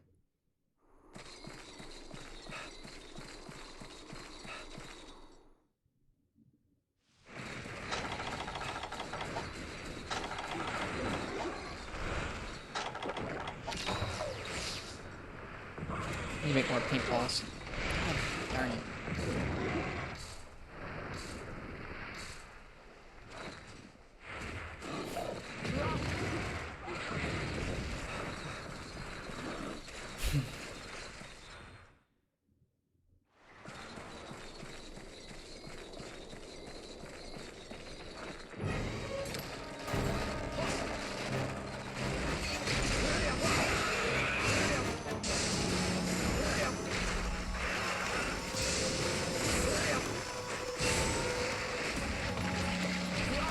Still got me. I thought I was going to be out of the way, but I was not.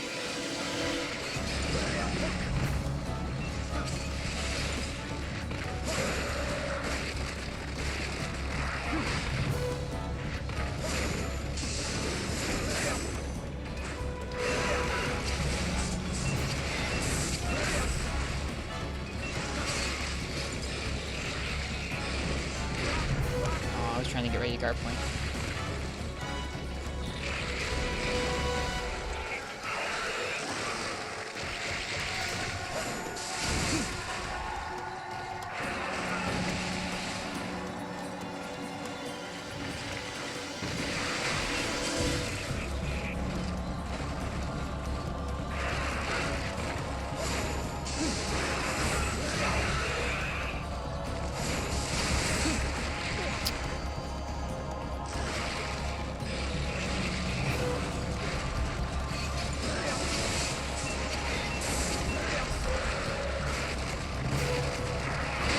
Oh, bummer.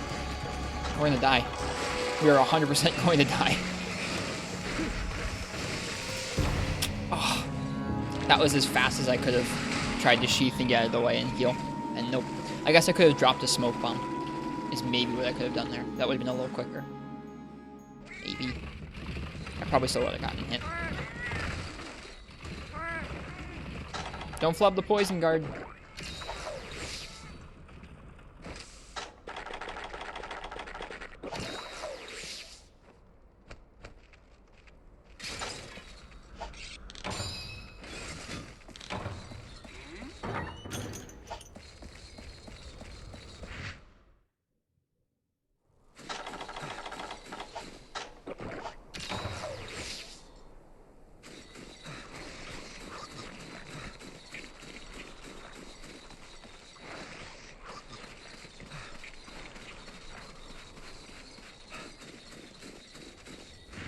It's easy once you know the opening, Skiffy. I don't find it particularly easy to spam supers on many monsters at all.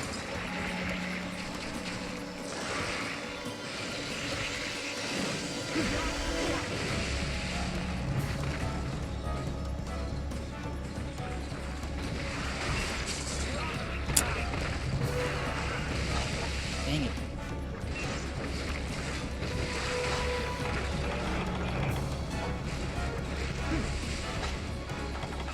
Alright, already wore off. Oh well.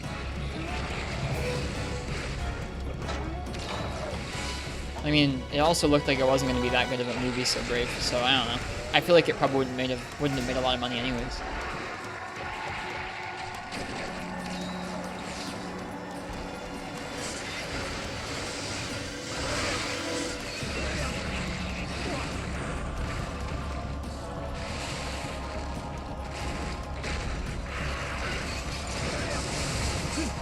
We good on Monster Hunter movie spoilers? I don't care if you mention them in the chat. Other people might.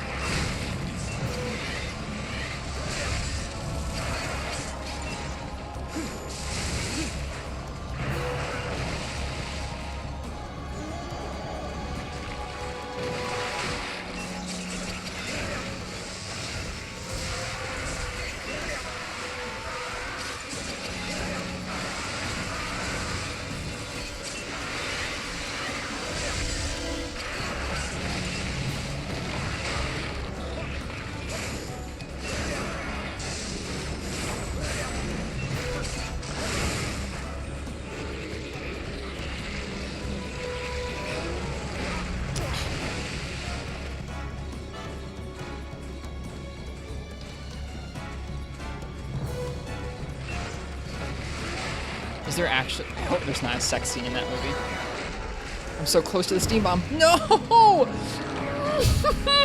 I died on top of the steam bomb. That's so frustrating. Ugh.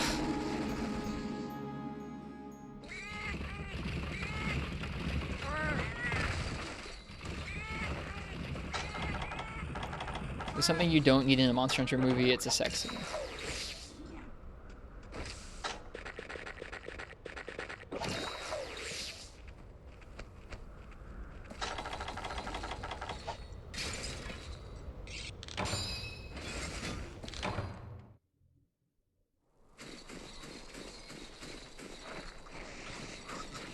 Hunters are descendants of genetically modified super soldiers? Genetically modified? What?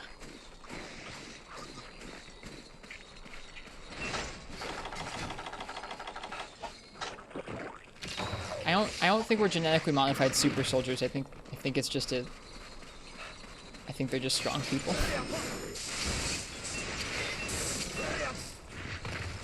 I think you're supposed to just suspend your disbelief. The wiki says so? Oh, great. Well, the wiki has some contributions to it that are not really references to anything released by the official MH team.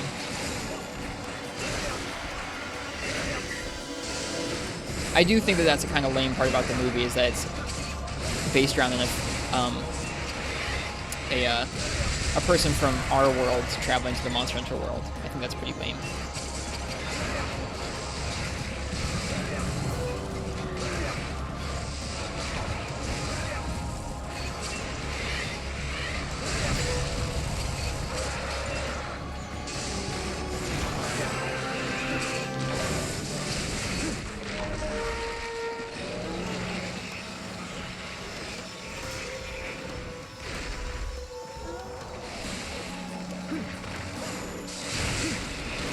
There's very little like lore in MH that's really considered canon. Or considered like official from the developers.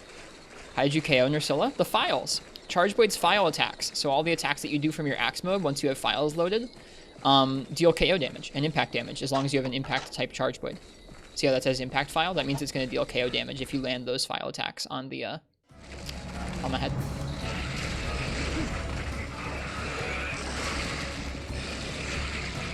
Charge Blade's super strong. If you know how to use it. I'm having a tough time with it. But it's super strong.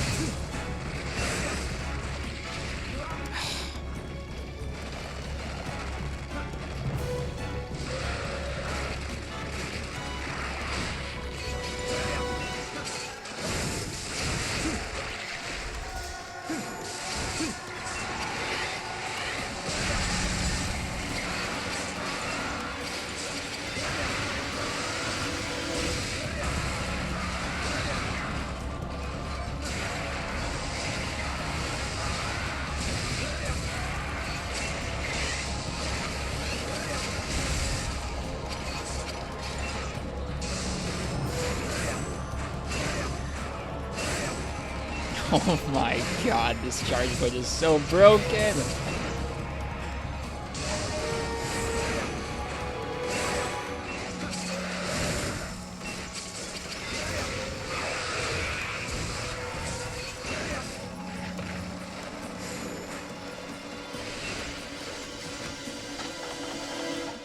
Yeah, as far as the games are concerned, Hunters just strong. Hunters are just strong because this is the world they live in, where there's just giant beasts and they have to go out and kill them.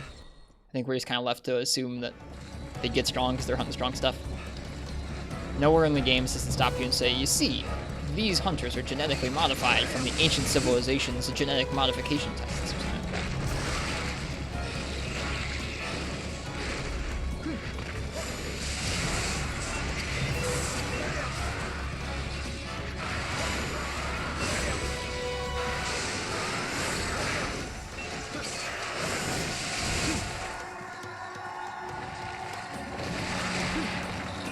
Could try to guard point that again.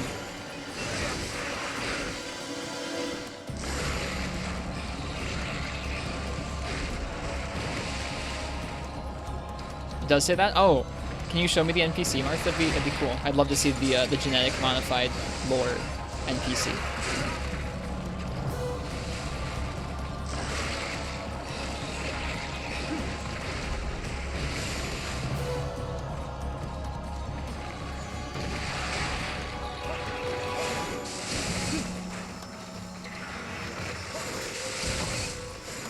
Dang it.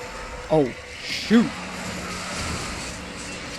What am I doing? That's not the right combo at all.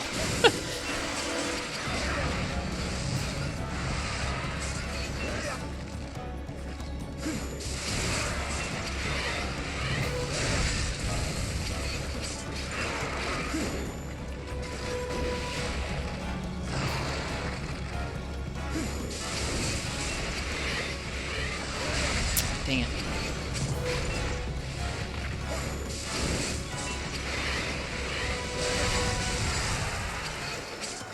I should probably sharpen.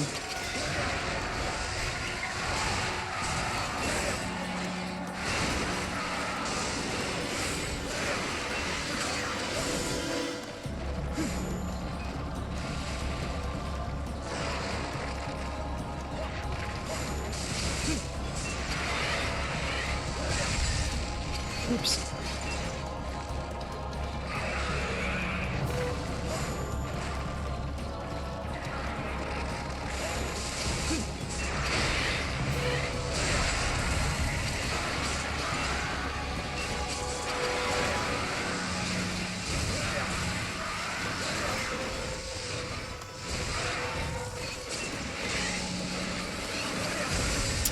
So close. Can't even visit lockback anymore? Nope.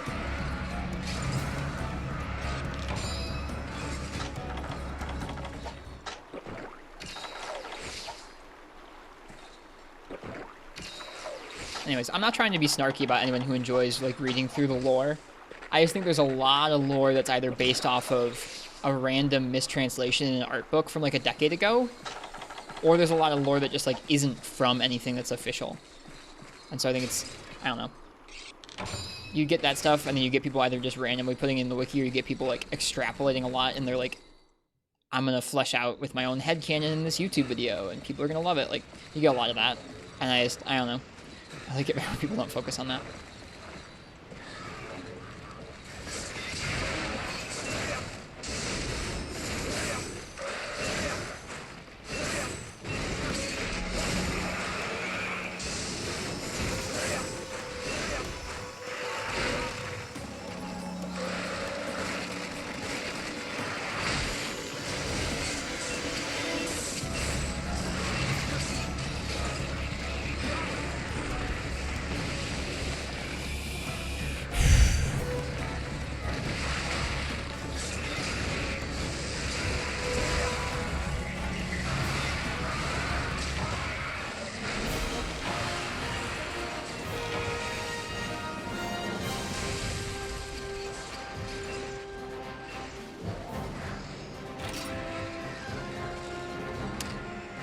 It's a good thing Charge Boyd's strong, or else I would have tripled there.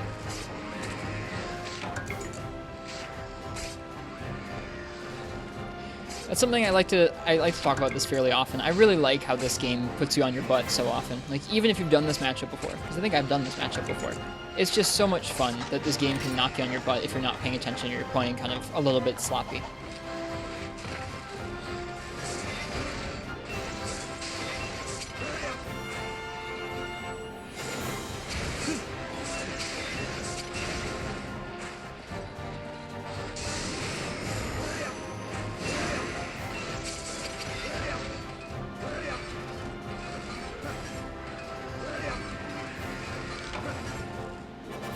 Yeah, but I'm not surprised that that movie turned out to be pretty bad.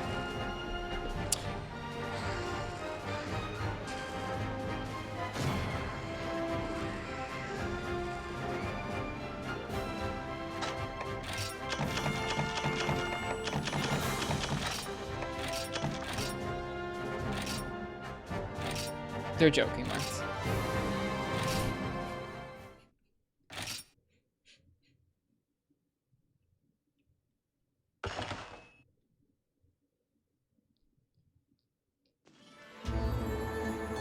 Yeah, exactly, Shoxon. They could have just made a regular story, but no, I'm going to cast my wife as the main character, and she's going to be a crazy soldier from the regular world. It's like, dude, you already jumped so many Zamtrios there. It's a bummer.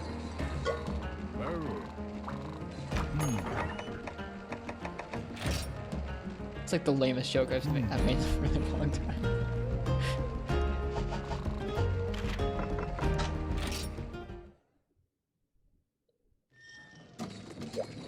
Jumped Zamtrios, like jumped the shark. Went a little overboard.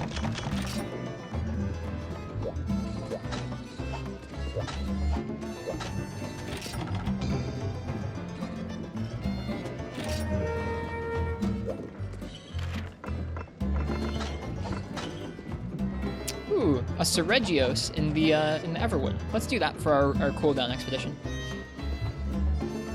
I mean, the reason she's in the Resident Evil movies, PC4SH, is those are the same production house and the same director, and she's his wife. He casts her as the lead in every one of his movies.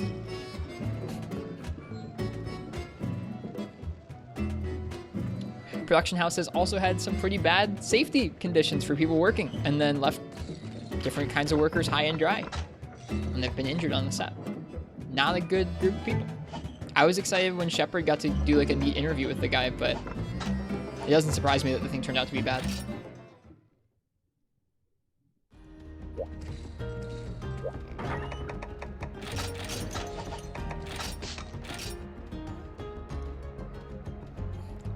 I don't know, Marths.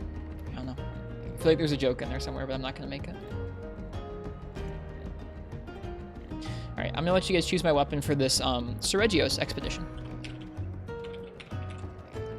There's also a Ruby Bizarrios. Yeah. I was excited, and I liked watching Shepard's interview. I thought it was neat that they gave him an hour to talk to the director. And, like, it was neat that the director talked about certain things that I didn't expect them to talk about. Where, like, they talked about trying to emphasize in the film that they wanted to emphasize how you had to go out and kill one monster in order to go fight another one, which is neat. And I think that's cool. I didn't expect them to talk about that. But it also doesn't surprise me that, like, the movie itself also had, like, a really... well, a somewhat racially insensitive joke that got pulled in China, and it also doesn't surprise me that it turns out it's like not the best movie. But it's a campy action flick, and like I'm sure some people will still like it.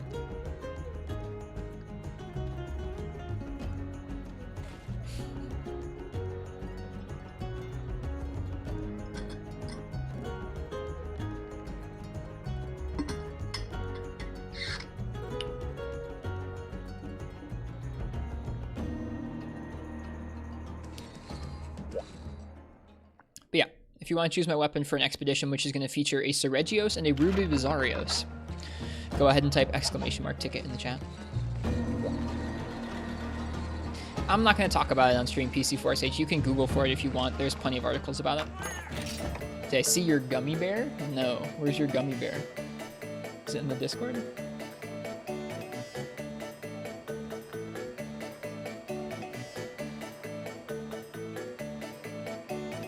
No, I've not seen your gummy bear.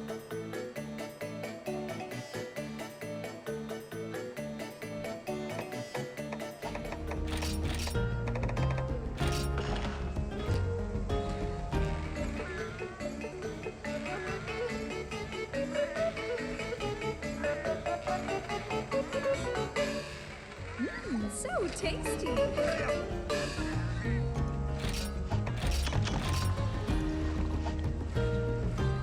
Alright, last call for that weapon raffle.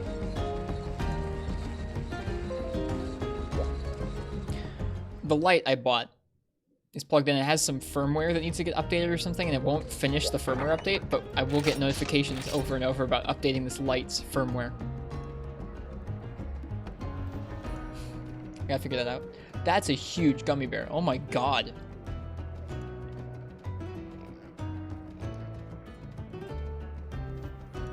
Does it, like, feel like it'd be good to eat?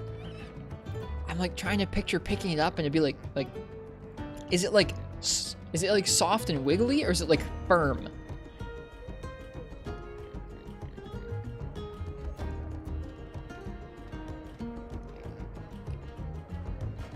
Like, just for context, that's huge.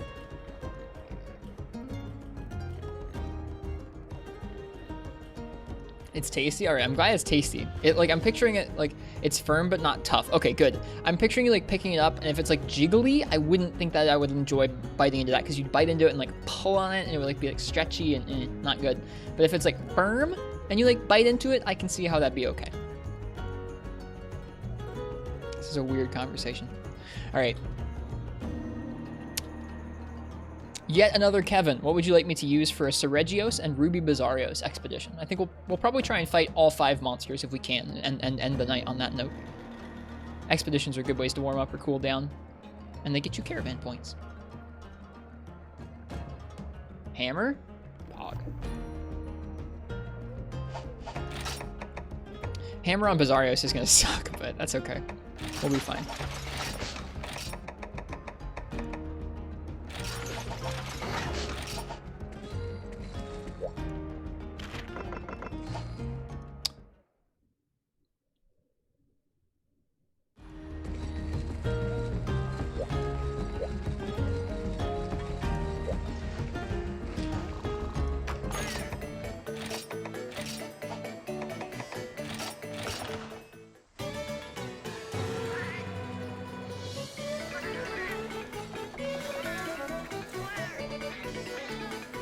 Try the Bizarrios quest? I don't think I'll be able to pull it off on my own.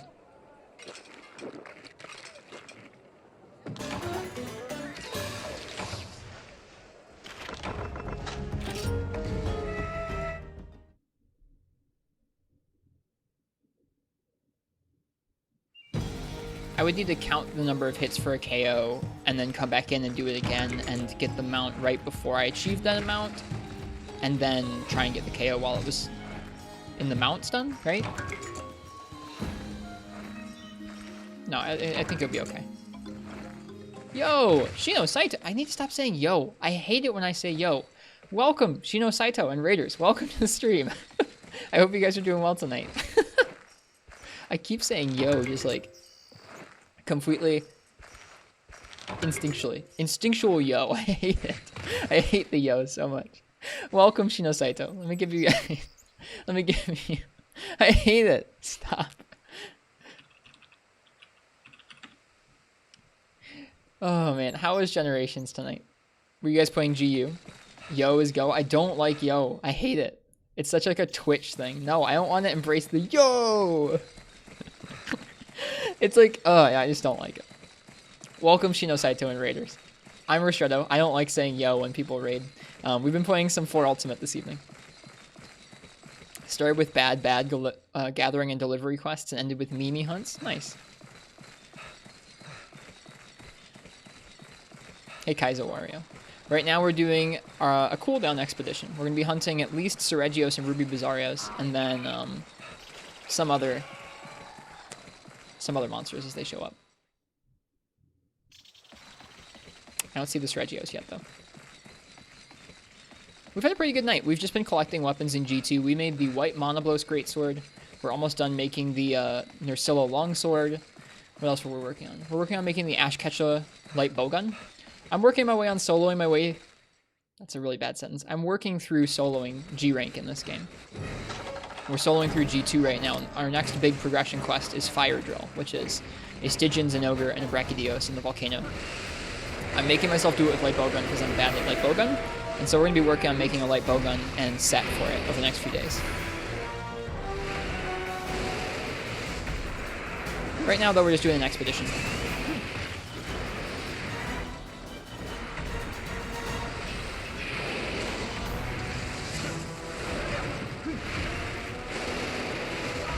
Ouch.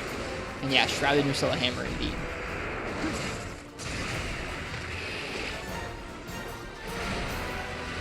So tiny, he is pretty small. The bounces suck. Whoop, got the bleed. I think he applies the bleed a lot quicker in G-Rank.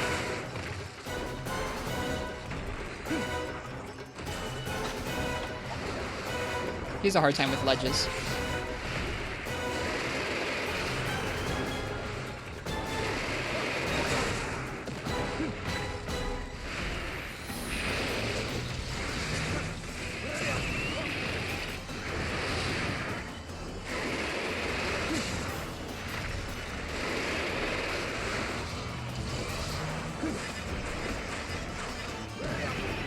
That was just in case he did like the swoop. I don't know. I wanted to try it.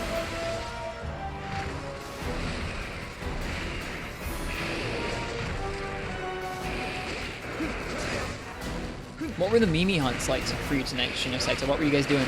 Oh shoot, if you hammer charge when you actually, like if you're hammer charging and you hold it down when you get hit by one of those, that's rough. Uh-oh.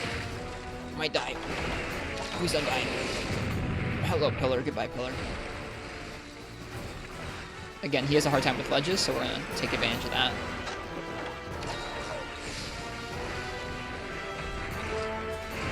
Dude, that ledge cancel from the wind pressure, that was cool.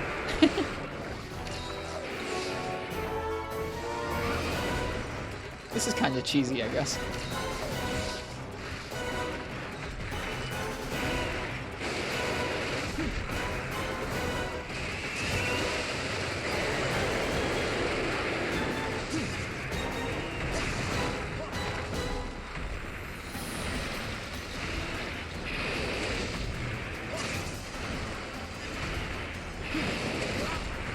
Oh gosh darn it. You gotta be so careful with your hammer charge.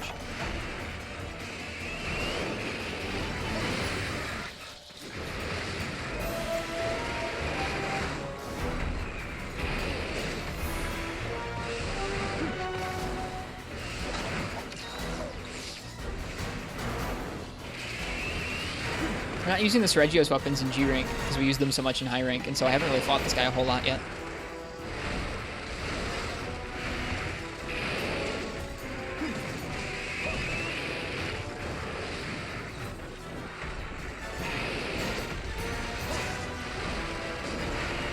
The bounces are really rough.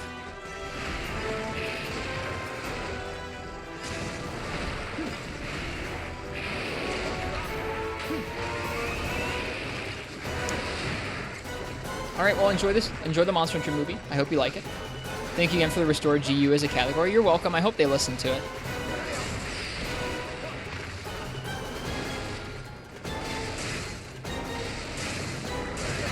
We'll see.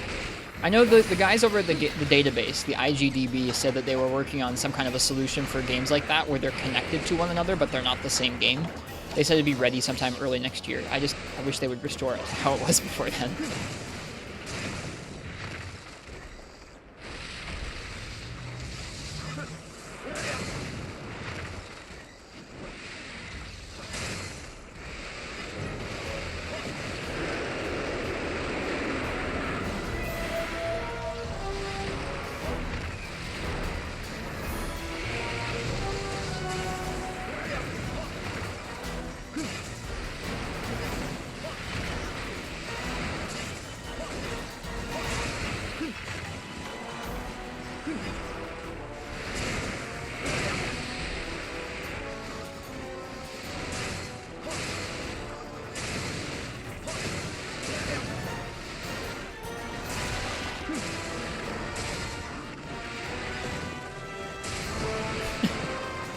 Do you miss playing 4U? It's a great game.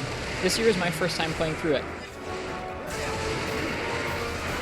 I've been enjoying it. It's been a really fun playthrough. We did all of low and high rank in the spring, and then we took a break and did some portable third and freebie night for a couple months, and then we've come back to it here in the fall and winter, and it's been a good time. My goal is to try and get most of the way done with G rank before Rise comes out in March, which I guess is getting closer and closer.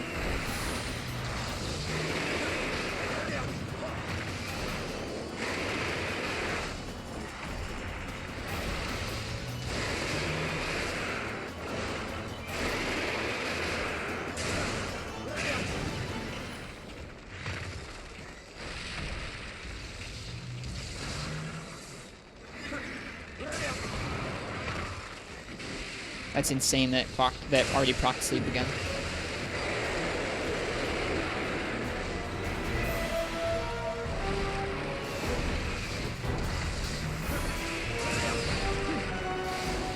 You're gonna get Dragon Quest 11 while waiting for Rise. Nice.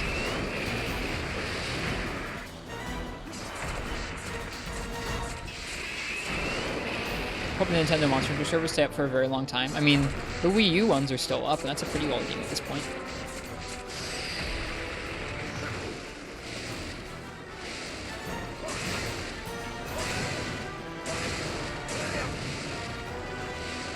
The 360 Halo games are going down next year. That's too bad. Well, that means a lot to a lot of folks.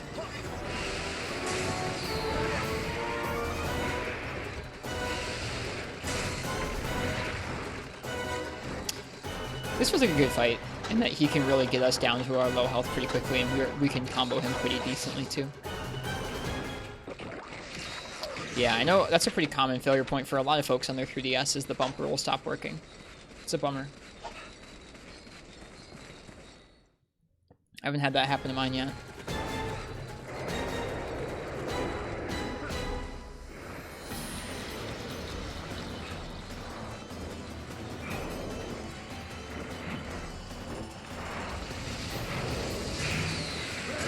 That feels good.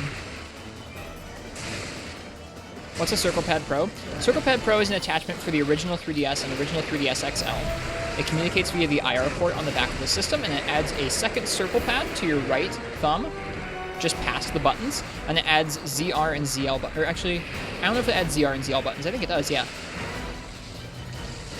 Yep. It's a nice accessory. I would recommend getting it for your 3DS Marks. If you have a second stick. They're neat. I think they're a little harder to find now, because they're old at this point.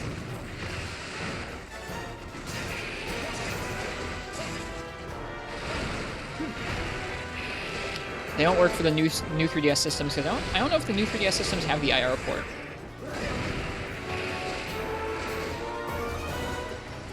No, they do. I don't think they work with them, though. They weren't made for them because the new 3DS systems have that second stick and buttons built in.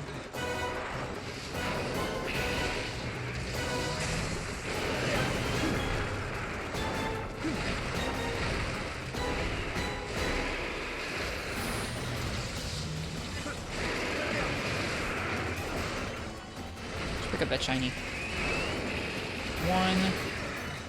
1. Woo! 2. I didn't realize I was going to get stuck against that wall there. What we get? Airblade Plus. Don't mind if I do.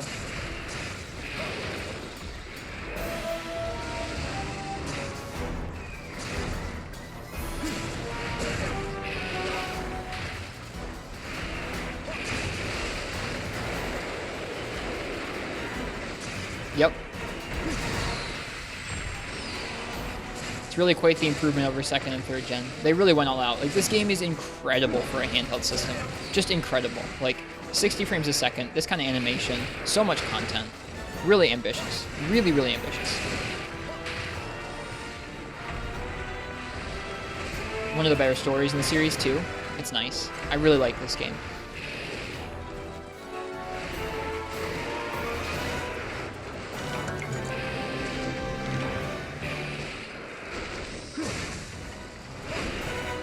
Bonk.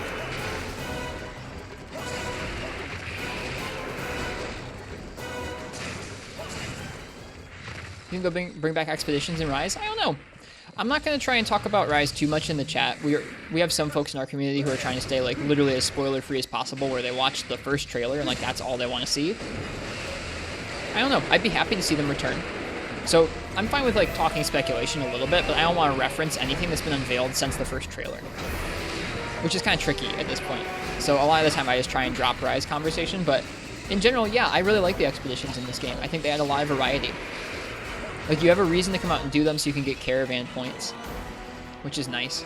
Like, World's expeditions are neat, but they don't really give you a particular reason to do them unless you just need to go out and get some quick gathering done, or you need a particular kind of tracks, or you need to drop investigations. I really like them in this game, so I'd be happy if they returned.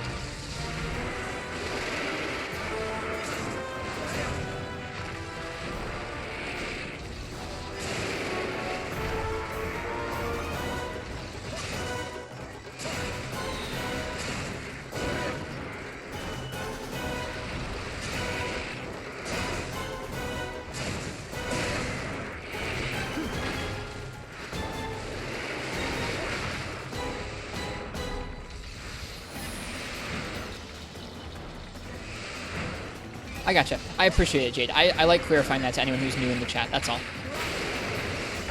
Just feeling a bit nostalgic. It'd be nice, wouldn't it?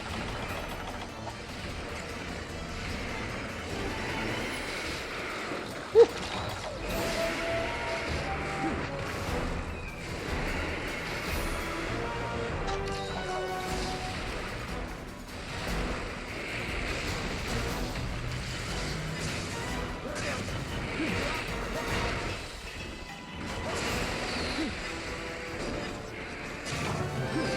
Nice. Hey Baines, good morning to you too. Hope you're doing well tonight. Nice kill, thank ya. Thanks, Blue. Hello, physicist.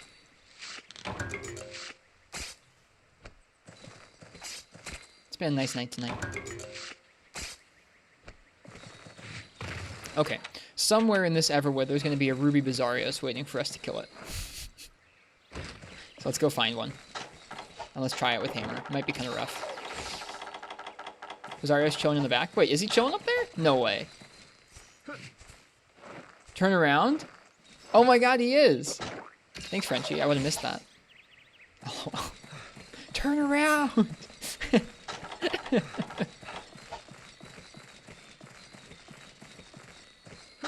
I didn't even look around well enough, I guess.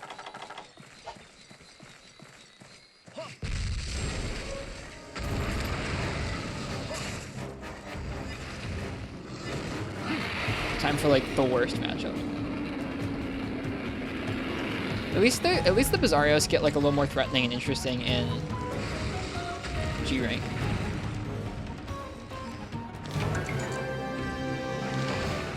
There we go. We can convince the guild we just killed one. We're set. We don't actually have to hunt it now.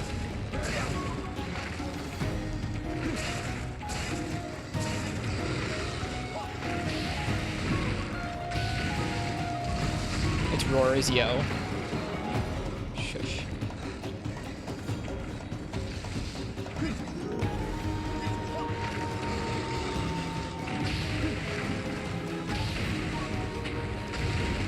This is actually nicer than the regular Bizarrios. The regular Bizarrio shoots out like fireballs when it does that, and I find it kind of difficult. Bizarrios. Actually, maybe it doesn't. Maybe I am thinking of that move.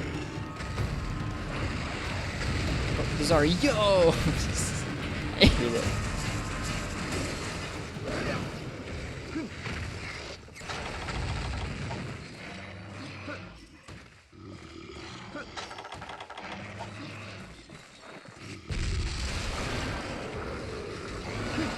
We broke its chest. Is Bizarrios just a baby Gravios? Yes, they are. Yep, they grow up to be the Gravios. That's why its beam doesn't always work sometimes. It's still figuring out. Oh, too early on that roll. Bummer. I'll try and let that red health regen. Is this a child murder? Yeah, it's a child murder so that we can prevent the worst fight in the series from growing up. It's a good cause. Saw a Farcaster? I have a Farcaster, yep.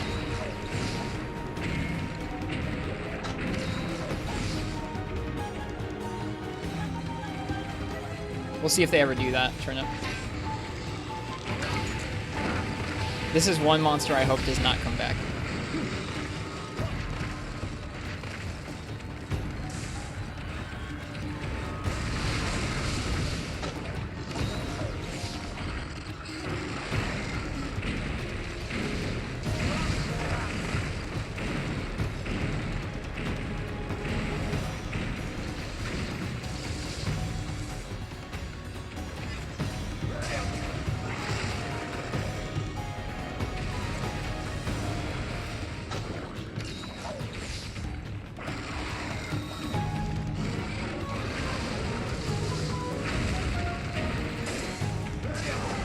Ruby in particular, Bizarrios in general. Bizarrios and Gravios can stay in like in this generation. They don't need to go any further.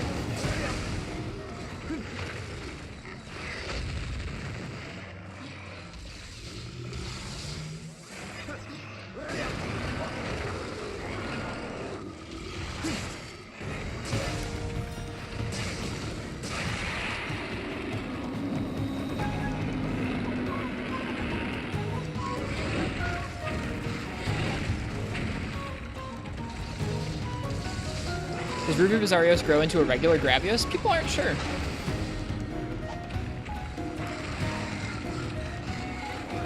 People aren't sure whether there aren't any Ruby Gravios. People like to like hypothesize that maybe it's like a disease growing on them and they don't live long enough to become Gravios. I'm not really a fan of Turf Wars myself. It's not like I need super fast clear times, but I just get really frustrated with... It feels like the monsters are almost like drawn together to the point where they'll come together and they'll roar a bunch back and forth, back and forth, back and forth, and sometimes they'll do an animation, and then sometimes they'll leave and do it again, and it's like... After the first time of seeing the animation, that's just a lot of wasted time where I feel like I'm just going to get roar stunned and hit, so I don't like engaging with it. It really bothers me.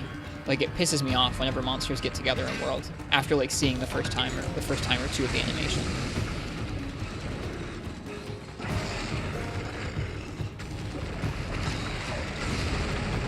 It wouldn't be so frustrating if it had like a hard limit on how many times it could happen, a quest, but like sometimes based on the monster's patterns, they'll just run into each other over and over and over, and I can't stand it.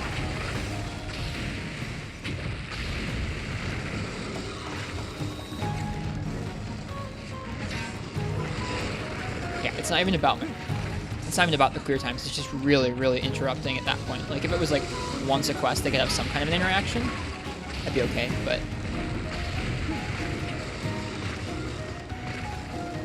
Yeah, for me, physicists, it's not even just about the turf war. The turf war is like neat the first time, but it's all part of that same experience to me of just like, these monsters will not leave each other alone. I don't know, Marth. It's one of the things that makes me most upset in that game when I'm trying to hunt something and they keep running into each other and just roaring back and forth and back and forth and back and forth. It's just like, why are you doing this? Like, they don't always roar that much. Sometimes it's just like 1 or 2 roars, but other times it really is like 3 or 4 or 5 roars. And it's like, dude, I'm not going to run high-grade earplugs on my set just so I can avoid these roars as part of this turf war. I don't like using earplugs.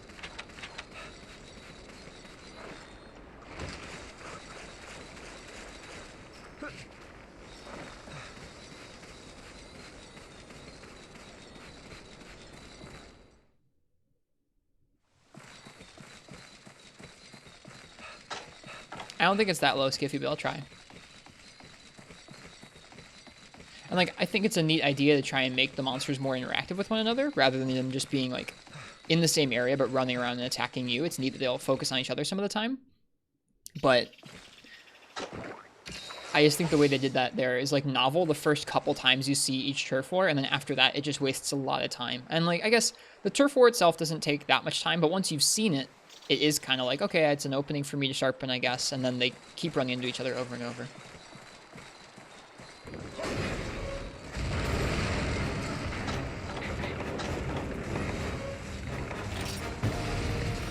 Okay, it's not that low.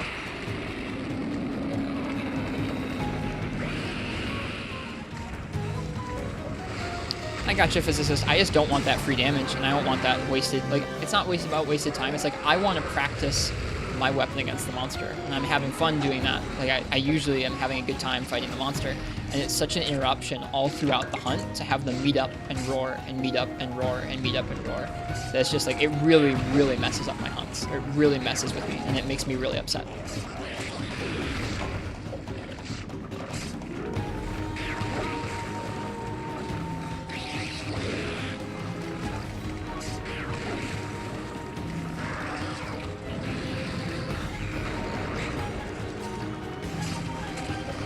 Like, whether the roaring was intended or not, that's how it manifested.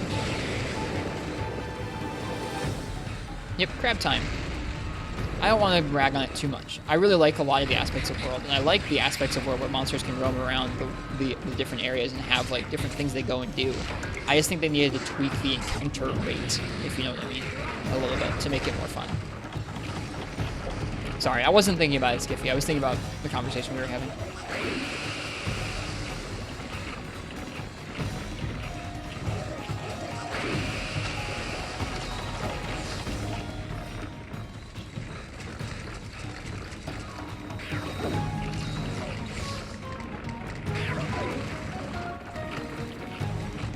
I mean, we've had this conversation before, Physicist, where it's like when folks bring it up, it's the most recent game.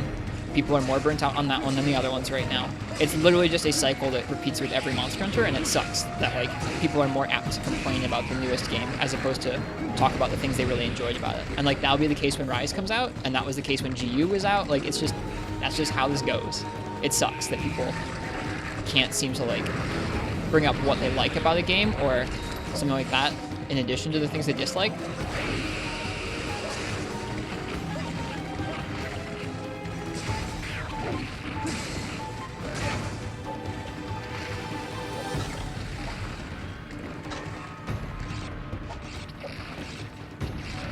That's just how people treat it, though.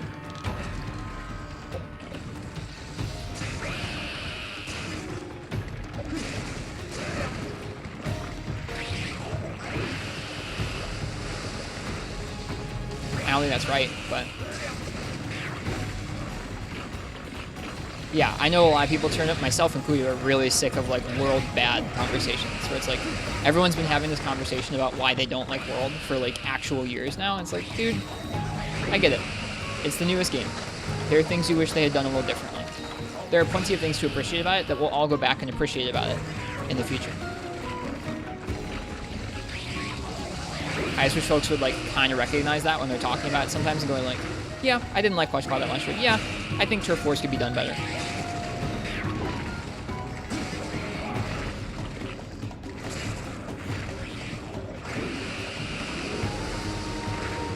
Yeah, exactly. None of the Monster Hunter games are perfect. They all have flaws and they all have strengths. The world has a lot of strengths. So it has some flaws, just like the other ones. But like I said, I think it's just like people are... like it's just part of like our human condition where people just want to like complain about the new thing.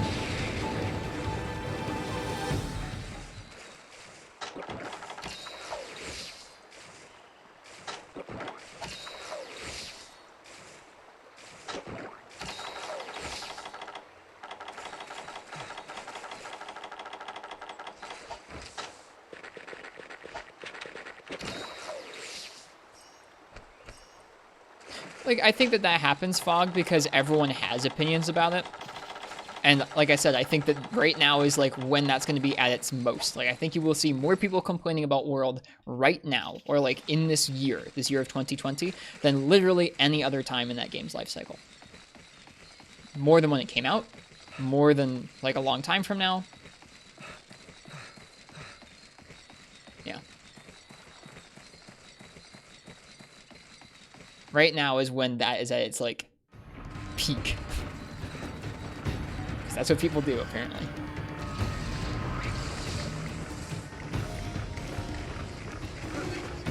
And I'm not perfect about it either, where sometimes I do complain about stuff, where, like, the Turf Wars actively make me upset when I play that game most of the time. But I try and usually talk about how I like the game, too. I try and stave off some of the conversations where it's just, like, World bad over and over and over.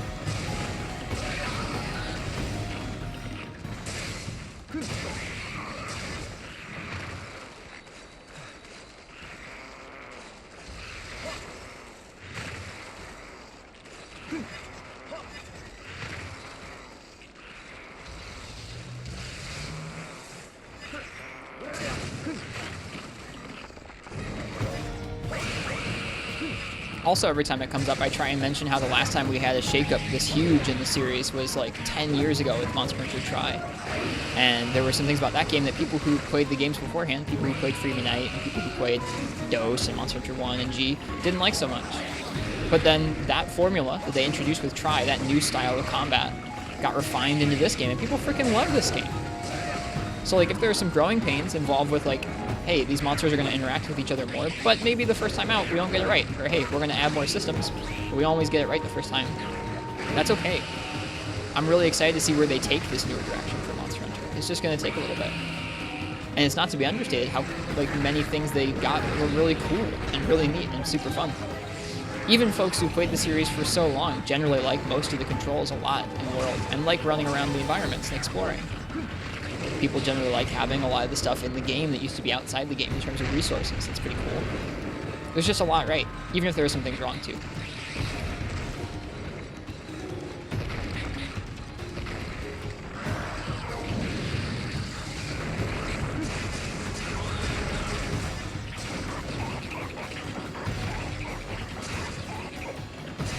I understand that, physicist. I felt that way about this game, because I liked Gen, and everybody said that 4U was better. Because Gen was what was out when I started playing the games. So like, Gen was my first game. And when World first came out, everyone was crapping all over GU. Like, all over it. People still crap on GU a little bit, but like, I don't know if folks remember when World first came out, how incessantly people were complaining about GU. They were so sick of it and all of its aspects, literally every part of it. Whereas now people have kind of mellowed out, and they're like, yeah, there's like a few too many gathering quests, and yeah, there are some style combinations that are kind of cheesy. But like, people aren't hating on it all the time like they were. So I get what you mean, physicist.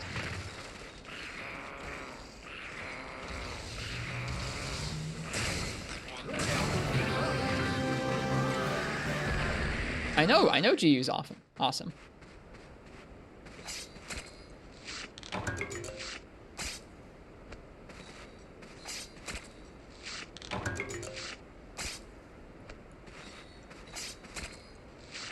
All Monster Hunter look like PS2 games was the buzz phrase in 2018.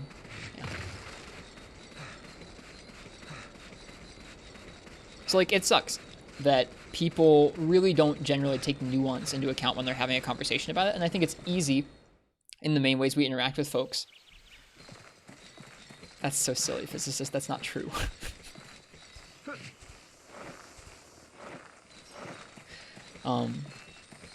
I think it's rare that people will provide much nuance in their conversation when they're having a conversation online. And it's kind of built into the fact that we're all in like anonymous chat rooms or Twitter. What did that field report submitted mean? When you collect a material from something, it basically says that you killed a monster, whether you killed them or not. Well, it doesn't say that you killed a monster, but you basically give the guild parts of a monster that you've gotten, and they will give you guild quests and points for it.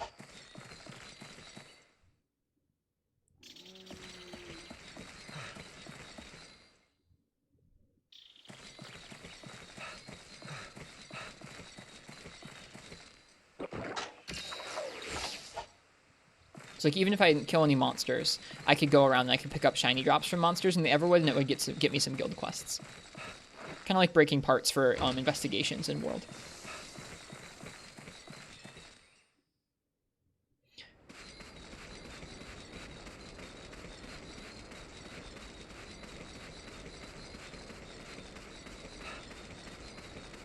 But anyways, physicist, I understand feeling kind of like hurt by how much people rag on a game that was your first experience with it.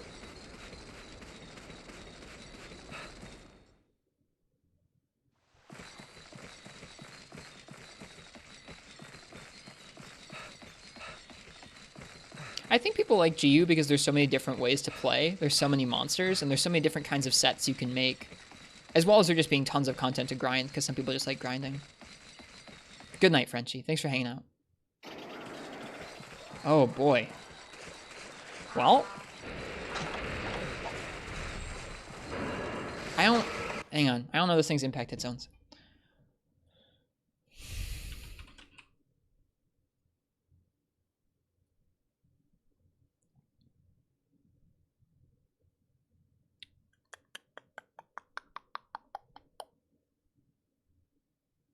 Impact. Freezing organs. I think that's its tail. Front legs. That's on its body. Oof, that's bad. Freezing organs. So we just gotta go for its tail. That's it. I think this is once it's enraged, its back leg gets soft too.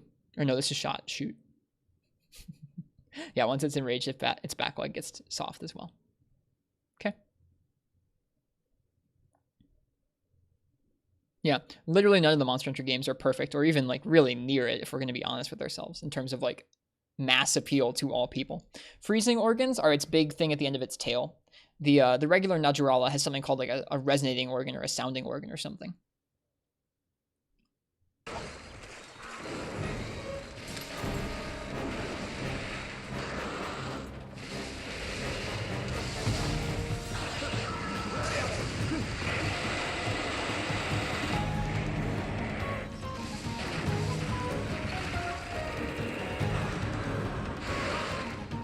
But yeah, physicists, I understand you feeling pretty frustrated about how folks are treating the world at the moment. It's a pretty understandable way to feel.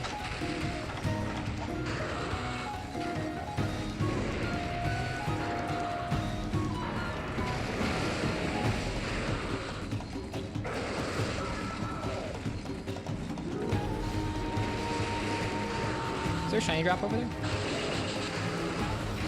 Can I convince the guild I hunted this thing? Nope, that's an herb. What the heck?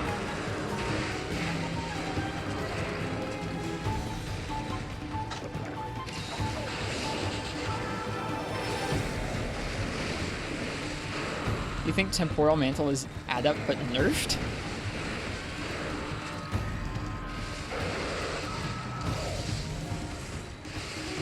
Yeah, it has a ping pong water shot turnip. It's really neat.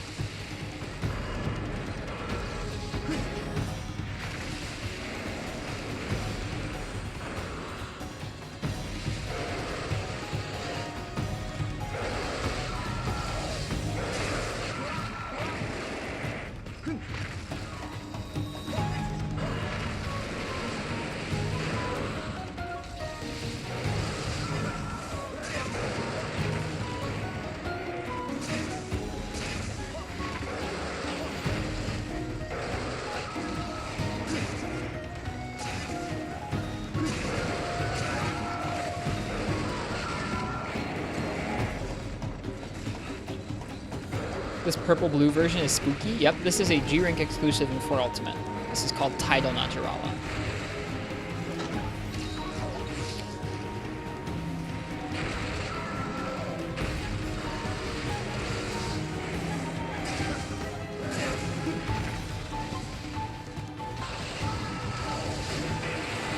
This is a bad place to be. You don't want to be inside of his coil like this. Is this the 5th monster? I think this is the 4th monster.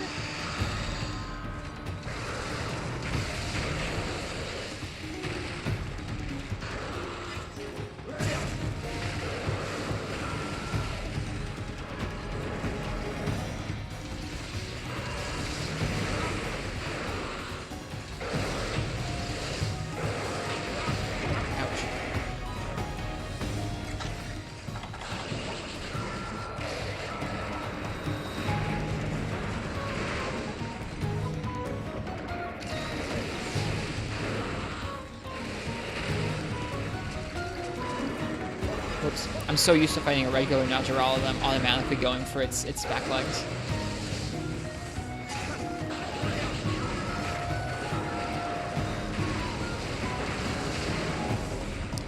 That would be true, Marks, if the Clutch Claw hadn't changed the hit zone so much and changed other skills in the game. I think mantles are fine because you don't have to use them. Is hammer from this monster?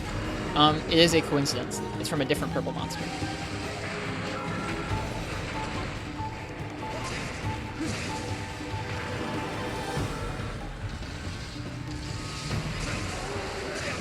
Nice.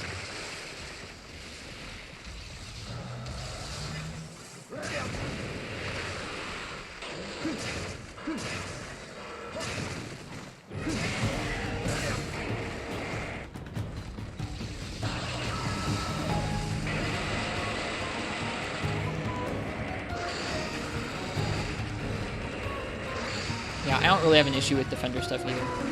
I think it's weird that they gave it to you for free. Like, I think I would be happier with it if they just kind of integrated it into the path of progression a little more smoothly. Like, maybe you can't just get it for free at the beginning of the game. You can start using it as you progress through the story, and it's like just a little bit stronger than the average gear would be. I think that would feel a little better to me. But I still like that it's there, I guess. It doesn't bother me that it's there, I guess. That's not how balancing has worked previously, though, Marks. It's not like they've changed hit zones in G rank.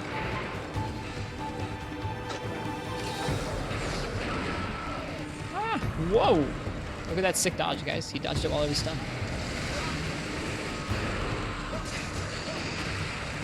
Hello, player. Welcome.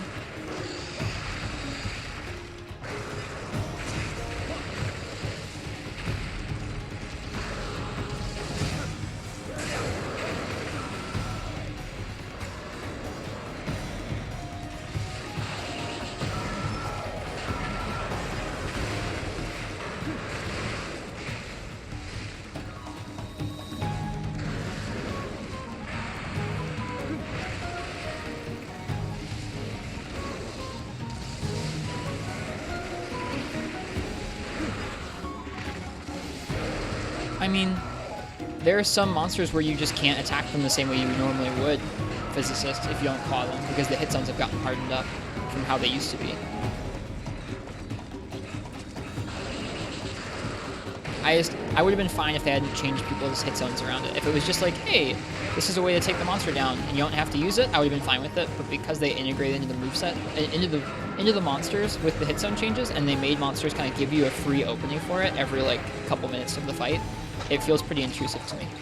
If they hadn't done those things, I probably would have been okay with it existing, just like I'm fine with mounting existing. I don't use mounting that much because I don't think mounting's that much fun.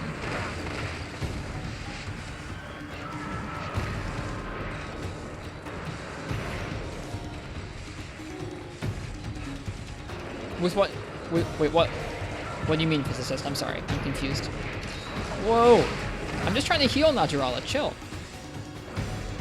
That's pretty much it, Turnip Juice. Apex, I think people really hate Apex, not title Najarala. I think there's an Apex you have to fight in the course of progression that's really tough. Also, welcome Ice-T. I like him better than regular G-Rank Najarala, because regular G-Rank Najarala has like just roar stun everywhere. Ah, no, stop. Ugh. How'd people handle that? You just didn't hit those hit zones. I'm not bothered by the fact that there are hard hit zones in the game. I'm bothered by the fact that they took monsters that used to have nice hit zones to hit. Oh god. And they made them hard to the point where you can't fight that monster the way you used to anymore. Like, it drastically changes the fight from high rank to G rank in terms of you're just hitting different parts of the monster sometimes. I don't care about bouncing. Bouncing is generally a good mechanic. But taking monsters with existing ways to fight them and making it difficult to access that by adding like a requisite quick time event beforehand is rough. Is the Apex Seregios you're talking about in Village? There's an Apex Seregios in Village, yeah, but there's an Apex Tidal Najarala in Progression that people don't like very much.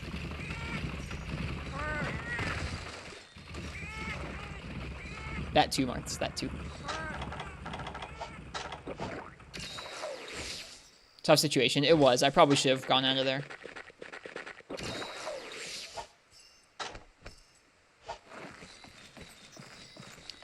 I guess even more than the changed hit zones, the claggers really bother me.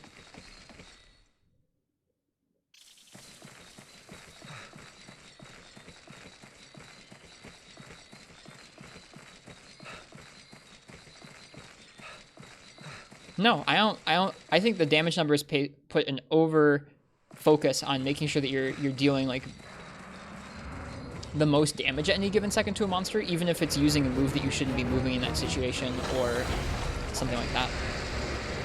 And yeah, the damage numbers make you focused on a lot different things during the fight than you would be otherwise. It's like if they added a health bar, you'd be only worried about that health bar. It's a big Tigrex, it is, yeah. I don't know if the snake can go anywhere else. Let me dung bomb them both. I just want this to be over. This like multi-monster clown fiesta right now. projectile fest. There. Woo! Okay.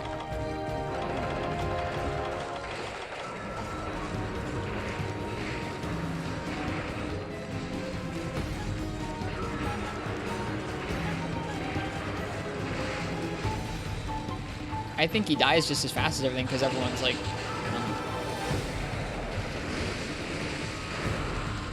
I don't have an opinion on Iceborne's Rajang. I don't want to talk about that. I haven't fought enough with him, and I don't know. I haven't fought enough of him, and I haven't fought enough of him with different types of weapons to really have an opinion on that fight. It's a pretty different fight, though, which is okay. Things can be different from game to game.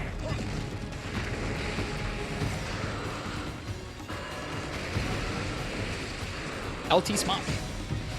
Or it's Smosh. One of the two. I can't tell. I think it's LT Smosh. So I guess Lieutenant Smosh. Welcome. Thanks for the follow. Well, I'm not arguing about making it tougher to kill a physicist. I'm just saying, like, it drastically changes the experience of fighting certain monsters because they have worse hit zones. Like, it changes how you approach a fight.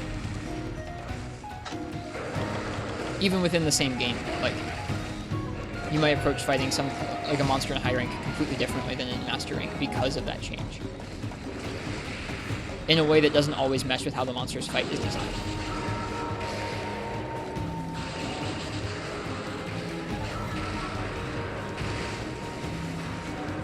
I think it should reoccur based on them punishing you more, not on them being tougher to attack in the same spot that you're used to. Tougher to attack in terms of the hit zone being harder.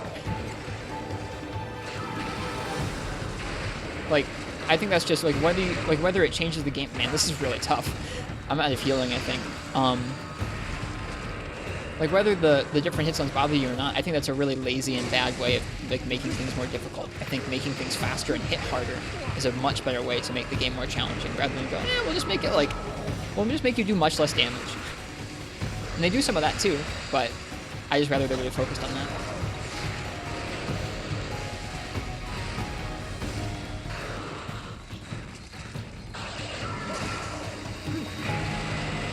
Like, if the claw was just an option in terms of, like, I want to get this monster off my back, I'm going to use the claw, that's fine. But I think they made it too intrusive into the gameplay. It's like if in this game, every once in a while, monsters just stopped and then said, it's time for you to mount me. And just, like, had, like, a little stepping stool where you could jump onto them.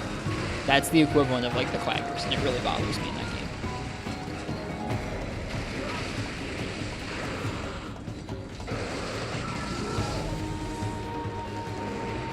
I don't think the speed isn't necessarily the issue, physicist. It's them not having telegraphed openings or patterns. Fights that are fast can be really, really fun. Like, look at Odogaron. Super fast, really fun, because he has telegraphed openings and patterns. They have a couple fights in this game and other games. Like, as they've made the games faster, they've had a couple different fights where there's no visible patterns. The monster moves so quickly and resets their options so quickly. This is really hard. I'm having a hard time in this fight, and I'm also out of healing, so I think it's time for us to go. It was a good trying to get this title now Jarala down, but I think it's time for us to go. Yeah. When monsters just kind of spam things over and over without any clear pattern or openings that feel consistent for the player to heal or attack, that's what feels bad. And I think Rajang is one of the fights that feels like that. There are fights in this game that feel like that too. I just think that that's a poor style of design in general. So when they slowed down Rajang for, what was it? Furious Rajang, they made him a little bit more consistent and they made him a little bit slower, and I think that helped his matchup a lot in that game. But it's not just about the speed.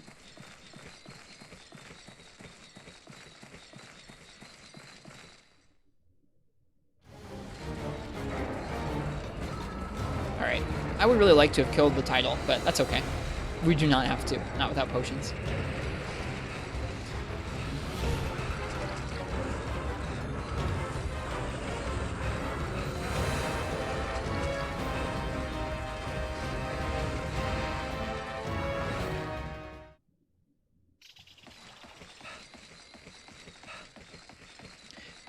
Yeah, I don't think there's any issue with monsters having bad hit zones sometimes. I think changing them from where they already were designed around fights is just wonky, and it automatically makes players feel like they have to try and get the hit zones back to how they were before.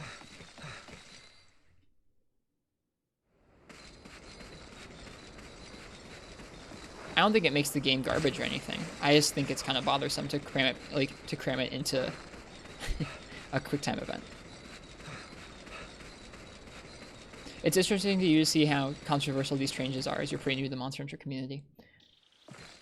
It just changes how the game feels to play. Like, if all you did in this game was mount spam, you would have a pretty different game than somebody who didn't do much mounting. So having the game kind of be, like, it doesn't force you to use it, but it comes kind of close in that it makes the monsters stop in an opening that is explicitly designed to let you clutch claw them, and it changes hit zones, so people want to try and get the hit zones back. Like, they haven't made a change quite that focused on getting the player to do it really ever in the series. At least not quite that blatantly. And I think that makes the game feel different to play for some people in a way they don't like. You don't have to do it, but the game incentivizes it in a pretty heavy-handed way. Yeah, I think overall the changes are great throughout the series.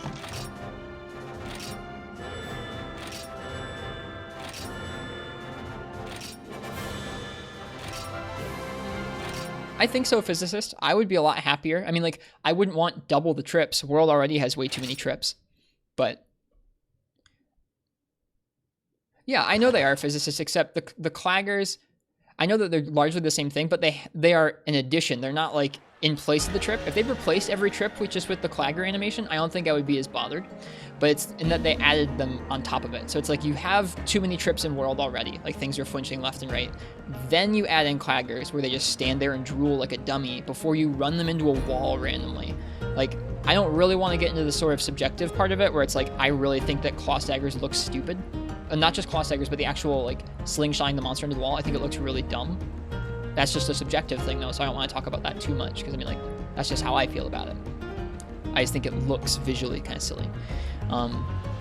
But if it was just like the regular, like if they had the regular amount of trips and they just replaced it with the clagger animation, I mean, like, I would be happier. I still think the clagger animation looks silly, but I mean, like, it's not that different from the exhaust animations in the games before it. Yeah.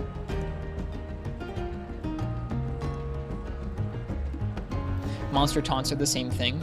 Well, kind of. Taunts are different in that they have varied things. Like, there are some monsters that even have fake taunts. There are monsters that have fake taunts. There are taunts that last longer or shorter depending on if the monster is exhausted or enraged. Claggers are, every time you see it, a free opening to jump onto the monster and then run them into a wall, soften them up, or jump back off and deal more damage. It's 100% consistent, and it seems like it was it was added with the express intent of like people with the clutch claw. I don't want to argue about right, you put too much 92. I don't think right and wrong is a thing. It's just like how I think it affects how the game plays. That's all. And I don't think it's like bad to want to add more options in for players to deal with the monsters. Like the idea of adding a mechanic so that people can like corral monsters out of the sky if they don't want a monster flying around, or like if they really need a part break, you can run a monster into a wall if it's more likely to break that part. Like, I think those sorts of agency, like that sort of agency is really important, because it's like if you don't have a weapon that deals with the monster while in the air, you have the choice to knock it out of the air. It's just like when every monster in the game is universally as like advantageously affected by it, there's not that much agency. It's like, what are you gonna do? You're gonna use this thing. Like, I don't know. It just gets boring when there's not that much variation or choice to it. That's all.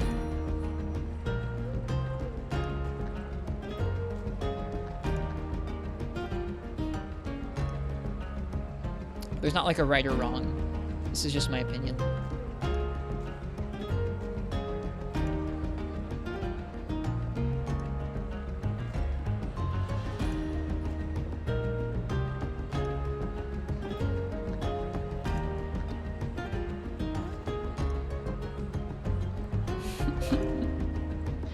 I mean, like, physicists, none of the conversations we're having are like a new thing. If you go back, there's a really hilarious video from someone named Mazirian, who made a lot of videos for Monster Hunter Free Midnight. And when Tri came out, they disliked the changes that Tri added so much, they made like a 30-minute video, or Tri or 3U rather. They made a 30-minute video about how much they dumbed down Monster Hunter and changed it and made it worse. And like, the games are great. Those games are great. Nothing, like, it's eerie. It's eerie how much the conversations people were having a decade ago about those games are like just mirror images of like some of the changes that, or some of the conversations that people have now. So like while I have issues with stuff like the Quagger and stuff, they had to make changes when they introduced things in Tri. They had to make changes when they introduced things in 3 Ultimate. Like they make changes and they refine those things over time. So while I like want to critique some of those things, I don't think it condemns that entry in the series. And I think that it's exciting to see what they're going to take World and refine it into over the course of the next couple of games. This discussion is cyclical. It generally is, yeah.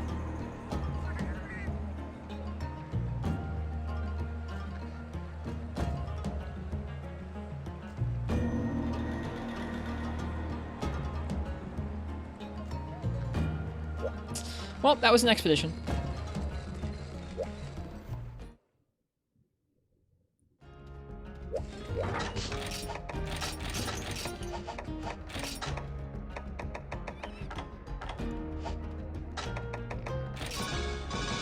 How are the hunts? Hey, Andrew. We're just winding down for the night. The hunts were pretty well. The hunts were pretty well today. Or they were pretty good, rather.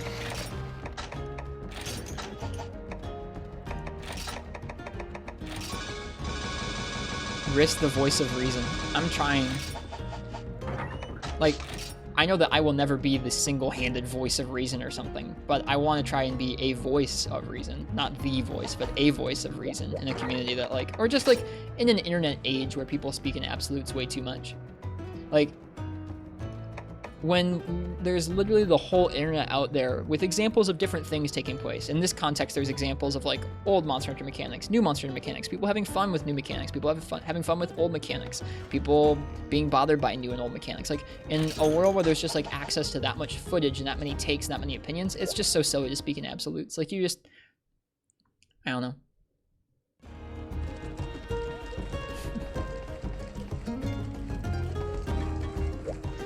It's good to try and consider things from lots of different opinions and understand that there's nuance to everything.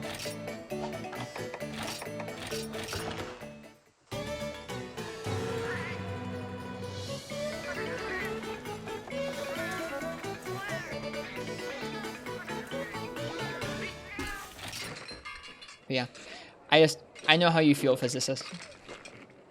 I don't feel the same way about you about World. Clearly, like there are things that I appreciate or don't appreciate that are different from what you appreciate. But I know how you feel about like people dumping on the game that you started with or the game that you liked because it's different than the one that came before it.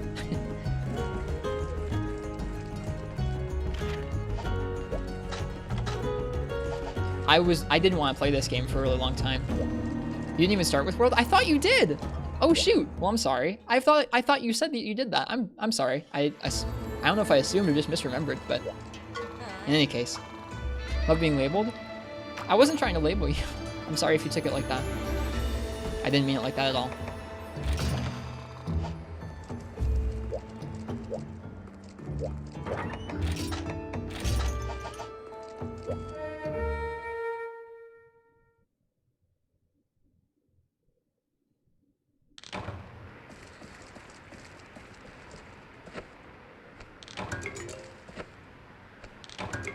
That's not what I'm assuming.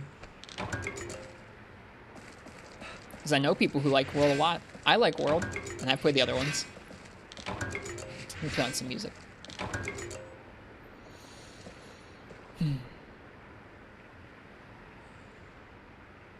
Well, I'm sorry that played out like that, because that's not what I was trying to say.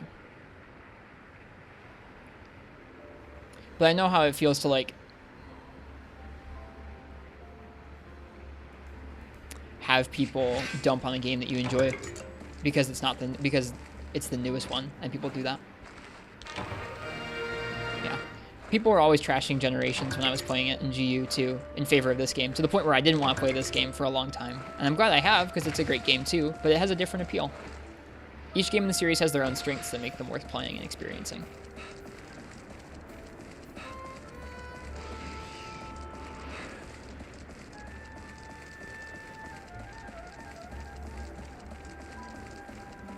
People are going to, Ice-T. People will get that game, and they will, like, you, believe you me, it won't happen instantly. It didn't happen to GU instantly, but people talk a heck of a lot more pleasantly about GU right now than when World first came out. Give it a year, people will be a lot kinder to the world. And it'll deserve it. It'll deserve it when people aren't just tired and burnt out of it. Which is generally their own fault.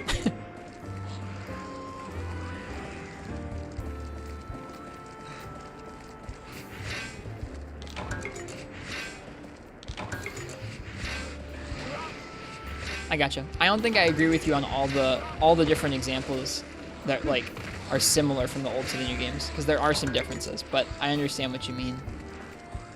You're going to find and send me the perfect equivalent meme to this. What am I going for? I'm going for some charm runs. This is how I'm ending the stream tonight. It's like 3:30. I'm already going late. Oops, I went to the wrong area.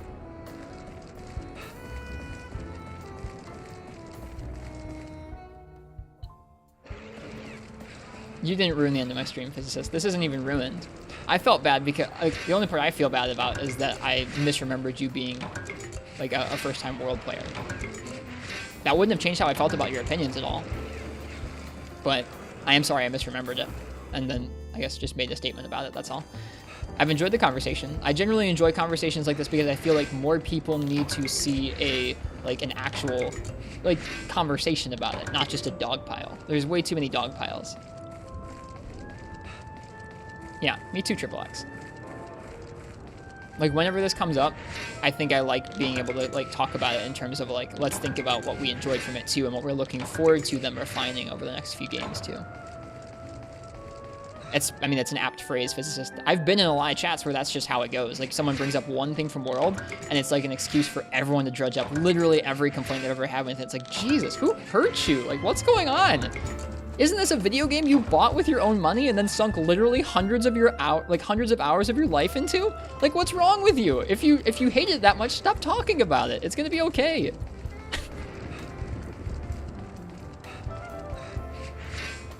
It's like you can talk about things that maybe bothered you, but also talk about the things you enjoyed. Thanks, I appreciate that, Physicist. That's kind.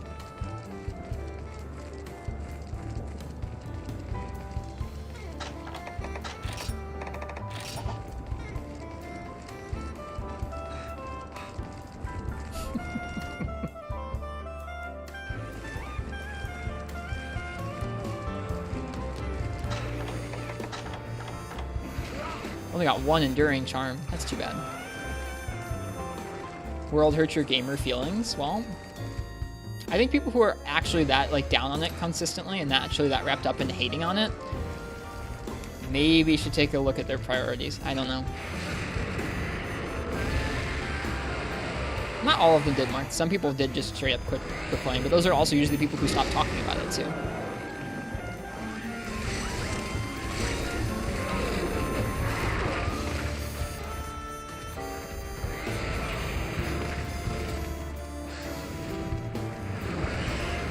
Yeah, that's unwarranted, Physicist, for sure. The remote bird killed me.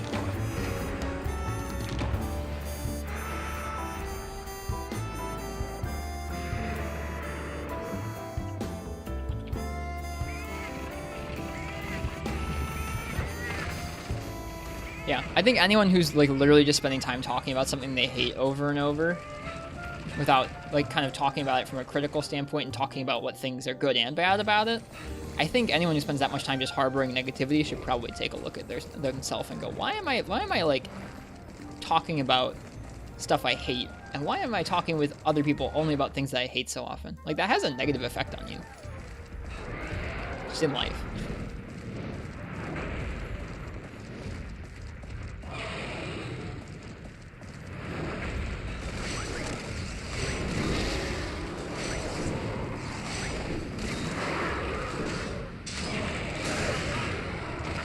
Tail hit me.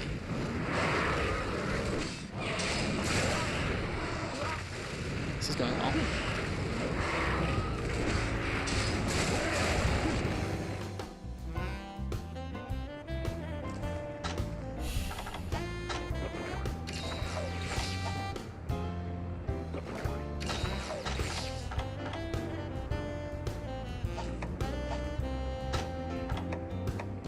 Let's try that again.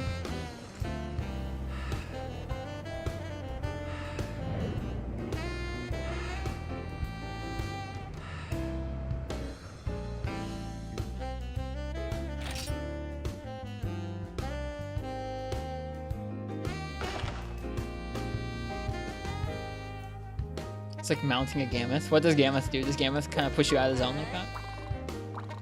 I think the most stupid thing you ever did was spend 2 hours writing an essay response to someone on YouTube about why Gormagala was a better flagship than Nergigante. What the hell, Martz? Why would you do that? Like, this is something I feel like I learned the idea of and then have been practicing at getting better at since then. Like a decade ago, when I was like 13, I would spend hours and hours writing comments about why Android was way better than iOS. And I really, really cared about that a lot. I had Android shirts, I had Android hats. I was super into Android. And you know what? Through my many hours of like yelling at people about Android on the internet, do you think I changed anybody's opinion? Do you think I actually like had a good conversation with anybody? No, I was just yelling on the internet. Like, it's so easy. The platforms that we have today make it so easy to just yell on the internet. And people need to understand that, like, no one cares about your opinion on the internet. There are so few people who are coming to the internet with the intention of actually considering multiple sides of a topic or like understanding why you feel the way you do versus the way they feel. It's just like, I feel like the sooner you realize that like sharing your opinion on the internet is kind of a bad, like, or not a bad thing to do, but like a fruitless thing to do, you can start looking at it and going, why am I spending so much time sharing my opinion on the internet?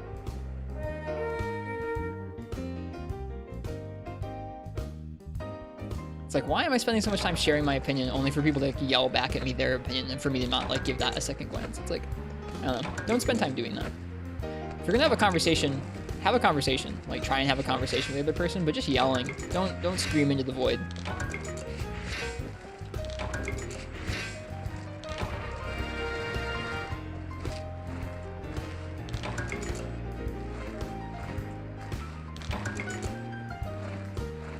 It doesn't matter if you destroy them with fact and logic. They're not approaching it from a conversation, Marths. They're not going to take that. Most people won't on the internet, so it's not worth doing.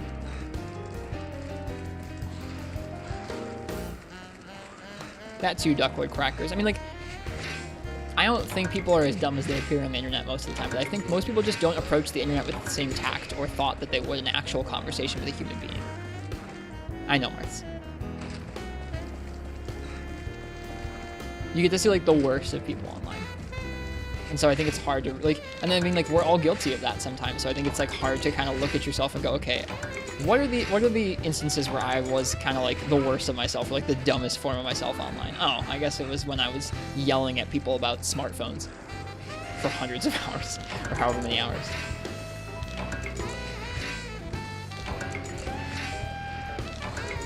Skiffy, I actually don't want to talk about it in Twitch chat. I really don't, because I don't care what people use for their phones. I don't always agree with what Apple does these days, but like their phones work for me, so I use them. I just don't like the company that much.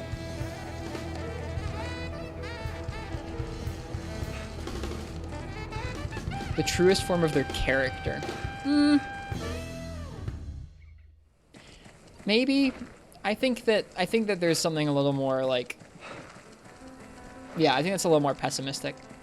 Where like, I think that the way things on the internet are in terms of how things are set up to let people post, I think people post pretty carelessly and without the gravitas or like the weight of something if they actually were expressing themselves. I don't know. But there's something to the fact that it's like, this is them at their like, when they're not paying attention. This is them at their dumbest. That too, Marths. I think that putting stock into how others feel or what people think is a big mistake too. It's like, why do you care what people think? Do you like World? Do you like the old games? Then enjoy them. Enjoy them and maybe share what you like about them with others in a positive manner. But like, why do you care if other people like Claggers? Why do you care if other people don't like Claggers? It's just like, who cares? Enjoy your video game.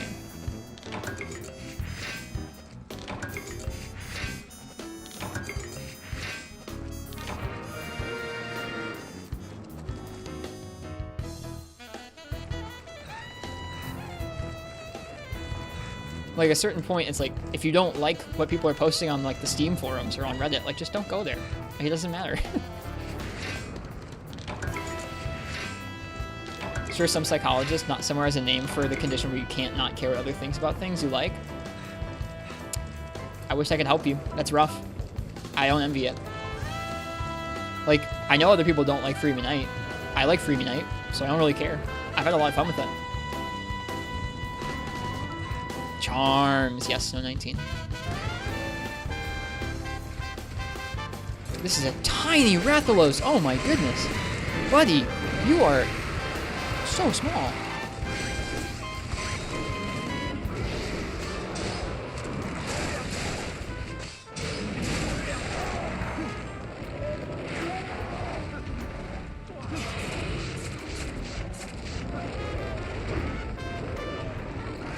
Just call you Snow? Okay.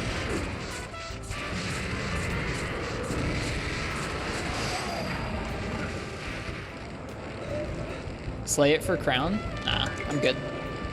Maybe we could. But this isn't a damage set.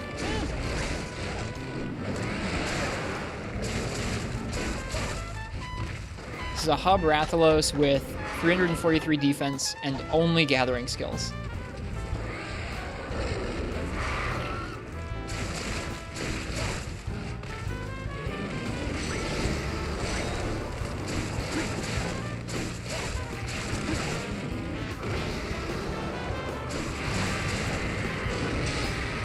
Alright, I have earplugs. Nah, sorry, I gotta go to bed. I don't care about crowns that much. I'm sure we'll see another tiny wrath someday.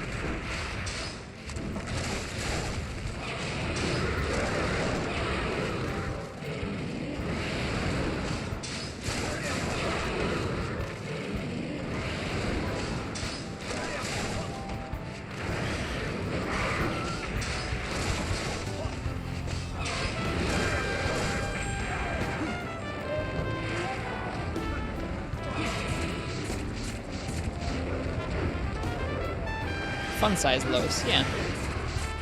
Really huge Azure, it was awful. Yeah, Azure's kind of entertaining. Yeah, I don't mind having those sorts of conversations about people being overly positive, people being overly negative, or people not really thinking when they share online. I'm kind of passionate about talking with people about that. I don't think enough people talk about considering others' opinions. Understanding that there's like kind of two sides to every coin of a discussion. This is empty, or almost empty.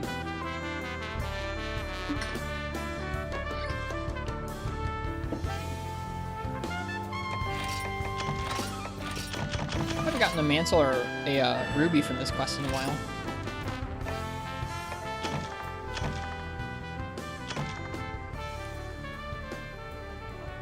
It might be one of the better sharpest charms we have, I don't know.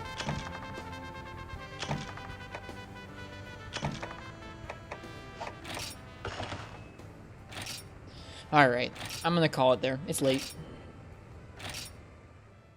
I appreciated having that discussion with you guys. I hope you guys enjoyed that discussion. I don't want to talk about that like every night, because I think if I had to talk about that every night, I would go kind of insane. But I think it's fun to talk about.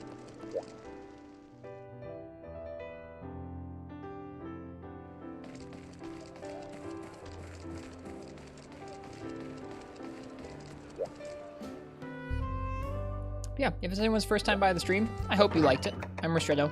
It's nice to meet you. I'm going to be here soloing Monster Hunter for a long time to come, so if you like that, think about leaving a follow. We also have a cozy Discord. It's pretty chill in there. I know, Noxella. I know. See ya. Yep, I love that. Triple X from Gen U, or Generations. Discord's like stream chat, but kind of offline, or just when we're off stream. It's nice in there. Can you give us a yo? Yo! Rest well, Fog. Oh, the last thing we're gonna do tonight is I'm gonna find somebody else who's streaming Monster Hunter. God, I hate that yo so much. I hate that yo so much. Ugh. I hate that I do that automatically without even thinking about it sometimes when people raid. I hate it. I can't. I don't think I can go that deep physicist. The deepest I could go would be like, yo. It's about as deep as I could go. All right, who's on? Who's streaming Monster Hunter? The yo is not being a sound redeem. Someone's streaming Monster Hunter Freedom. Someone named Fatalis 1001 is playing Monster Hunter Freedom. It says they're clearing all Monster Hunter quests. They have some sick Rathalos armor on. Let's give them a raid. You're not getting redeem, yo. I'm sorry. Fatalis 1001. All right. I haven't met this person before, but let's go introduce ourselves and say hey, and I don't know, wish them well on their Monster Hunter Freedom quest. I'll see you guys all tomorrow. I hope you guys liked the stream. It was fun. I think the light does look a lot nicer. All right. I hope you guys have a good night or a good day, whatever time it is where you are. I hope you guys have a good night. I just said that part. Oh, God. I'm tired. I gotta sleep. Happy hunting and cheers. I'll see you guys next time. Enjoy the Freedom stream. Good night.